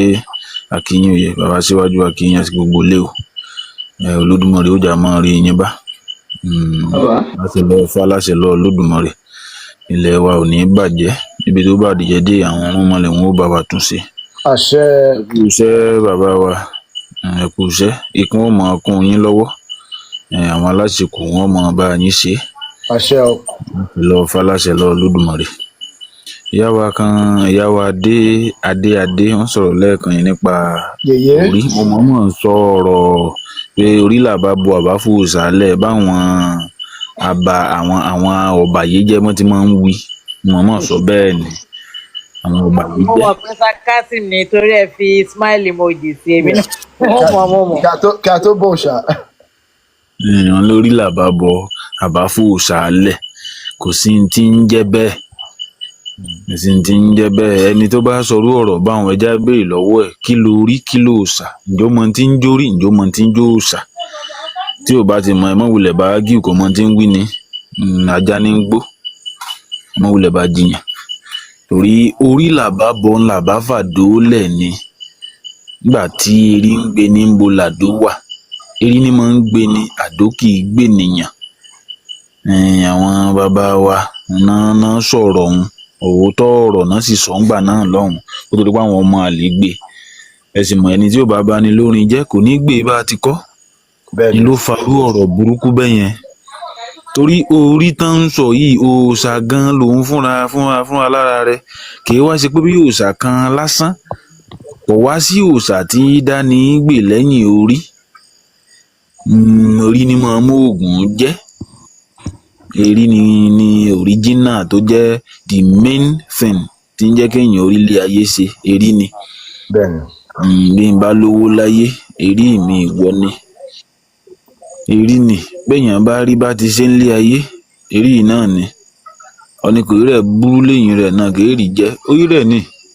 orí náà ni ntí ẹnìkan ṣe tó ti bẹ̀ di ọlọ́lá tó dọlọ́lá térí rẹ̀ ń bẹ lẹ́yìn rẹ̀ ẹlòmíì térí rẹ̀ ti padà lẹ́yìn rẹ̀ yóò sì ti bẹ̀ dèrò ẹ̀wọ̀n àbí kó ti bẹ̀ dèrò ọ̀run gan. Orí ó wà too important àmọ́ ńgbà táwọn wèrè dé tán ti disconnect wa ṣáà ń sọ sọkúsọ oríṣiríṣi yẹn ló bírú sọkúsọ yẹn èrí làbá bọ àbá fòòṣà lẹ̀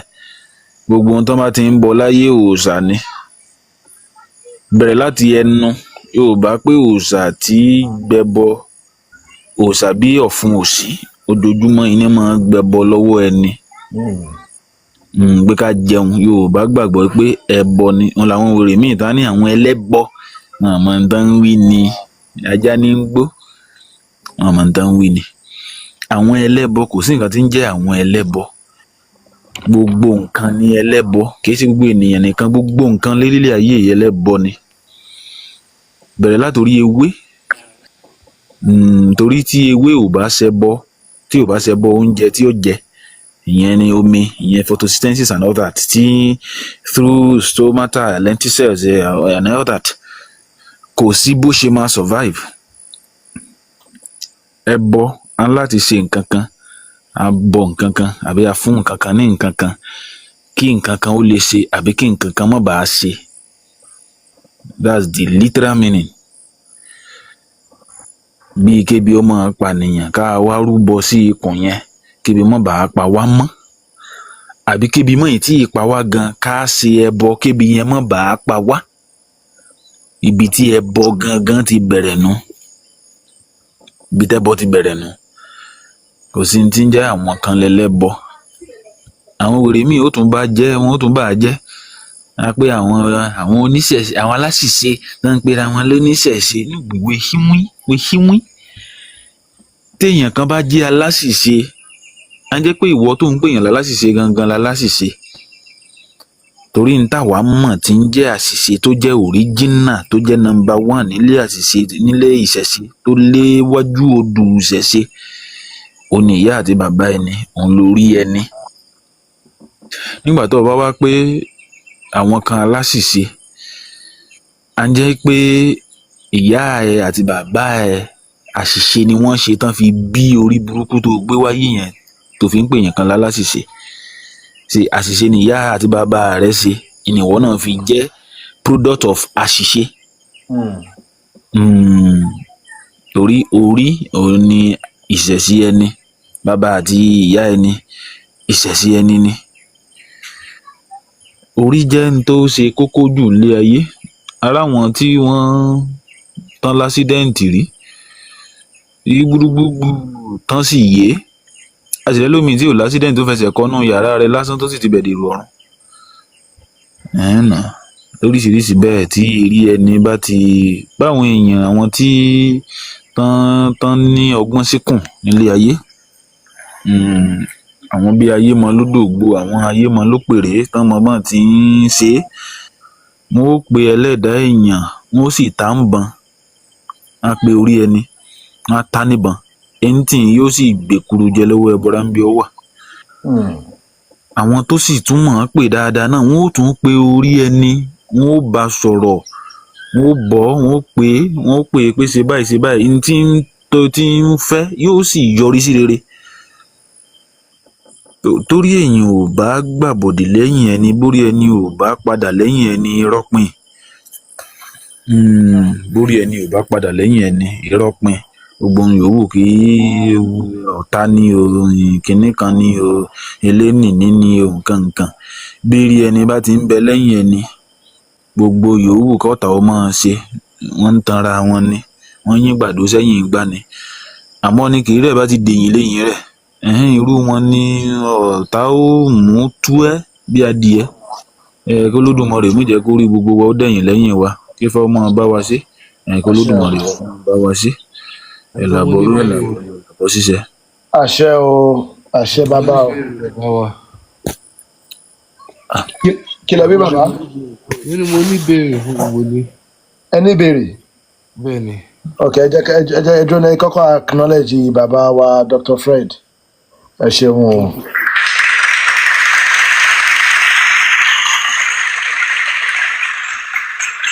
ẹ ṣeun bàbá Dr. Fred wà ní wáyé o ẹ ṣeun fún gbogbo àti omi ẹ̀kọ́ àti ìmọ̀ tẹ́ máa ń fi wa mu tá máa ń rí mu lára yín Èdùmàrè àbùkún yín ní ire gbogbo kò ní tọ́nu bí tẹ́ ti mọ̀ ẹ ṣeun bàbá wa Mohaz ẹni ẹ ní ìbéèrè ẹ tẹ̀síwájú sà. ó ní ẹnìkan tí ó súnmọ́ mi gidi gan tí mo mọ̀ bàbá àgbàlagbà ni at least ó ti wọ bí ó ti kọjá 50s in his 60s mo wá rí tí ní mọ́sálásí mo rí mo ló ní bàbá kan tí mo mọ̀ ó wà ní 60s ẹ̀ mo wá rí ní mọ́sálásí mo mọ̀ káyé oníṣẹ̀ṣe dáadáa ni tó lè jẹ́ onífá tó jẹ́ pé ó máa ń bá yàn bọ rí ó wá ní ìgbà tí òun bọ ifá òun tó ń bọ orí òun ni kóun mọ bọ àbí kóun mọ gbé àgé tiẹ̀ ni kóun mọ sin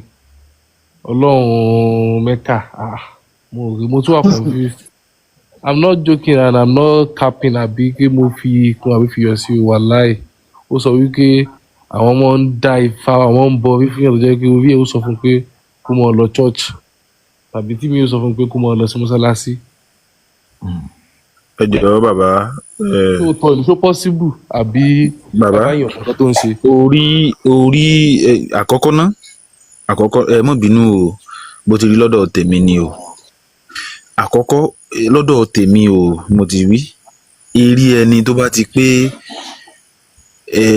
òkè kákọ́kọ́ bẹ̀ níbi pé babaláwo bẹ́ẹ̀ ṣe sọ onífá. mo fi iṣẹ́ babaláwo ẹ̀ lẹ́ o ó kàn mọ́ yàn kí wọ́n lọ́la sọ yìí o. babaláwo onífá tó sì ń kírun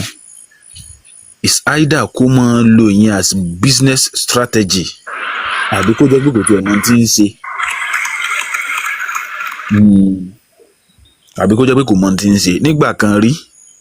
mo máa ń sọ mo sì máa ń sọ ó sì òótọ́ sì ni ilé ìmọ̀lẹ̀ náà bí mi sí but nígbà kan rí èmi ni mo kọ́kọ́ dá ṣùbà nílùú wa èmi ni ó kọ́ dé mọ́ṣáláṣí láàárọ̀ nígbà tí a wá ṣe ìwádìí yẹn tí mo fi ojú tó gbogbo ẹ̀ tí mo rí kedere pé nonsense ni mo dèyìn so irú máà nìyẹn ó lè jẹ́ pé kò tí ì rí òkodoro ọ̀rọ̀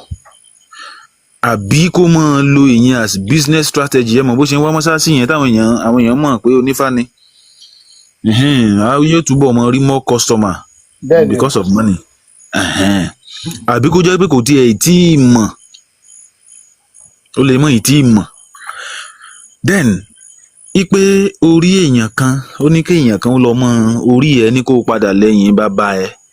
ìrẹ kọ dé ilé àbá rẹ wíkọ yóò àsìn àbá alábá èrí ni sórí àyẹ sórí àyẹ èrí burúkú ni orí tí ò dáa nìyẹn orí tó bá ti ní kó do against your ancestors to please your oppressors irú orí yẹn kì í sórí gidi. Ọlọ́run ní jẹ́ ká rí orí bẹ́ẹ̀ o. àṣẹ o Olódùmarè mọ́jà irú orí burúkú bẹ́ẹ̀ orí kó bá ti kọ́ dèyìn lẹ́yìn àbá rẹ wíkọ́ abọ́ àbá alábá sórí àyẹ̀ o. orí ti ní òun ti padà lẹ́yìn ẹ̀ nìyẹn kọ́ lọ wẹ́ẹ̀lì. orí exactly orí yẹn ti padà lẹ́yìn ẹ̀ orí wa ò ní padà lẹ́yìn wa o. àṣẹ Olódùmarè orí yẹn ò lè dá ọ gbè mọ́ so ó nídìí orí ẹlòmíín láti báàkì ẹ láti máa gbé ọ sórí àyẹ̀ o any head that tells you to do against your ancestors just to please your oppressors, irú head yẹn irú orí yẹn, because head does not mean orí, ká mọ̀ tó lọ bẹ́ẹ̀. Orí ó yàtọ̀ sí head, bóyá kò mọ̀, bóyá rúmọ̀ yẹn ò mọ̀, bóyá head, bóyá wèrè yẹn bóyá ó ṣe àwọn orí burúkú kan sórí àbáwọn ọrùn burúkú kan, àbí máa ń fi orí ẹ̀ kó ìdọ̀tí. Ó lè jẹ́ àwọn tó máa ń fi tó jẹ́ torí ẹ̀ mọ́ sọ̀sọ́kùsọ nù. Orí yẹn ò ṣe orí tó dáa, láì sórí ayẹ ó sì rí lọ́dọ̀ tèmi nù. Orí ènìyàn tó jẹ́ orí gidi kò lè ní kó padà lẹ́yìn bá àwọn bàbá tiẹ̀, àwọn ancestors ẹ̀, kó wá ní kó padà, kó wá ní kó máa ṣe nǹkan tó máa tẹ́ àwọn oppressors ẹ̀ lọ́rùn. Bóyá má nìyẹn, bóyá kò mọ̀ pé àwọn sáwó, àwọn mùsùlùmí àtàwọn kiriyó kò mọ̀ pé oppressor náà jẹ́ fún àwa ọmọ aládé. Bóyá kò tí ì mọ̀, bóyá kò tí ì mọ̀ oppressor náà jẹ́ fún wa. So ẹni tó bá mọ̀, àbí irú orí tó bá jẹ́ orí original, ó dẹ̀ lè jẹ́ pé máa yẹn gan bóyá kò mọ̀ fá, bóyá kò tí ì identify ara ẹ̀ dáadáa. Bó ti rí lọ́dọ̀ tèmi nù. Ẹ̀làbọ̀rú ẹ̀làbọ̀yẹ ẹ̀làbọ̀ ṣiṣẹ́. Ògbó àtọ́ bàbá o. So ẹ ṣe Dr. Fred, that's why I love you. Torí ẹ̀ mo ṣe fẹ́ kọ bàbá sílẹ̀ kí n wá fẹ́ yín.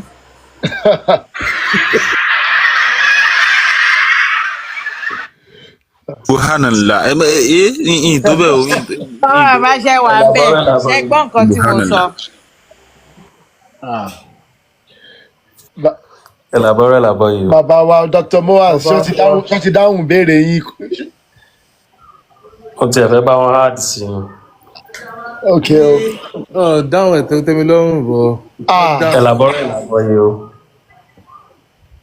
Ògbó àtọ́ ẹ̀tẹ̀síwájú bàbá o. Èmi fi pọ́ tún dáhùn yẹn, ó tún lọ fún àgàn, bẹ̀tẹ̀ bá tún sọ pé ṣì kù ń bẹ̀. Okay. Ṣé mo sọ bẹ́ẹ̀? Máa yẹn ṣàlàyé fún mi wípé ẹ mọ̀ nǹkan, ẹ má ti jà kú ní méjì. tó bá ń bọ orí wípé tó bá sì jẹ́ ṣe pé Ifá ò care whether you're a Muslim or a Christian, ṣé òótọ́ ni àbẹ̀rẹ̀? Àní pa mi, ẹ bá ti jẹ́ kó rọ̀ṣì wá sẹ́ ẹ jẹ́ kí n dá wọn lóhùn. Okay, Dr. Moaz, hold on, ẹ jẹ́ kí bàbá wa dá wa. Àbọ̀rọ̀ àbọ̀yè bàbá. Mua, ó wà tó máa bẹ̀rẹ̀ question lẹ́yìn. Àwọn bí tí mo ti lè bẹ̀rẹ̀ náà lélẹ́yìn náà, àwọn tó ń dé òye. Ọ̀nà ọ̀gbọ́n ṣàwọn alábí ẹ̀wẹ̀ náà sọ ìwọ tó choose mọ́lá sí èèyàn. I'm here to learn now. Tó lọ yàn náà. Ngọ̀ngọ̀ tó rí yẹ pé tó lọ fẹ́ yàwó Sókótó, òṣèlú ọ̀bẹ òṣèlú ọ̀bẹ Sókótó, àbí kò lọ́wọ́ àwọn tó bí tójú wá. Ní wọ́n tún wọ́lá sí èèyàn.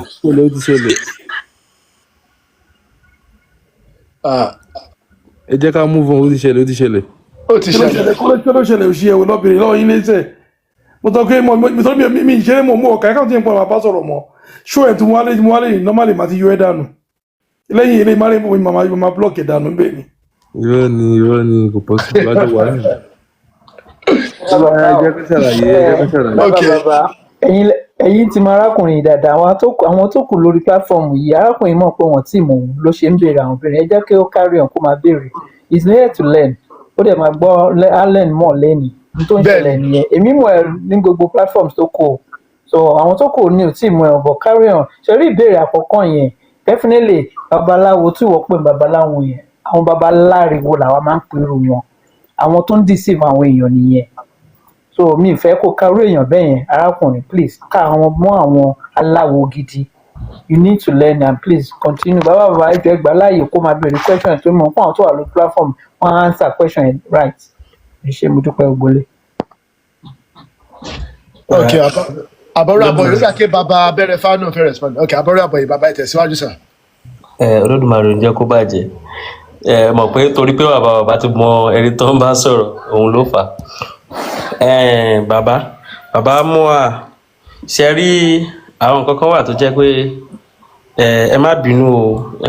pé ó fẹ́ jẹ́ bí abusive language or something like that o. Àwọn nǹkan kan wà tó jẹ́ pé kò mú ọpọlọ dání tó. Ohun tó jẹ́ kí n sọ bẹ́ẹ̀ ni pé báwo ni a sì sọ pé ẹni tó jẹ́ babaláwo ó ní orí òun ó sọ fóun pé kóun máa lọ kírun kò kọ́kọ́ possible torí nǹkan tẹ́ ń sọ yìí ṣẹlá àwọn kankan wà tó jẹ́ pé once you can provide the evidence mi kí n fẹ́ láì kéèyàn sọ irú ohun tẹ́ sọ yìí nsìn tẹ́ bá lè provide the evidence tó bá yẹ pé nìyẹn bóyá ó ní handle kan or something like that. ẹ mọ̀ nǹkan tó máa ṣe ẹ jẹ́ ká wá ẹni tó bá ń báyàn bọ rí ká wá béèrè lọ́wọ́ ẹ̀. kí lẹ sọ. ẹ ti bọ ifá ẹ ti báyàn ṣe ifá rí ẹ ti bọ ifá fún ẹ ti báyàn ṣe ifá. rọrọ ò lẹ ń sọ yìí ṣé ẹmẹntẹ ń bá sọ̀rọ̀ sá. babaláwo lẹ ń bá sọ̀rọ̀ bàbá. ẹmẹntẹ ń bá sọ̀rọ̀ sá. babaláwo ọ̀rọ̀ bàbá ṣe mọ́ ìlara tó dá wa lóhùn ni. gbogbo iléeṣẹ́ ti rídìí tí mo ṣe ń sọ ń sìn pé arákùnrin yóò mọ àwọn tóun wá bá lórí platform yìí sìn ṣọ́rọ̀ mi ti yé yín sìn olúwo gidi aláwo gidi lẹ́ni bàbá abẹ́rẹ́ fa bẹ́ẹ̀ ni sọ ẹ jẹ́ kó bá arákùnrin máa béèrè ìbéèrè bàbá mi ẹ jọ̀ọ́ ẹ má bínú. olúwo wa lẹ ń bá sọ̀rọ̀ yẹn ẹ kàn ń gbóhùn tèmi ẹ ti mọ̀ ká ọgbẹ̀rì lèmi ẹ ti ń gbóhùn tèmi ẹ wá fi kébi gbogbo wa ṣe rí mi báyìí kò rí bẹ́ẹ̀ o àwọn baba ńlá o àwọn baba ńlá baba wa àwọn baba aláwo gangan lọ ẹ ń bá sọ̀rọ̀ yẹn o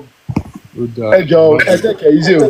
ẹ jẹ́ àgbọ tẹfẹ yín lẹ mú béèrè wá ẹ jọ̀ọ́ ní sùúrù ẹ jẹ́ kí àwọn bàbá bá yín náà yànnà náà so that next time ẹ̀yin gan á ti yé yín ẹ jọ̀ọ́ ẹ ṣe. so tó bá if you are the one tó jẹ́ pé ẹ wá ibi láti wá learn irú nǹkan tá à ń sọ lọ́wọ́ yìí ẹ lẹ́tọ̀ọ́ láti máa sọ pé ká máa wá ẹni tí ó máa ń bá yẹn bọrí wá ẹ mọ iye ẹni tí mo ti bá bọrí lè níṣá ẹ mọ iye tá a ti dá bá fún lè níṣá so kẹ tó máa sọ nǹkan tẹ́ ń sọ. òun ti àwọn tó ti lé torí wọ́n kọ́. àkọ́kọ́ ni pé babaláwo tó bá pẹ̀rẹ̀ ń babaláwo kò tíì sí babaláwo ọ̀hún èmi yìí ń sọ bonafide tẹ bá lẹ́nìyẹn tó bá yẹ kó ní àndó àbóṣe kinní kan tá a lè get in touch pẹ̀lú ẹ̀ ẹ jẹ́ ká wà yìí mọ̀ tírú ẹ̀ bá jáde a máa zoo rẹ̀ ká máa gbé pé dájúdájú ó ń gbà yẹn ni gbájú ẹ̀ ni kò yé ṣe babaláwo torí kò sí babaláwo tí ó pẹ̀rẹ̀ ń babaláwo tí ó wàá sọ pé òun bọrí fún yẹn o orí ẹnìyẹn sọ pé kí ni o kẹ́nìyàn máa lọ kírun kò possible rárá ìyẹn kọ́kọ́ possible kò sí ohun tí ń jẹ́ bẹ́ẹ̀ and then orí bíbọ fún yàn ó ṣe pàtẹ́ mọ́ wípé ẹ̀sìn kan ní kọ́ máa lọ sí so àwọn kankan wà tó jẹ́ ẹ̀rí pé mo sọ lẹ́ẹ̀kan pé like ó ta kò làákàyè kéèyàn ó bọrí fún yàn kò sọ wípé kí ni kórí ó wá sọ fún yàn kẹ́yìn kọ́ máa lọ sí ẹ̀sìn kan kò possible rárá tí wọ́n bá bọrí fún yàn wọ́n á béèrè pé ìjórí ẹni ìṣẹ́lẹ̀dá rẹ̀ gba ìbọ ni ń pé ṣé ẹlẹ́dàá rẹ̀ só gba ìbọ ṣẹlẹ́dàá rẹ̀ ti gbé ṣẹlẹ́dàá rẹ̀ ti rọ̀dé òun ni wọ́n á béèrè kò sí ohun tó kan ẹnì pé a lọ sẹ̀sìn kan àbí ẹ̀yìn lọ sí kinní kan torí bá tún fẹ́ lóun ní àkíyèsí torí bá tún fẹ́ sọ̀rọ̀ orí àyà tún sọ̀rọ̀ pàtẹ́nì nǹkan tẹ́nìyẹn ń ṣe ni bóyá àkíyèsí pé bóyá ẹnìyẹn ò bóyá fẹ́ ṣe nǹkan kan bóyá kẹ́nìyàn ó má ti dáwọ́lé bóyá nǹkan kan àwọn nǹkan tó rí máa sọ̀rọ̀ ń pa ẹnìyẹn kì í ṣe pé orí wa máa sọ̀rọ̀ pé ẹni tó bọrí yìí o kó máa lọ kírun o kó máa lọ ṣe kinní kò kọ́kọ́ possible rárá at all kò possible rárá so àwọn ẹ̀rí pé mo sọ lẹ́ẹ̀kan pé nǹkan tí a bá ti ní evidence fún ẹ má jẹ́ ká máa sọ irú ohun tẹ́ ń sọ yìí ń sìn tá a bá ní kẹ́ provide evidence ẹ lè má lè provide tá a bá ní kẹ́ mú wa débi tẹ́ ń sọ yìí nísìn ẹ lè má lè mú wa débẹ̀ so babaláwo ó sì sọ pé orí òun sọ pé kó wọn máa lọ ṣe kinní dájúdájú ẹ gbájú ẹ lẹ́ni yẹn so ó ń gbá yẹn lójú yóò gbá wọn létí tán yóò tún wá ṣe kinní yóò wá tún fi ọ̀dà yóò bá wọn fi kàn so kò kí ń ṣe babaláwo babaláriwo ni gẹ́gẹ́ bí àmì ṣe sọ lẹ́ẹ̀kan babaláwo kí o lè sọ pé òun bọrí fún yàn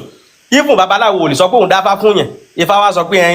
kó fi àwọn baba rẹ̀ lẹ̀ o kó máa lọ kí baba oníbaba o kò possible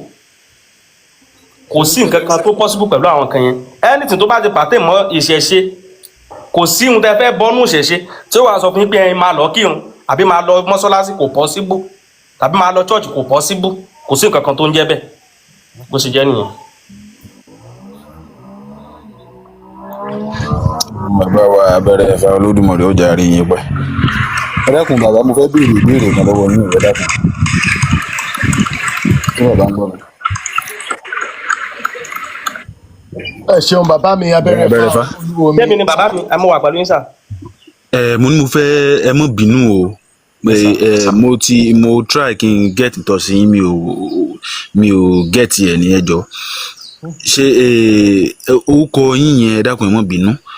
orúkọ yẹn ó ní bàbá kan bẹ́ẹ̀ tí ó jẹ́ bàbá wa kan báwọn ní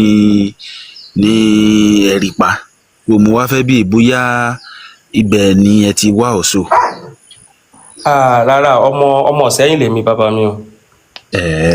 tọ́ Olódùmarè ó jà pẹ́. àwọn tó jábẹ́rẹ́ fá máa pọ̀ nílùú jìlú díẹ̀.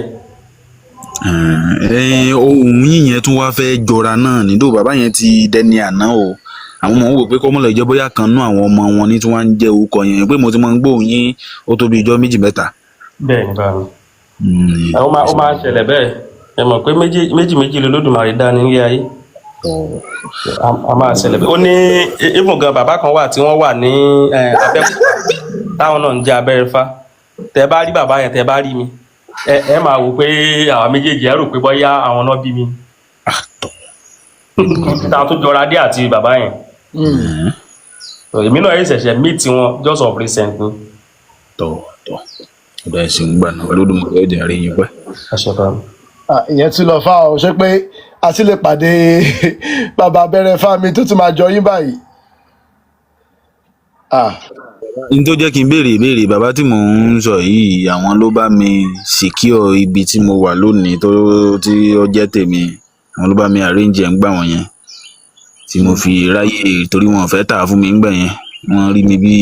èèyàn burúkú ọmọ èṣù wọn fẹ́ talẹ̀ fọ́mọ èṣù níyì wọ́n nílẹ̀ Jésù Kristi ni nígbà tán sì talẹ̀ fún mi tá a wo orí àwọn tó sì wé ilẹ̀ kò sórúkọ Jésù Kristi ń bẹ àwọn wèrè. mo ní orúkọ mo ti fẹ́ béèrè ìbéèrè yẹn lọ́jọ́ kan báyìí ìyẹn wàá mọ bó ti bàbá ò gbọ́ mi lọ́jọ́ náà lọ́hùn torí wọ́n jọ ohun yẹn jọ ohun wọn gidi. Ọlọ́run dá rí wọn pẹ́. bàbá wa Muhazi tí wọ́n ń sọ̀rọ̀ kìíní tẹ́ bá lè provide evidence yẹn it would have been better. bóyá tá a bá lè rí ẹni yẹn ó lè jẹ́ pé bóyá ó ń jìbìtì bí a ṣe sọ lẹ́ẹ̀kan bí a bí business strategy ni àbí kó jẹ́ pé kò tiẹ̀ tí mọ tí ń jẹ́ babaláwo gan tó sà ń so oògùn tí bóyá tí ń so oògùn tí ti ń jẹ́ ó ti rò pé òun náà ti di babaláwo nu torí tó ṣẹlẹ̀ sí mi fúnra mi rí ni àti kékeré lára náà ti fojú wa mọ ewé Akíntọ́lá àti ewé Ẹ̀gẹ́ tá a sì ti máa ń ṣe tọ́lọ́n sì máa ń jó rí bẹ́ẹ̀ àwọn gbàdá bẹ̀rẹ̀ sí ní yọjú ràn kiri àwọn náà lọ sún mọ́ṣáláṣí rí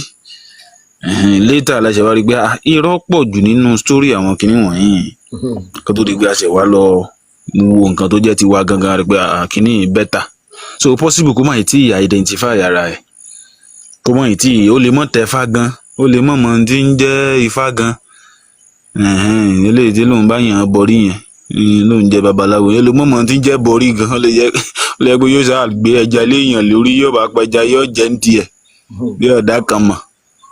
lórí béèyàn kan bá dá kan mọ̀ kò ní sọ pé ifá kan sọ pé kóun lọ mọ kírun àbí ifá kan ní kóun lọ mọ lọ ṣọ́ọ̀ṣì àbí lísíùn ní lọ́dọ̀ tèmi o lísíùn. Okay o bàbá wa mo pe nǹkan tẹ́ àwọn bàbá wa sọ ṣó ti wà sufficient báyìí ṣó ti everything ti clear ẹ má bínú tó bá yẹ pé ìbéèrè yín ó rí bákan it was a bit controversial mo ṣọ́pọ̀ yín gan àìtí fúnra sí pé ó likely kó wà controversial there especially tẹ́ bá wà láàárín àwọn àwo but èmi bí lè káwọn bàbá wa ti bá yín yànnà náà ẹ̀ ṣé everything ti clear ṣá lè move síwájú nsìn. Yes. Okay o a lè dúpẹ́ lọ́wọ́ yín bàbá wa tẹ́ bá wa yànnà náà fún bàbá Mohazo bàbá mi abẹ́rẹ́ fá olúwo mi ẹ ṣeun bàbá. Baba Dr. Fred, thank you for your responses as well. I'm all lóore. Tó bá dẹ̀ jẹ́ lómi wà lórí ilẹ̀ ni lórí comment section tí question tí Baba Mohazo á béèrè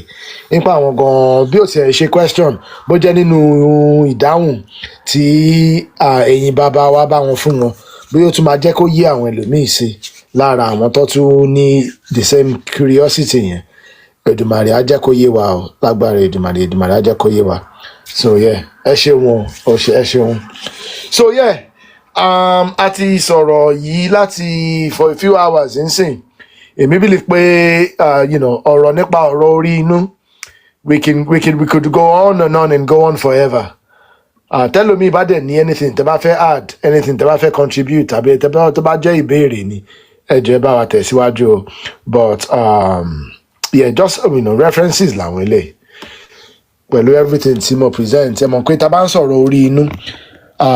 tá bá dẹ̀ ń sọ̀rọ̀ okay where is it secreted níbo ló wà nínú orí wa gan báwo ló ṣe jẹ́ o báwo ló dẹ̀ ṣe ń ṣiṣẹ́ ẹ mọ̀ pé ó di dandan ká gbé lọ inú neuroscience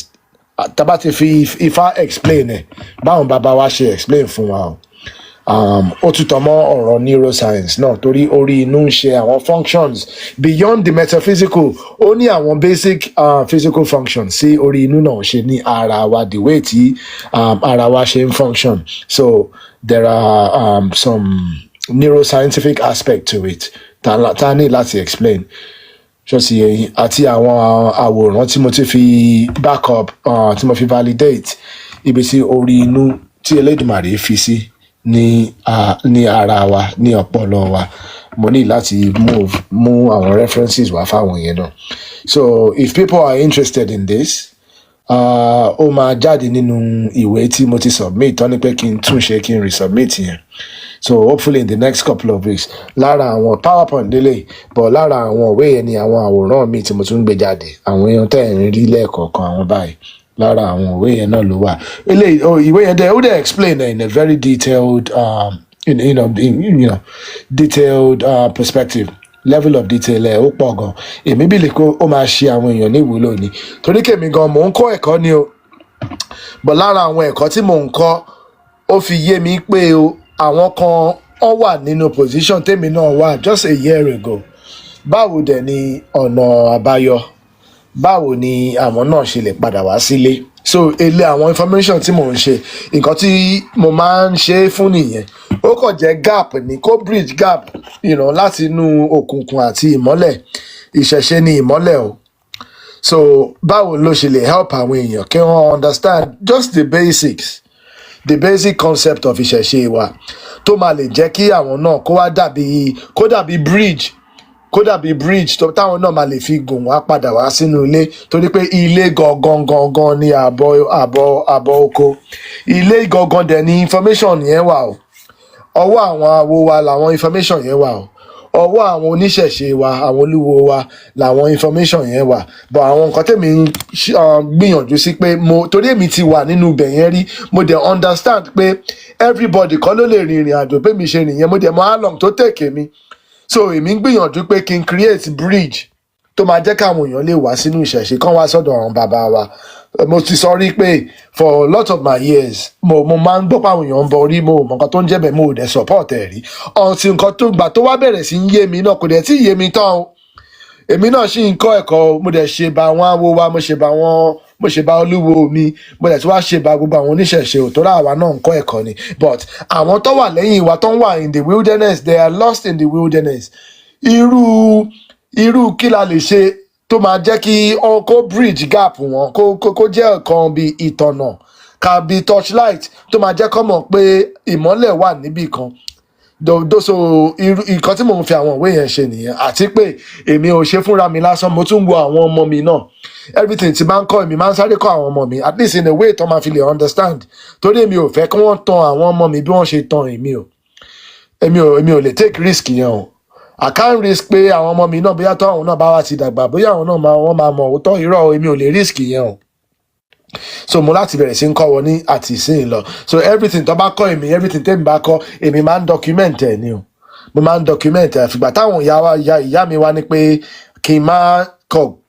fi sí ilé lásán nígbà ká wá bá ṣe máa publish ẹ̀ torí kíní ìmáa ṣàwọn èèyàn ní ìwúlò ló wá jẹ́ kémi náà dedicate time sí pé ká wá ṣe in a way tó jẹ́ pé ó máa wà distributable ó máa wà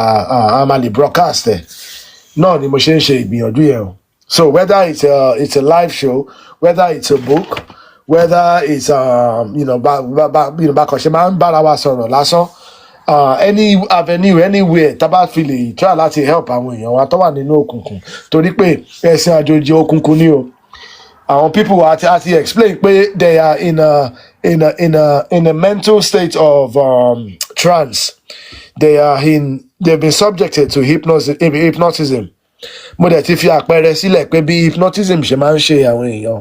ọ máa fi pé àwọn tají ni àfi ọjọ́ tó bá jí pátápátá lọ́sẹ̀ máa mọ̀ pé àṣọrun làwọn ń sùn látijọ́ ẹ̀ torí pé bí hypnotism yẹn ó lágbára gan and those religion systems they are systems of hypnotism they are even advanced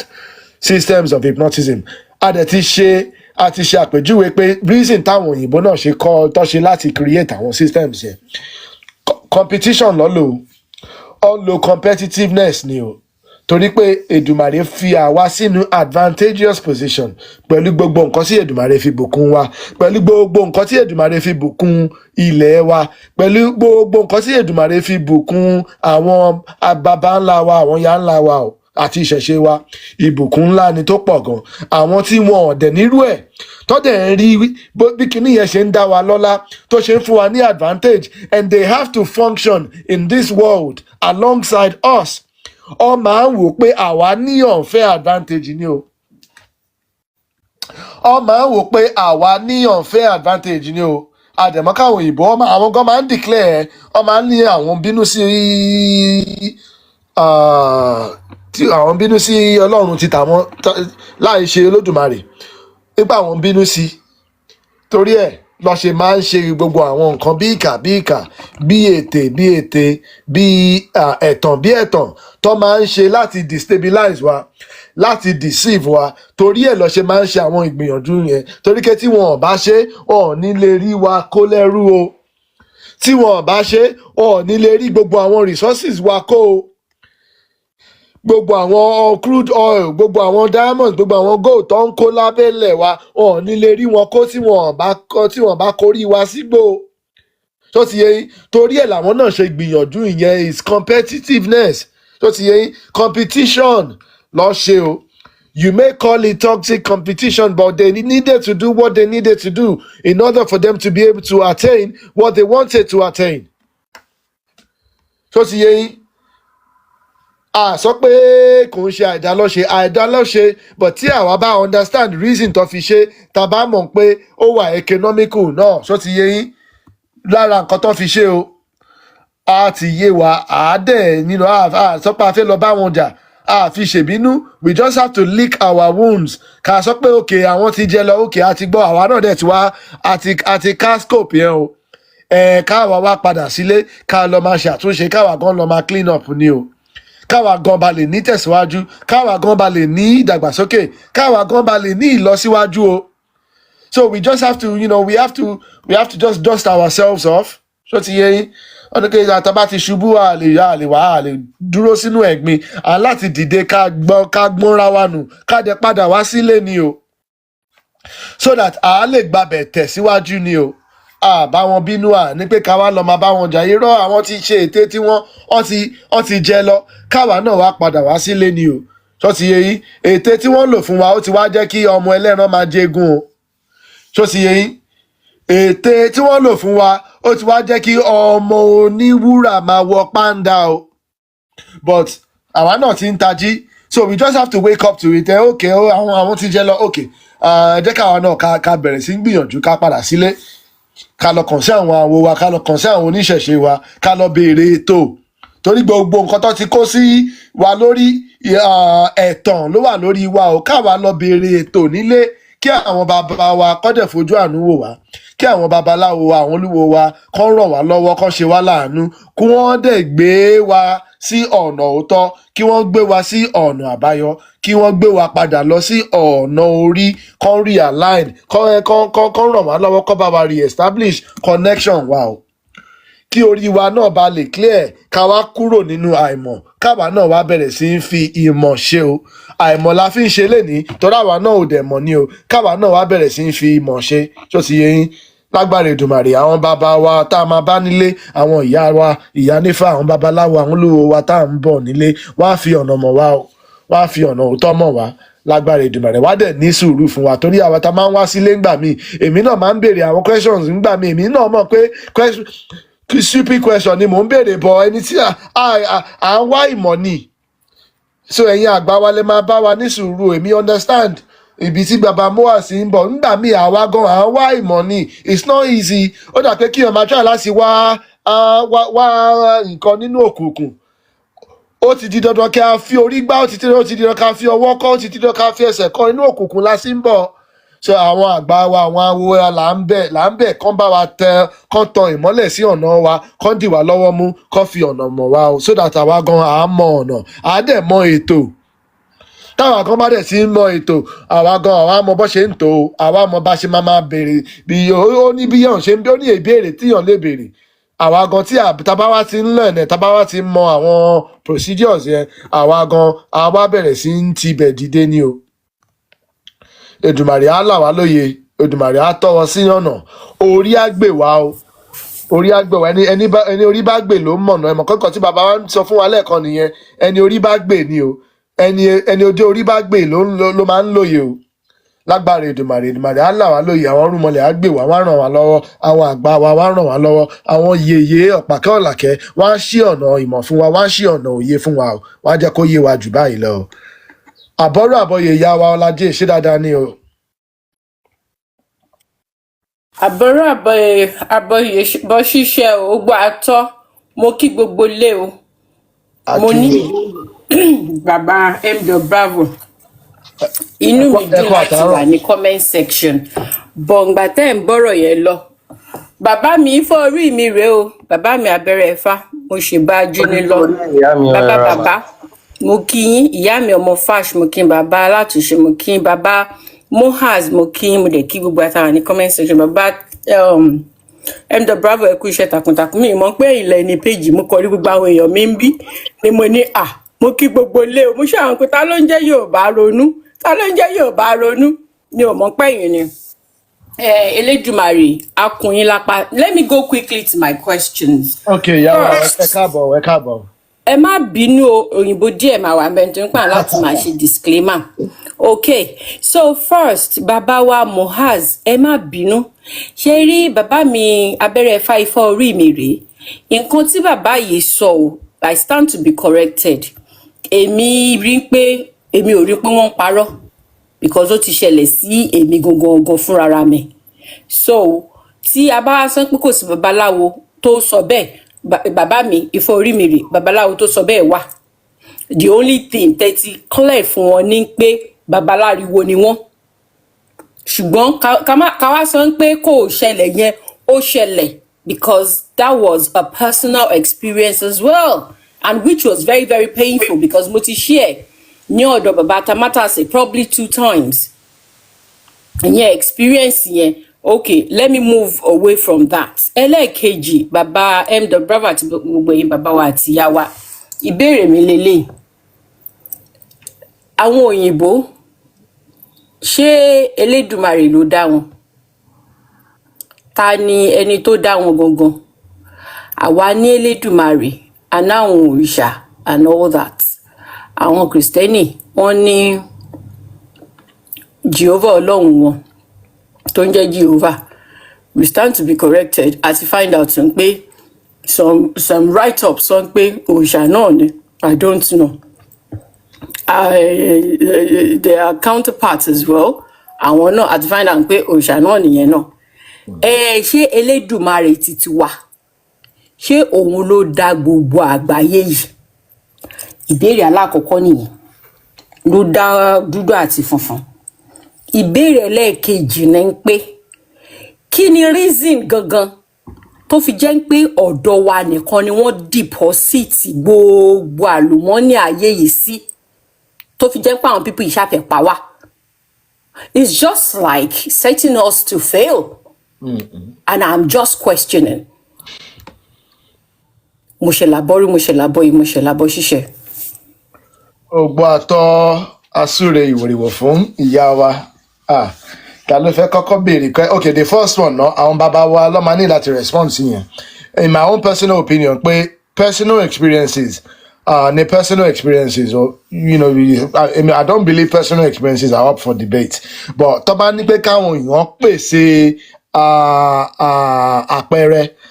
èmi bìlí pé ó yẹ ká lè pèsè ẹ̀ ṣó ti yé yín torí pé àwọn nǹkan kan wà tó máa ń wà controversial tàbá wá sọ pé ó ṣẹlẹ̀ sí wa rí táwọn bàbá wa bá wá ní pé níbo ló ti ṣẹlẹ̀ ta ló ṣe káwa gan ká sì wà ready láti present evidence ni o ṣó ti yé yín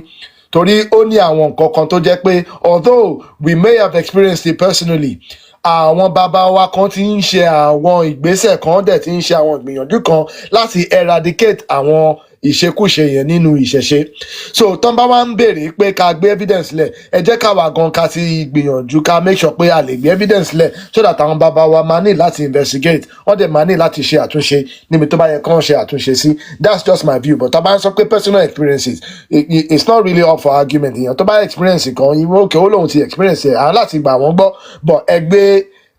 tẹ bá wá sọ lórí àwọn ìkànnì báyìí, ẹgbẹ́ evidence sílẹ̀, ẹgbẹ́ references sílẹ̀ so that àwọn bàbá wa tó ń ṣe àwọn iṣẹ́ yẹn wọ́n máa lè follow up. Nǹkan tèmi kàn máa add sí yẹn nìyẹn. Second question pé bóyá Olódùmarè ló dá gbogbo wa. Èmi believe pé gbogbo nǹkan tó wà lórí ilẹ̀ ayé yìí Olódùmarè ló dá, but we are a creative creation as humans. We are a creative creation o. Bólódùmarè ṣe dá wa, ó tún wá pèsè agbára pé káwa náà lè create àwọn nǹkan kan. Torí ẹ̀ la ṣe ní mọ́tò lénìí, la ṣe ní aeroplane lénìí, la ṣe ní àwọn ship, la dẹ̀ ṣe ní àwọn nǹkan kan bẹ́ẹ̀ lọ. So ti yé yín. Through study ti tèmi o, mo wá rí pé àwọn kan ti create nǹkan tó ń pè ní egregore. Àwọn kan ti create nǹkan tó ń pè ní egregore. Tẹ́ bá dẹ̀ lọ wò ó, tẹ́ bá lọ ka ìwé àwọn Israeli yẹn, àwọn ni wọ́n create ubalo. Ó dẹ̀ sọ bó ṣe create ẹ̀. So ti yé yín. Tẹ́ bá dẹ̀ lọ wo gbogbo àwọn other deities tó ti create. Egregores are like man-made energy forms of energy. So ti yé yín. Bẹ́ẹ̀ ni pé kí àwọn èèyàn fẹ́ ṣe nǹkan kọ́ máa sọ pé ibẹ̀ yẹn làwọn fẹ́ channel energy sí so that àwọn máa lè harvest energy yẹn in order to do certain things. Nǹkan tó ń pè ní egregore nìyẹn. So lára ìwádìí tèmi lèmi ti rí yẹn o, pé àwọn tó wá láti àwọn Israeli àtàwọn tó wá láti ilẹ̀ àwọn Saudi yẹn, àwọn wọ́n fi òkúta, wọ́n dẹ̀ fi nǹkan bí òkúta bí wood àti irin, wọ́n fi create àwọn egregores kan, àwọn ṣìgìdì kan. So ti yé yín. Ọmọ wa ń channel energy síbẹ̀ yẹn. Energy can always be created. Not created. Energy can be manipulated. Energy can be harvested. Tó bá ti manipulated. Energy can be manipulated. Energy can be deposited. And energy can be harvested. So ti yé yín. So wọ́n fi àwọn ṣìgìdì yẹn, àwọn egregore yẹn tó create yẹn, wọ́n fi deposit energy ni. Wọ́n dẹ̀ máa harvest àwọn energy yẹn tó bá ti deposit ẹ̀ tán láti ṣe nǹkan báyìí, láti ṣe nǹkan báyìí. And energy can be converted. Ẹ ṣeun bàbá mi Dr. Fred. So yeah, that's just my own belief ni o. So ṣé Olódùmarè ló dá gbogbo nǹkan? Bẹ́ẹ̀ ni, torí Elédùmarè ni source all forms of energy on the planet. Torí pé àwa náà jẹ́ creative creation, àwọn kan ti gbìyànjú bọ́n ṣe mọ́tò náà lọ ṣe àwọn ṣìgìdì tó ń lo àwọn energy tẹ́lẹ̀dùmarè ti pèsè sílẹ̀ yẹn tó náà lọ fi lọ create àwọn ṣìgìdì kan. So ti yé yín. Tabadẹ̀ ti mọ bí àwọn ṣìgìdì yẹn ṣe máa ń ṣiṣẹ́, wọ́n máa ń need energy, wọ́n máa ń need láti feed energy wọn, so that once you feed energy to it, then you can harvest it. It's like mobile phone yìí náà ni. Mobile phone yìí tí bá plug ẹ̀ sára ògiri, tí bá fi charger sí, mò ń feed energy sí nìyẹn. Tó bá rẹ̀ ti charge débì kan, mo sì lè ní àwọn nǹkan kan tí mo lè fi energy yẹn ṣe. Ṣẹ́rí, ẹni kí mo deposit energy sára phone yẹn nìyẹn. Ká ní pé ṣìgìdì mi lélẹ̀, mo deposit energy sí, mo máa ń charge ẹ̀, mo máa ń feed ẹ̀ ní energy. Energy yẹn bá ti wà lára ẹ̀ tán, mo dẹ̀ ní àwọn functions kan tí mo lè fi energy yẹn ṣe. Bí nǹkan tí àwọn people yẹn bá ṣe create àwọn ṣìgìdì yẹn nìyẹn. Torí ẹ̀ ni wọ́n ṣe máa ń bọ wọ́n, ni wọ́n ṣe máa ń kọrí sí Kaaba 5 times a day. Torí ẹ̀ ni wọ́n ṣe máa ń lọ ṣe tawaf. Tó máa lọ feed more energy. Ẹ̀rí kí tó bá ti ń lọ ṣe tawaf, ẹ̀rí pé aṣọ funfun ni gbogbo wọn máa ń wọ̀. Kaaba dẹ̀ jẹ́ dúdú. Gbogbo àwọn tá ti ṣe science black box testing rí láti mọ̀ pé black yẹn ó máa fi ń absorb energy, ó máa fi ń harvest energy ni. Ó dẹ̀ máa fi ń store energy ni. So gbogbo yẹn ló ní correlation. Bẹ́ẹ̀mi kàn ṣe mọ̀ yé nìyẹn o, ẹ má bínú o. Àwọn àgbà wa máa invite káwọn bàbá mi kí wọ́n tún bá wa yọ̀nà ẹ̀. Olúwo wa wà lórí ìkànnì, àwọn ọ̀jọ̀gbọ́n àwọn bàbá ńlá wa náà dẹ̀ wà lórí ìkànnì. Àwọn náà tún lè yọ̀nà ẹ̀ bó ṣe yá wọn sí ni o. Mo ṣe ẹ̀ lábọ́rú, mo ṣe ẹ̀ lábọ́yè bọ́ ṣiṣẹ́ o.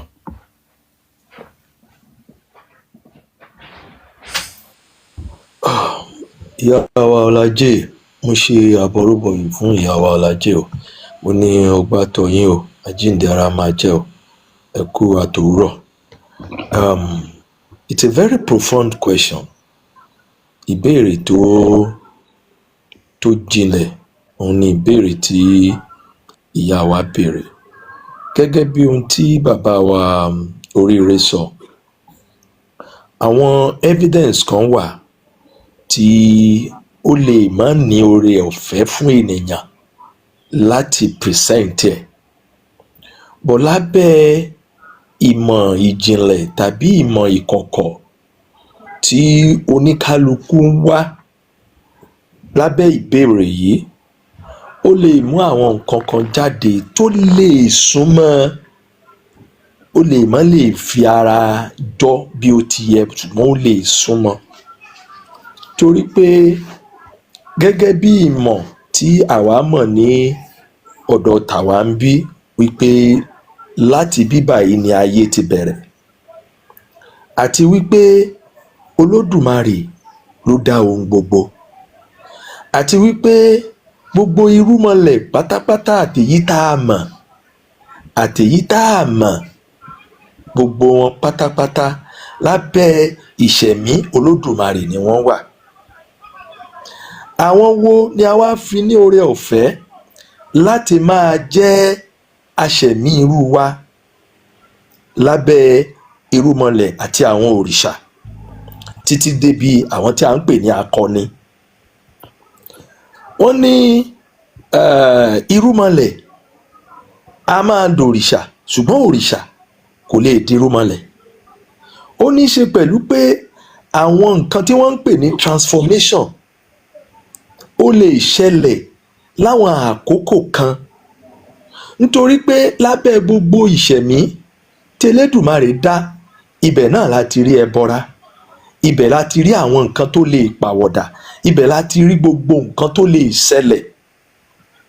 Tá a bá wá fi ojú wípé transformation lè ṣẹlẹ̀ tàbí crossbreed lè ṣẹlẹ̀ tàbí àwọn ìrìn àjò ẹbọra àbí nǹkan kan lè ṣẹlẹ̀ lágbede méjì láwọn àkókò kan, tó lè wá di wípé àwọn èso kan tún lè tibẹ̀ jáde tó lè má fi ara gbá bí àwọ̀ tàbí ìṣe tàbí agbègbè. Lábẹ́ ìyẹn gẹ́gẹ́ bí ẹ̀kọ́ ó lè ṣẹlẹ̀. Nípa àwọ̀ àti ìmọ̀ a lè mú àwọn kan jáde níbẹ̀, ṣùgbọ́n ká má ní èyí tí a ń pè ní culture bíi titi wa, ká má lè mú jáde lọ́dọ̀ wọn. Ṣùgbọ́n ó ṣeé ṣe kí àwọn nǹkan tí wọ́n ń pè ní ìrìn àjò crossbreed kó ṣẹlẹ̀ láwọn àgbègbè láwọn àkókò kan nínú ayé, kó tó di pé ó dórí tàwa yìí, tí agbègbè ibi tí wọ́n sì wà ó jìnnà púpọ̀ sí agbègbè ibi tí àwa wà yìí lábẹ́ ìrìn àjò. Torí pé gbogbo wa la mọ̀ wípé Ifá fìdí rẹ̀ múlẹ̀ pé gbogbo àwọn agbègbè kan àti ìlú kan àti orílẹ̀-èdè kan ní Ọ̀rúnmìlà ló ṣàwòdé. Ní abẹ́ ohun tí a ń pè ní irúmọlẹ̀ àti ní abẹ́ ohun tí a ń pè ní òrìṣà, ìyẹn wá jẹ́ ká rí wípé ènìyàn funfun tàbí èdè ó lè ti àwọn ibìkan jáde, tàbí ènìyàn tí àwọ̀ wọn ò dàbí titi wa, tàbí àwọn ènìyàn kan tí orísun wọn tí wọ́n ń pè ní DNA tó ti ní èyí tí a ń pè ní kúrukùru tí ò clear lábẹ́ wípé à ń ṣe ìwádìí,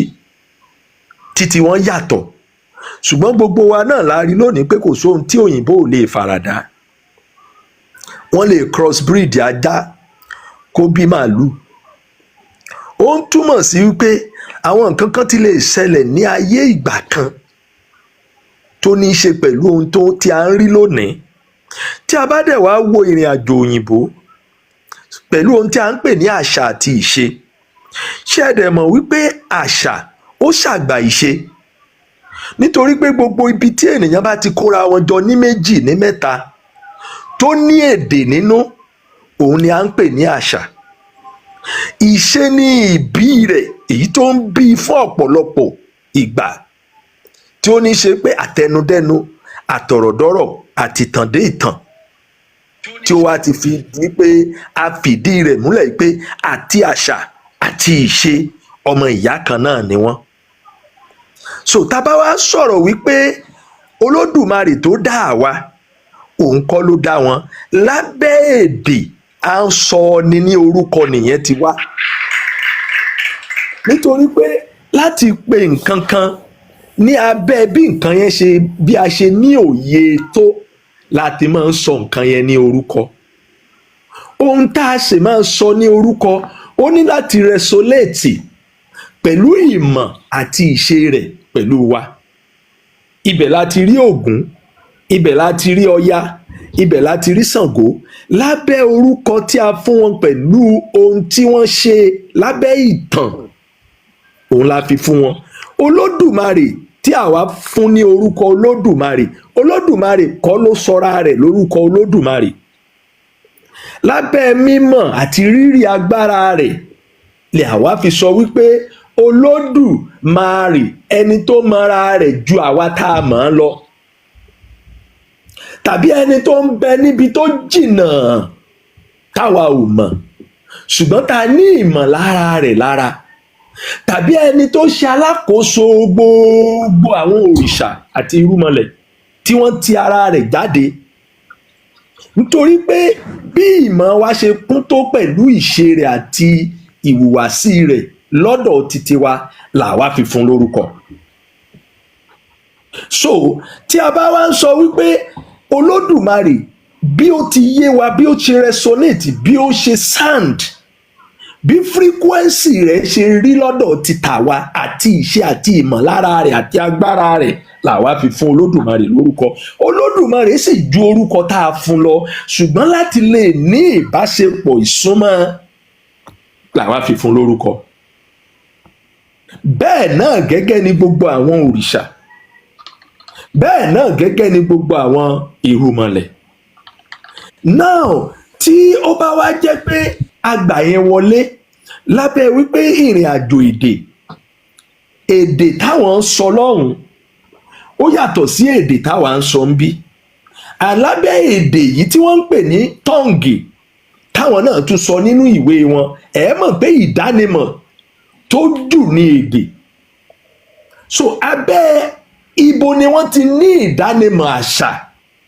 òun ló máa bí èdè tí wọ́n ń sọ. So abẹ́ ibo tí wọ́n ti ní ìdánimọ̀ àṣà títa wa, òun ló bí èdè tí àwa ń sọ. Now káwá jókòó kalẹ̀ káwá sọ wípé Olódùmarè o òun ló dá gbogbo ayé, bí a ti ní ìmọ̀ agbára rẹ̀ tó la fi sọ wípé òun ló dá funfun, òun ló dá dúdú.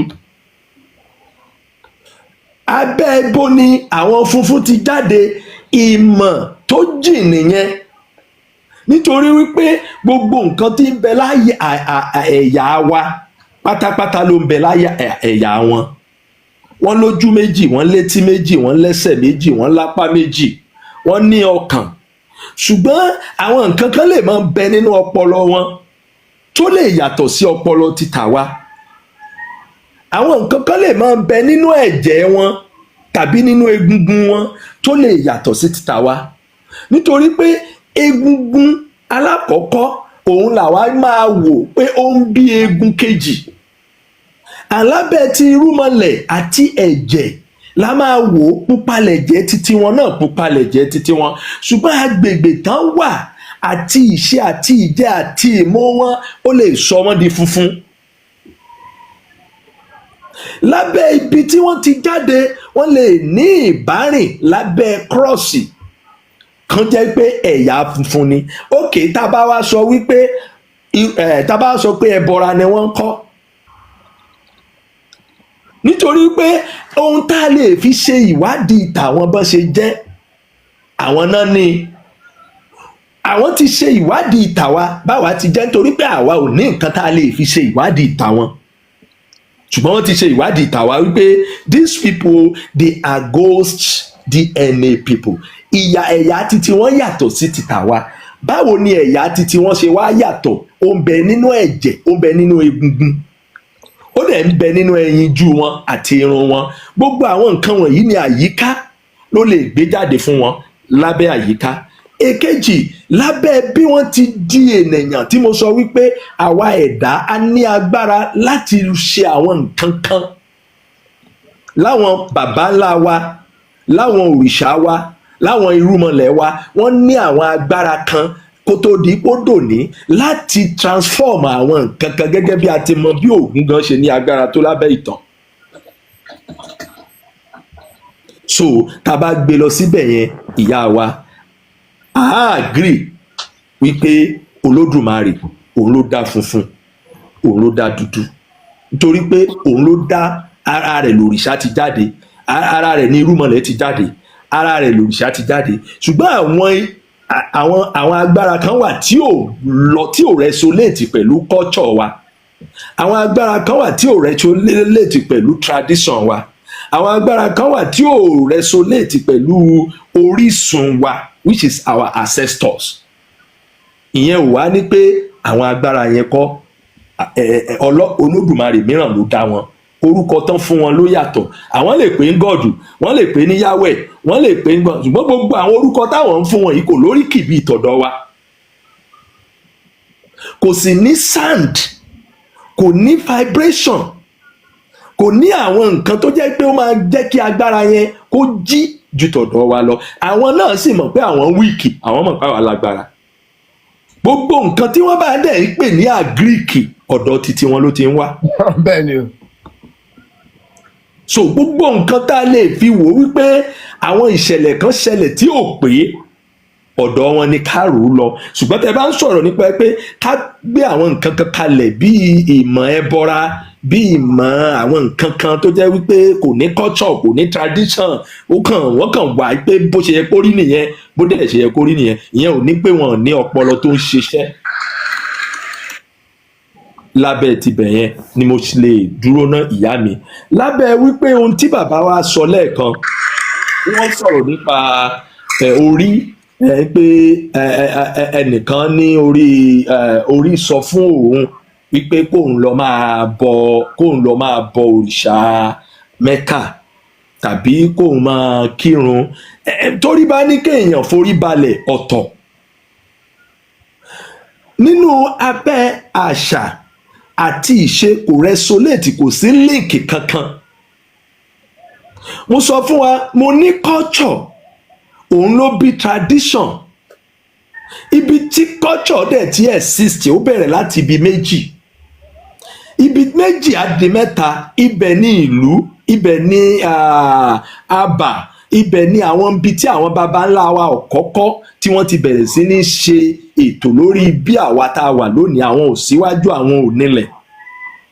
ibẹ̀ ni wọ́n ti bí culture àwọn náà bí culture tí culture transform to tradition tó fi di wípé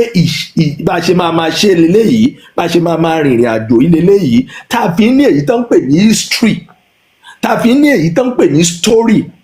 tá a fi ní èyí tá a ń pè ní ọ̀rọ̀ àtẹnudẹ́nu now tá a bá wá wo orísun àwọn bàbá wa pẹ̀lú bí wọ́n ṣe ń ṣe culture àti tradition wọn ẹ rí i pé kò resonate pẹ̀lú culture àwọn lárúbáwá. àṣà wa kọ́ o. bàbá mi. mo ní àṣà wa kọ́ o. àṣà wa kọ́ ìṣe wa kọ́. bẹ́ẹ̀ ni o. ìrìn àjò wa kọ́ ìrìn àjò baba ńlá wa kọ́ it's not in our ancestral lineage. bẹ́ẹ̀ ni o. so kí ẹnìkan wá sọ wípé orí tó jẹ́ pé ó ní ìtumọ̀ lọ́dọ̀ ti tàwa ju ti haúsá lọ tàbí ti àwọn lárúbáwá lọ táwa mọ ìdí tó ní vibration tó ní meaning tó ní understanding tó ní access tó dẹ̀ ní òyí tí a ń pè ní harmony realignment gbogbo nǹkan tá a lè sọ wípé ó ń jẹ́ kí ìrìn àjò ènìyàn pé ọ̀dọ̀ titi wa ni a ti ní understanding yẹn kì í ṣe nípa dua kì í ṣe nípa ká máa gbàdúrà lẹ́ẹ̀márùn-ún èdè ibẹ̀ kan náà ti gbé jáde kó tó di wípé ẹ̀sìn dé tí wọ́n ń pè ní religion ní culture ti exist and this culture gave back to Ìbọ̀rí, and Ìbọ̀rí yìí ó ní orúkọ tó wà, so which language ni wọ́n fi ń bá sọ̀rọ̀ is a question. Ṣé Lárúbáwá language ni àbí Yorùbá language? Or àwọn language bàbá wa, because he has to come through a sound, he has to come through vibrations, he has to come through language, mother tongue. So tó bá wá jẹ́ bẹ́ẹ̀, definitely ṣé culture yẹn wà nínú ti àwọn Lárúbáwá tàbí Arabic tàbí ti Saudi wípé kàn máa fi ẹja bọ orí? So if they cannot find it in their history and might, definitely he has no identity in the universe. So tó bá lè rí ní abẹ́ ibẹ̀ yẹn, a lè agree pẹ̀lú wọn ìyá wa wípé okay, àwọn Lárúbáwá náà in their mythology, in their understanding, wọ́n borí, wọ́n máa ń fi ẹja bọ orí. That will go back to the tradition and cultural system ti Lárúbáwá tí wọ́n sì ní. Wọ́n ní àwọn Jews nìkan ló máa ń fi adìyẹ bọ orí. And even in the area of Jews tí wọ́n ń fi adìyẹ bọ orí náà, ẹ tún rí i pé lọ́dọ̀ ti tàwa ń bì yìí, àá tún wò ó, how does it resonate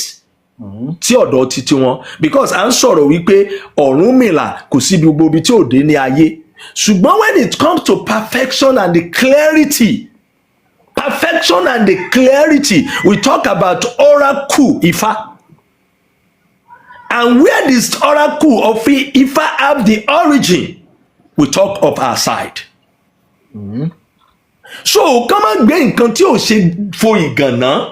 kàn dẹ̀ má máa crossbreed ohun tí ò yẹ kàn crossbreed mọ́. Àṣà wa ni Ìbọ̀rí, kì í ṣe àṣà Lárúbáwá.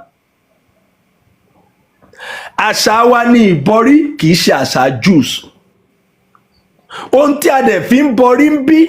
òun ni àṣà wa tó ń jáde láti inú Ifá. So tí Ifá bá sọ̀rọ̀ nípa bí a ti ń bọrí, ṣé Kùránì ló sọ fún wọn bẹ́ẹ̀ náà? So these are the conflicts tí ò nílò wípé ká bẹ̀rẹ̀ sí ní máa nara wa lọ́pàá fún ẹni tó ní làákàyè. Ṣùgbọ́n tá a bá wá rírú ìbéèrè bẹ́ẹ̀, ìmọ̀ náà á tún gbé jáde wípé ká ṣàlàyé wípé nǹkan tó ń béèrè yìí kò resonate, there is no link, there is no balance, there is no vibration. So lórí ìyẹn èmi á rọra dúró lórí pé o, ẹni tó ń rí orí ìta tó ń control orí inú ẹ̀, a kì í bínú sírú wọn. Choice ni. Òun la fi máa ń sọ wípé kó rí ìta kó má bàtínú jẹ́, nítorí pé ní ìgbà tó rí ìta bá ń sọ̀rọ̀, ó lè máa rò wípé orí inú ló ń sọ̀rọ̀. Orí ìta, and it's all about options to receive, to scan, censor it, and look at it outsidely. Tó bá wá pàṣẹ ẹ̀ wọlé tílé bá gbà á, choice ẹ̀ òun ló máa take ẹ̀. But Orí-Inú never make mistake because it's culturally and traditionally grounded. Ẹ ṣé o, ògbà tọ́ yín bàbá mi, ẹ ṣé. Ẹ ṣeun bàbá, bàbá mi alátúnṣe, ẹ ṣeun, Òdùmarè á kẹ́yìn o, Òdùmarè á dáàbò bò yín, àníwá yín tí o, àníwá yín tí àtọ, ẹ ṣeun gan fún gbogbo ọgbọ́n, gbogbo ìmọ̀. Ó dà kí ìyá wa Ọlájẹ́, òkè ó ń gbọ́, ti bọ́ sílẹ̀ bọ̀, ó ń gbọ́ nǹkan tá à ń sọ, ó dẹ̀ fún yín ní round of applause, and rightly so. So ẹ ṣeun gan bàbá wa alátúnṣe, tẹ́ bá wa yànnàná ẹ̀, tẹ́ tún gbé fà. As you always do. Ademolore o, I appreciate it. So ẹ ṣeun bàbá wa o, ẹ ṣeun Amolore. Okay, ìyá wa náà dẹ̀ ti show appreciation in the comment section. Ẹ ṣeun. Tí ẹlòmí náà tẹ́ bá ní ìbéèrè àbí ẹni àfikún tẹ́ fẹ́ fikún gbogbo nǹkan tí a ti sọ lórí ètò tèní. Mo rò pé ó ṣe ìwúlò fún gbogbo wa o. Èmi tí mo jẹ́ host gan, mo rí ẹ̀kọ́ kọ́ gan bẹ́ẹ̀ o. Láàárín àwọn bàbá wa abẹ́ wọn lèmi wà. èmi máa jẹ́ ẹnìkan tó máa ń take note tí àwọn bàbá wa bá ti ń fohùn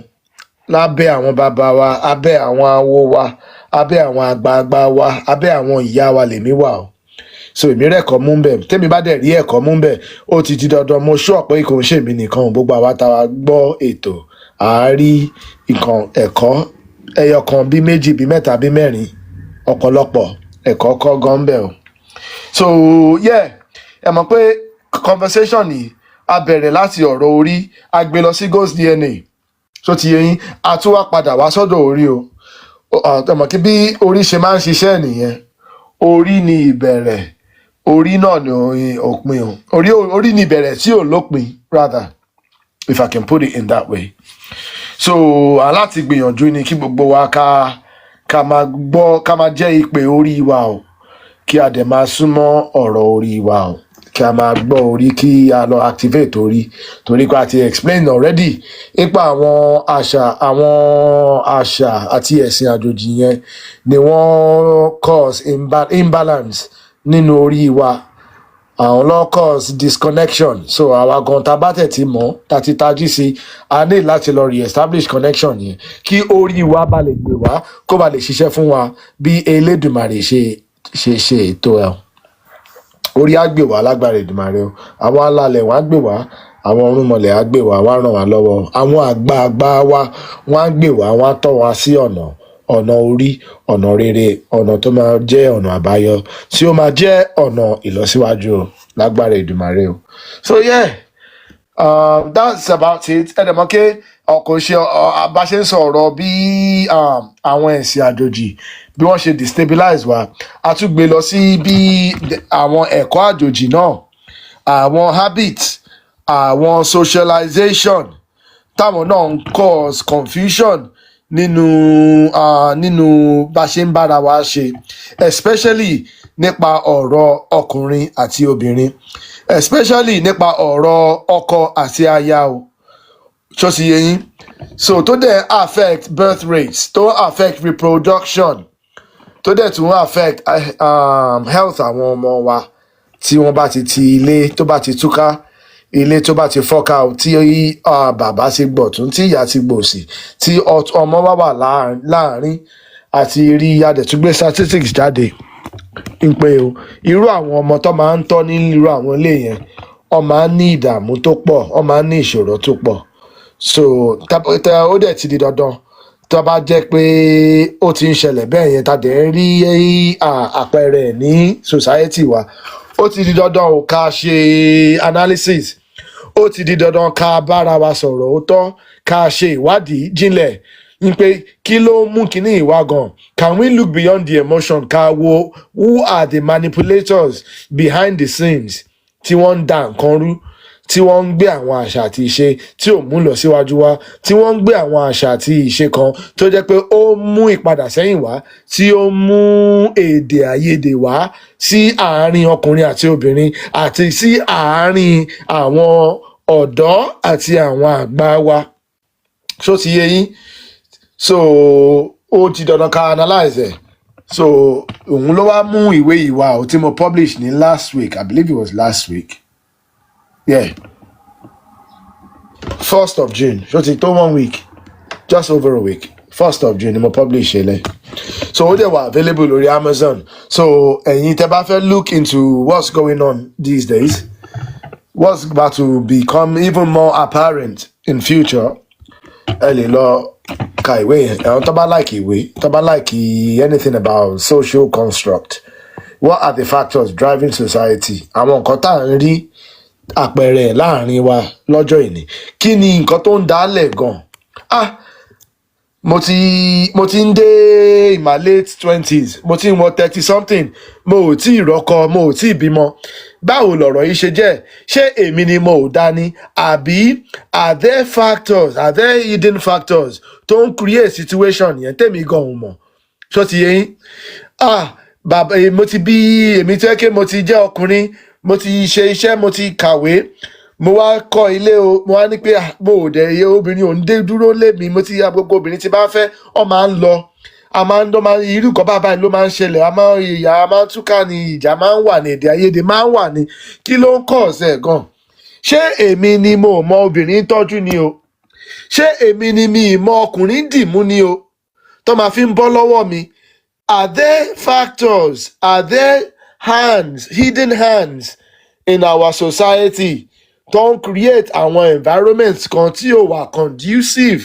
to thriving relationships?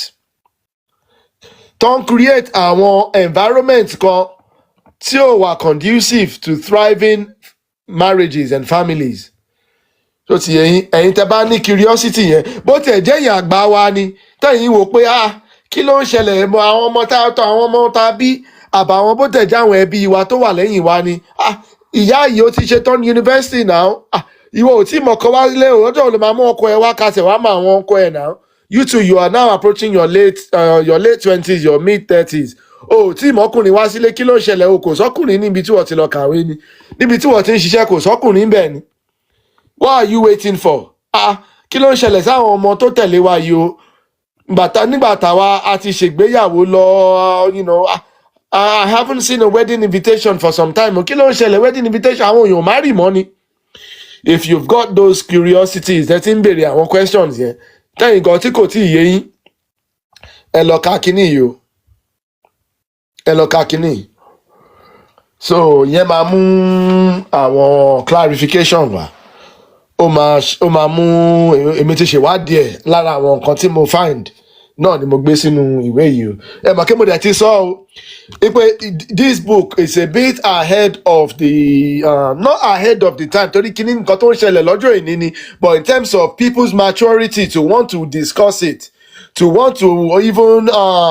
do that self-analysis that self-assessment pé ṣé èmi náà ń contribute sínú kíní yìí o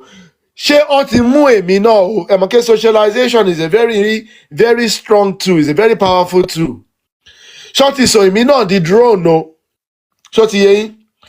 So if you have that that kato de that kind of maturity stage of maturity èmi sọ pé in the next 2 to 5 years ni ẹ mọ̀ pé Islam náà bá ṣe ń sọ àwọn ọ̀rọ̀ ẹ̀sìn àjòjì yẹn ní ọjọ́ ìní náà la ṣe ń sọ 2 years ago you could not even talk about nǹkan tá a máa ń sọ ń sìn nípa àwọn ẹ̀sìn àjòjì yẹn you could not put your face out pé a bá ń sọ̀rọ̀ báyìí nípa ọ̀rọ̀ ẹ̀sìn yẹn àwọn tí a máa ṣe é máa pọ̀ gan-an àwọn tó máa rí wa bí ọ̀tá máa pọ̀ gan-an o ló wá di nǹkan tá a máa ń sọ lórí afẹ́fẹ́ ẹ̀sìn tá a máa ń sọ lórí ìkànnì tẹ́rẹ́kẹ́ everybody tẹ́kẹ́ we speak in unison we speak from a position of harmony pé gbogbo wa láti mọ nǹkan tó máa fi àwọn ẹ̀sìn yẹn ṣe kò ń ṣe gbogbo àbọ̀ a lot of us there's enough of us to understand àwọn kinní yẹn tá a fi lè máa sọ̀rọ̀ báyìí 2 hours 3 hours 4 hours ló ti yé yín tá a lè máa sọ̀rọ̀ ìṣẹ̀ṣe o kò rí báyìí tẹ́lẹ̀ o so eléyìí máa fún ní 2 to 5 years ló máa fi lè dé maturity stage yẹn a dẹ̀ sọ̀rọ̀ nínú eléyìí náà. So èmi fi pé a ti explore gbogbo nǹkan tá a fẹ́ explore o ghost DNA àti the àkíyèsí o tó tún bá wá o ń pé o bí a ṣe ń fẹ́ aráàta à ń fi wúrà gba pàǹdà ni o as far as genetic is concerned ṣó ti yé yín torí pé ghost DNA yẹn ẹ̀jẹ̀ rúmọlẹ̀ tí a inherit lọ́wọ́ àwọn baba ńlá wa àwọn ìyá ńlá wa yẹn ó fún wa ní àwọn special abilities ó fún wa ní àwọn special adaptations ó fún wa ní àwọn special protections táwọn ẹlòmíì ò ní o àwọn scientists dẹ̀ ti sọ fún wa pé on average o 19% ghost DNA ló kù lára wa ẹ mọ̀ pé táwa náà bá ń continue láti máa fẹ́ aráàta tá à ń bímọ fún aráàta ó máa parẹ́ sí ni Èdùmàrè ò ní pa wá rẹ́ o ṣó ti yé yín Èdùmàrè ò ní pa wá rẹ́ o ìkan alágbára tí Èdùmàrè pèsè fún wa tí àwọn orúnmọlẹ̀ pèsè fún wa tó sì wà lára ẹ̀jẹ̀ wa dè níyì tó dẹ̀ ń fún wa ní àwọn protection yẹn à láti gbìyànjú láti máa multiply ẹ̀ ni o báwo la ṣe lè multiply ẹ̀ tí a bá ń fẹ́ra wa ọmọ aládé ọmọ Yorùbá ń fẹ́ ọmọ Yorùbá bẹ́ẹ̀ la ṣe lè multiply ẹ̀ o bá a ṣe ń fẹ́ aráàta tá à ń fẹ́ Chinese àti àwọn bàbá wa ti gbé wa dé àwọn ìyá wa tí tó ń bímọ Chinese káàkiri ní ó dà kí iṣẹ́ Abẹ́òkúta ni bàbá wa pè lánàá tí à ń fẹ́ Fúlàní tí à ń fẹ́ àfibú yín o torí èmi náà bímọ síta o mo ò parọ́ o bọ̀ ẹ mọ̀ pé àmọ́ pé àìdá ni kò yé wa ní o bí àwọn àgbà wa ṣe máa ń sọ ńgbà kan kíkà má fẹ́ aráàta kíníkan má fẹ́ aráàta kò yé wa ní o but data ti wà ń sìn tó back up nǹkan táwọn baba ńlá wa àwọn ìyá ńlá wa tí wọ́n ń try láti explain fún wa nígbà yẹn tí kò yé wa but àwọn data ti wá ń back up ń sìn pé àṣé nǹkan tó wà very important làwọn àgbà wa ń try láti highlight fún wa nígbà yẹn àwa lè máa wò pé kí ló ń sọ yìí ipe ayé ti kọjá gbogbo ibẹ̀ yẹn o we live in a global village now gbogbo wa lè fẹ́ anybody love conquers all nǹkan tá a máa ń sọ kọ́ nìyẹn ni love conquers all pé love ló má ta àbá lọ fẹ́ ranko àbá lọ fẹ́ ẹbọra àbá lọ fẹ́ abirùn love ló má ta la máa ń sọ tó ti yẹ yín gbogbo àwọn àṣà yẹn ló wá jẹ́ káwa gan káwa ti lọ máa fẹ́ àwọn tí wọn tó wà o genetically àwọn tó yẹ pé we benefit nothing from them genetically tó jẹ́ pé à ń reduce ara wa ní genetically tó ti yẹ yín à ń put ara wa in further disadvantages genetically kò yé wa ń gbà yẹn but nígbà tó ti ń yé wa ń sìn à ń láti lọ ṣe àtúnṣe ni o à ń láti lọ ronú jinlẹ̀ káwá ronú pìwàdà káwá ṣe àtúnṣe káwá gan wa máa bẹ̀rẹ̀ sí káwá bẹ̀rẹ̀ sí ń jẹ́ kí àwọn tí wọn tí gba information yìí ká máa jẹ́ kán mọ̀ ni o ń pé àṣekọ̀ táwọn àgbà wa ṣe máa ń sọ pé ká máa fẹ́ ara àta nígbà yẹn nìyẹn there might be other reasons as well like cultural reasons but from a the genetic argument yẹn èmi believe pé is the most compelling argument o. ẹ mọ̀ kí culturally náà kò ń ṣe nǹkan tó really dá náà lọ títí torí confusions máa ń wà so ti yẹn tábà ti ń dilute culture ó máa ń di argument ńgbà mi kí okay this is how we do it in my culture this is how you do it in your culture tó bá ti ń di stage kan ó máa ń di conflict so ti yẹn tí kò bá sí complete harmony kìíní yẹn máa ń di conflict but dèmí believe pé the genetic argument gan is actually far more compelling than the cultural one you can take your living but genetically a lè máa continue láti máa fi wúrà gba pàǹdà ká wá máa jẹ́ kí nǹkan agbára tó wà nínú DNA wa kó máa parẹ́ náà tó ti yẹ a lè jẹ́ kí ìyẹn ṣẹlẹ̀ lójú wa ẹ mọ̀ kí tí a ò bá mọ̀ ìyẹn bad in itself ignorance but tí a bá wá ti mọ̀ pé nǹkan tó ń ṣẹlẹ̀ nìyẹn ní choice o we have to correct it o we have to make the correction bó tó jẹ́ orúkọ bàbá mi alátúnṣe à ń láti ṣe àtúnṣe síbẹ̀ ni o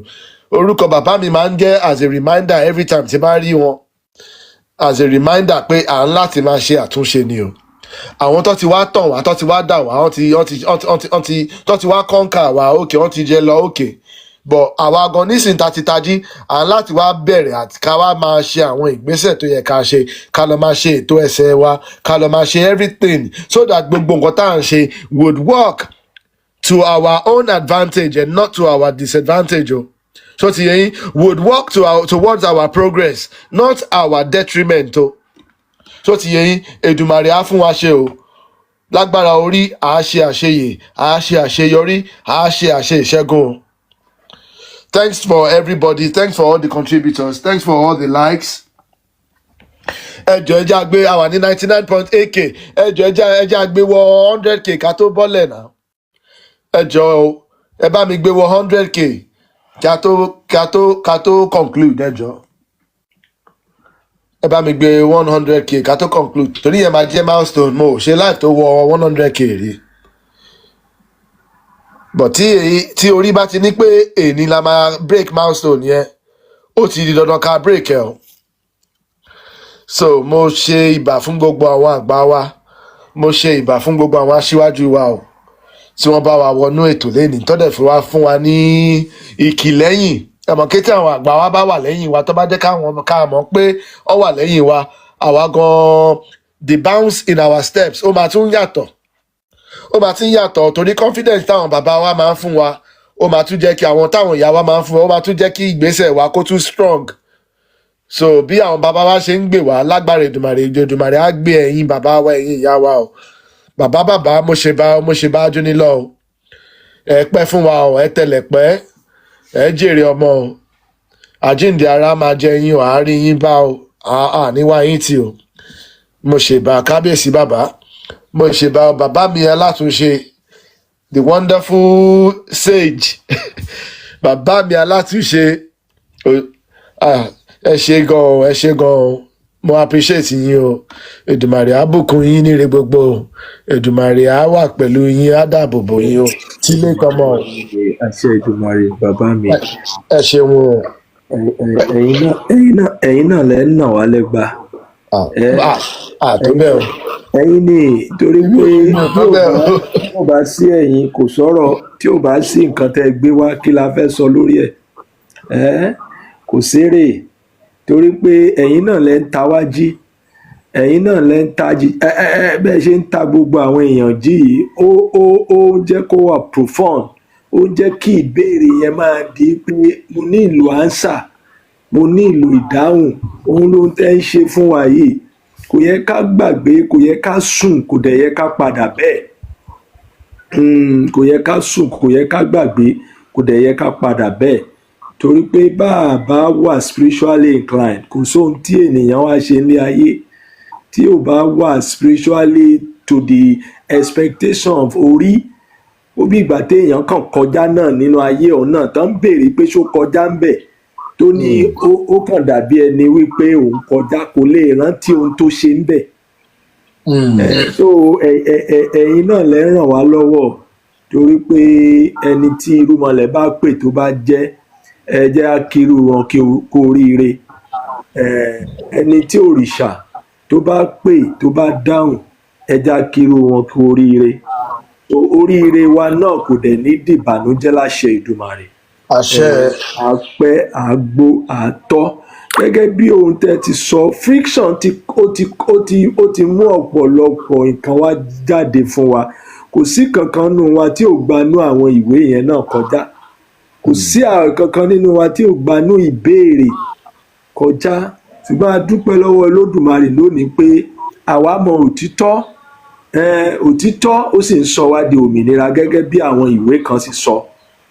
Tí ènìyàn bá sì ti mọ òtítọ́, ó ti gba gbogbo òmìnira nínú ayé, àti ohun tí gbogbo ènìyàn sì ń wá kiri náà ni òmìnira. Òmìnira ara, òmìnira ẹ̀mí, òmìnira nínú ìmọ̀, òmìnira ní gbogbo nǹkan. Torí àwọn ìmọ̀ kan wà tẹ́yìn ń tú kalẹ̀ fún wa tó jẹ́ wípé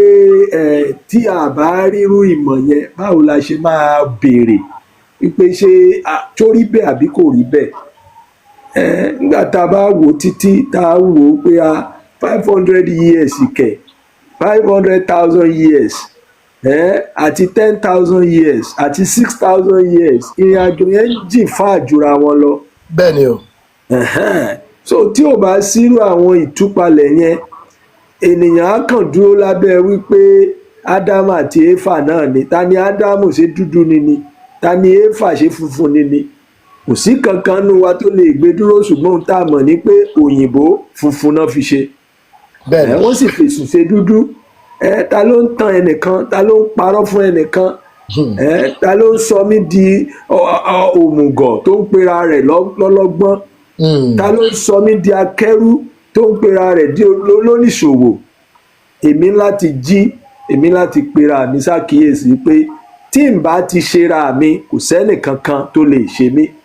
tí mi bá ti gọ̀ kò sẹ́nì kankan tó lè tàn mí. Ṣùgbọ́n lábẹ́ wípé ohun tí mo fẹ́ jẹ́ òun náà ni màá kúkú jẹ́, ìyẹn ní ìtàn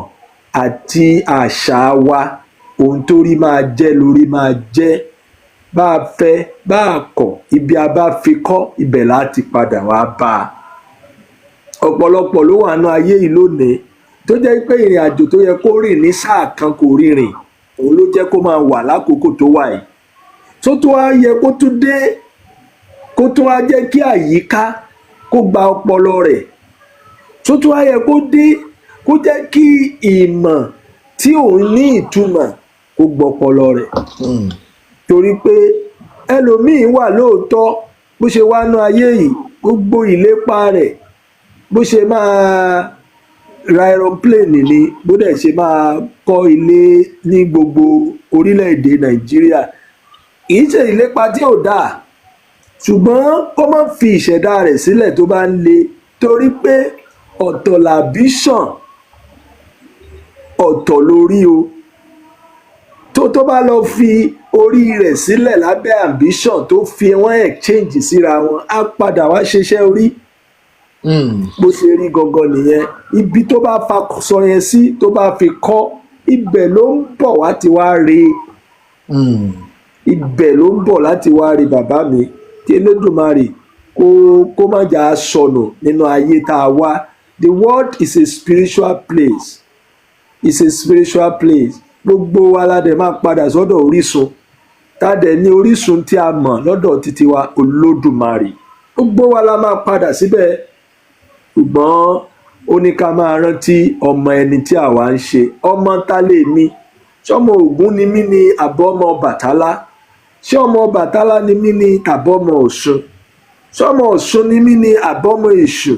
ṣọmọ Ṣàngó ni mí ni irú òrìṣà wo gangan ni mo ti ipa rẹ̀ wá sínú ayé tí ó ń jẹ́ agbára rẹ̀ nìkan ló lè mú mi la oko ìjà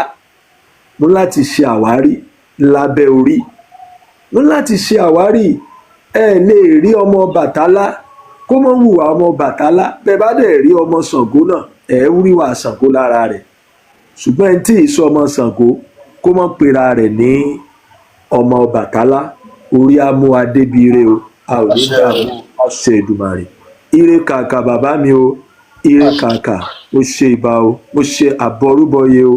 mo ṣe àbọrúbọyè bàbá mi o.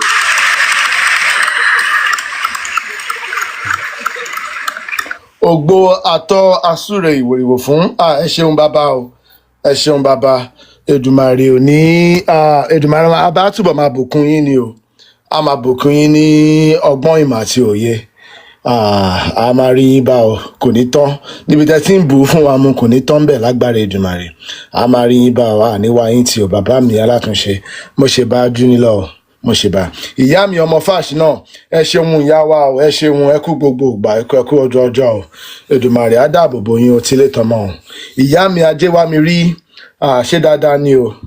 ẹ ṣeun o mo ó dà pé ìyá wa ẹ wà lórí nínú ibi iṣẹ́ ni ẹ ṣe wá sókè bá a mọ̀ pé wà pẹ̀lú wa Èdùmàrè á pẹ̀lú yín tílé tọmọ o ẹ jẹ́ ká conclude ètò tèní yìí níbí báyìí náà a tún lè wá padà wá lọ́la ká tún wá tẹ̀síwájú ní another topic o bóyá a tún wá wo ogun míì bóyá a tún wá bring up another more from a political standpoint torí pé èmi bìlì pé àwọn ogun yẹn àwọn ìṣẹ́gun àwọn bàbá wa ó jẹ́ nǹkan ìránnilétí ó dẹ̀ jẹ́ nǹkan tí ó ń rán wa létí ọmọ ẹni tá a jẹ́ àwọn responses tí mo dẹ̀ máa ń rí láti ìgbà tá a ti bẹ̀rẹ̀ sí ń publish ẹ̀ ó jẹ́ kí ó yé mi pé ìyẹn ó wà impactful so èmi á láti continue bóyá màá try láti wá time láti prepare èmi lọ́la bọ̀ ká sì conclude tèmi náà mo wá kí gbogbo ilé gbogbo àwọn àgbà wa àwọn ìyá wa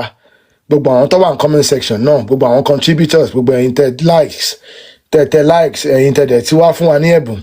ọwọ́ ìyá máa ròkè ní o Èdùmàrè á bùkún yín níre gbogbo bàbá wa Jaidman thank you for the gift as well o ó dà kẹ́kọ̀ọ́ pẹ́ tí bàbá wa wọlé àbọ̀ ẹ ṣeun mo mọ̀ ọ́ lóore ọwọ́ ìyá máa ròkè sí ni o so àtún wá padà wá lọ́la àtún continue ètò ẹ ṣeun gan mo ṣe bá júni lọ o mo dẹ̀ tí wá kí gbogbo yín gbogbo wa ní kíkí tó lọ́lá jùlọ ní ẹ̀làbọ́rú ẹ̀làbọ̀yè bọ́ ṣíṣe o ìpàdé wa ní ire àti ní ayọ̀ ẹ ṣeun.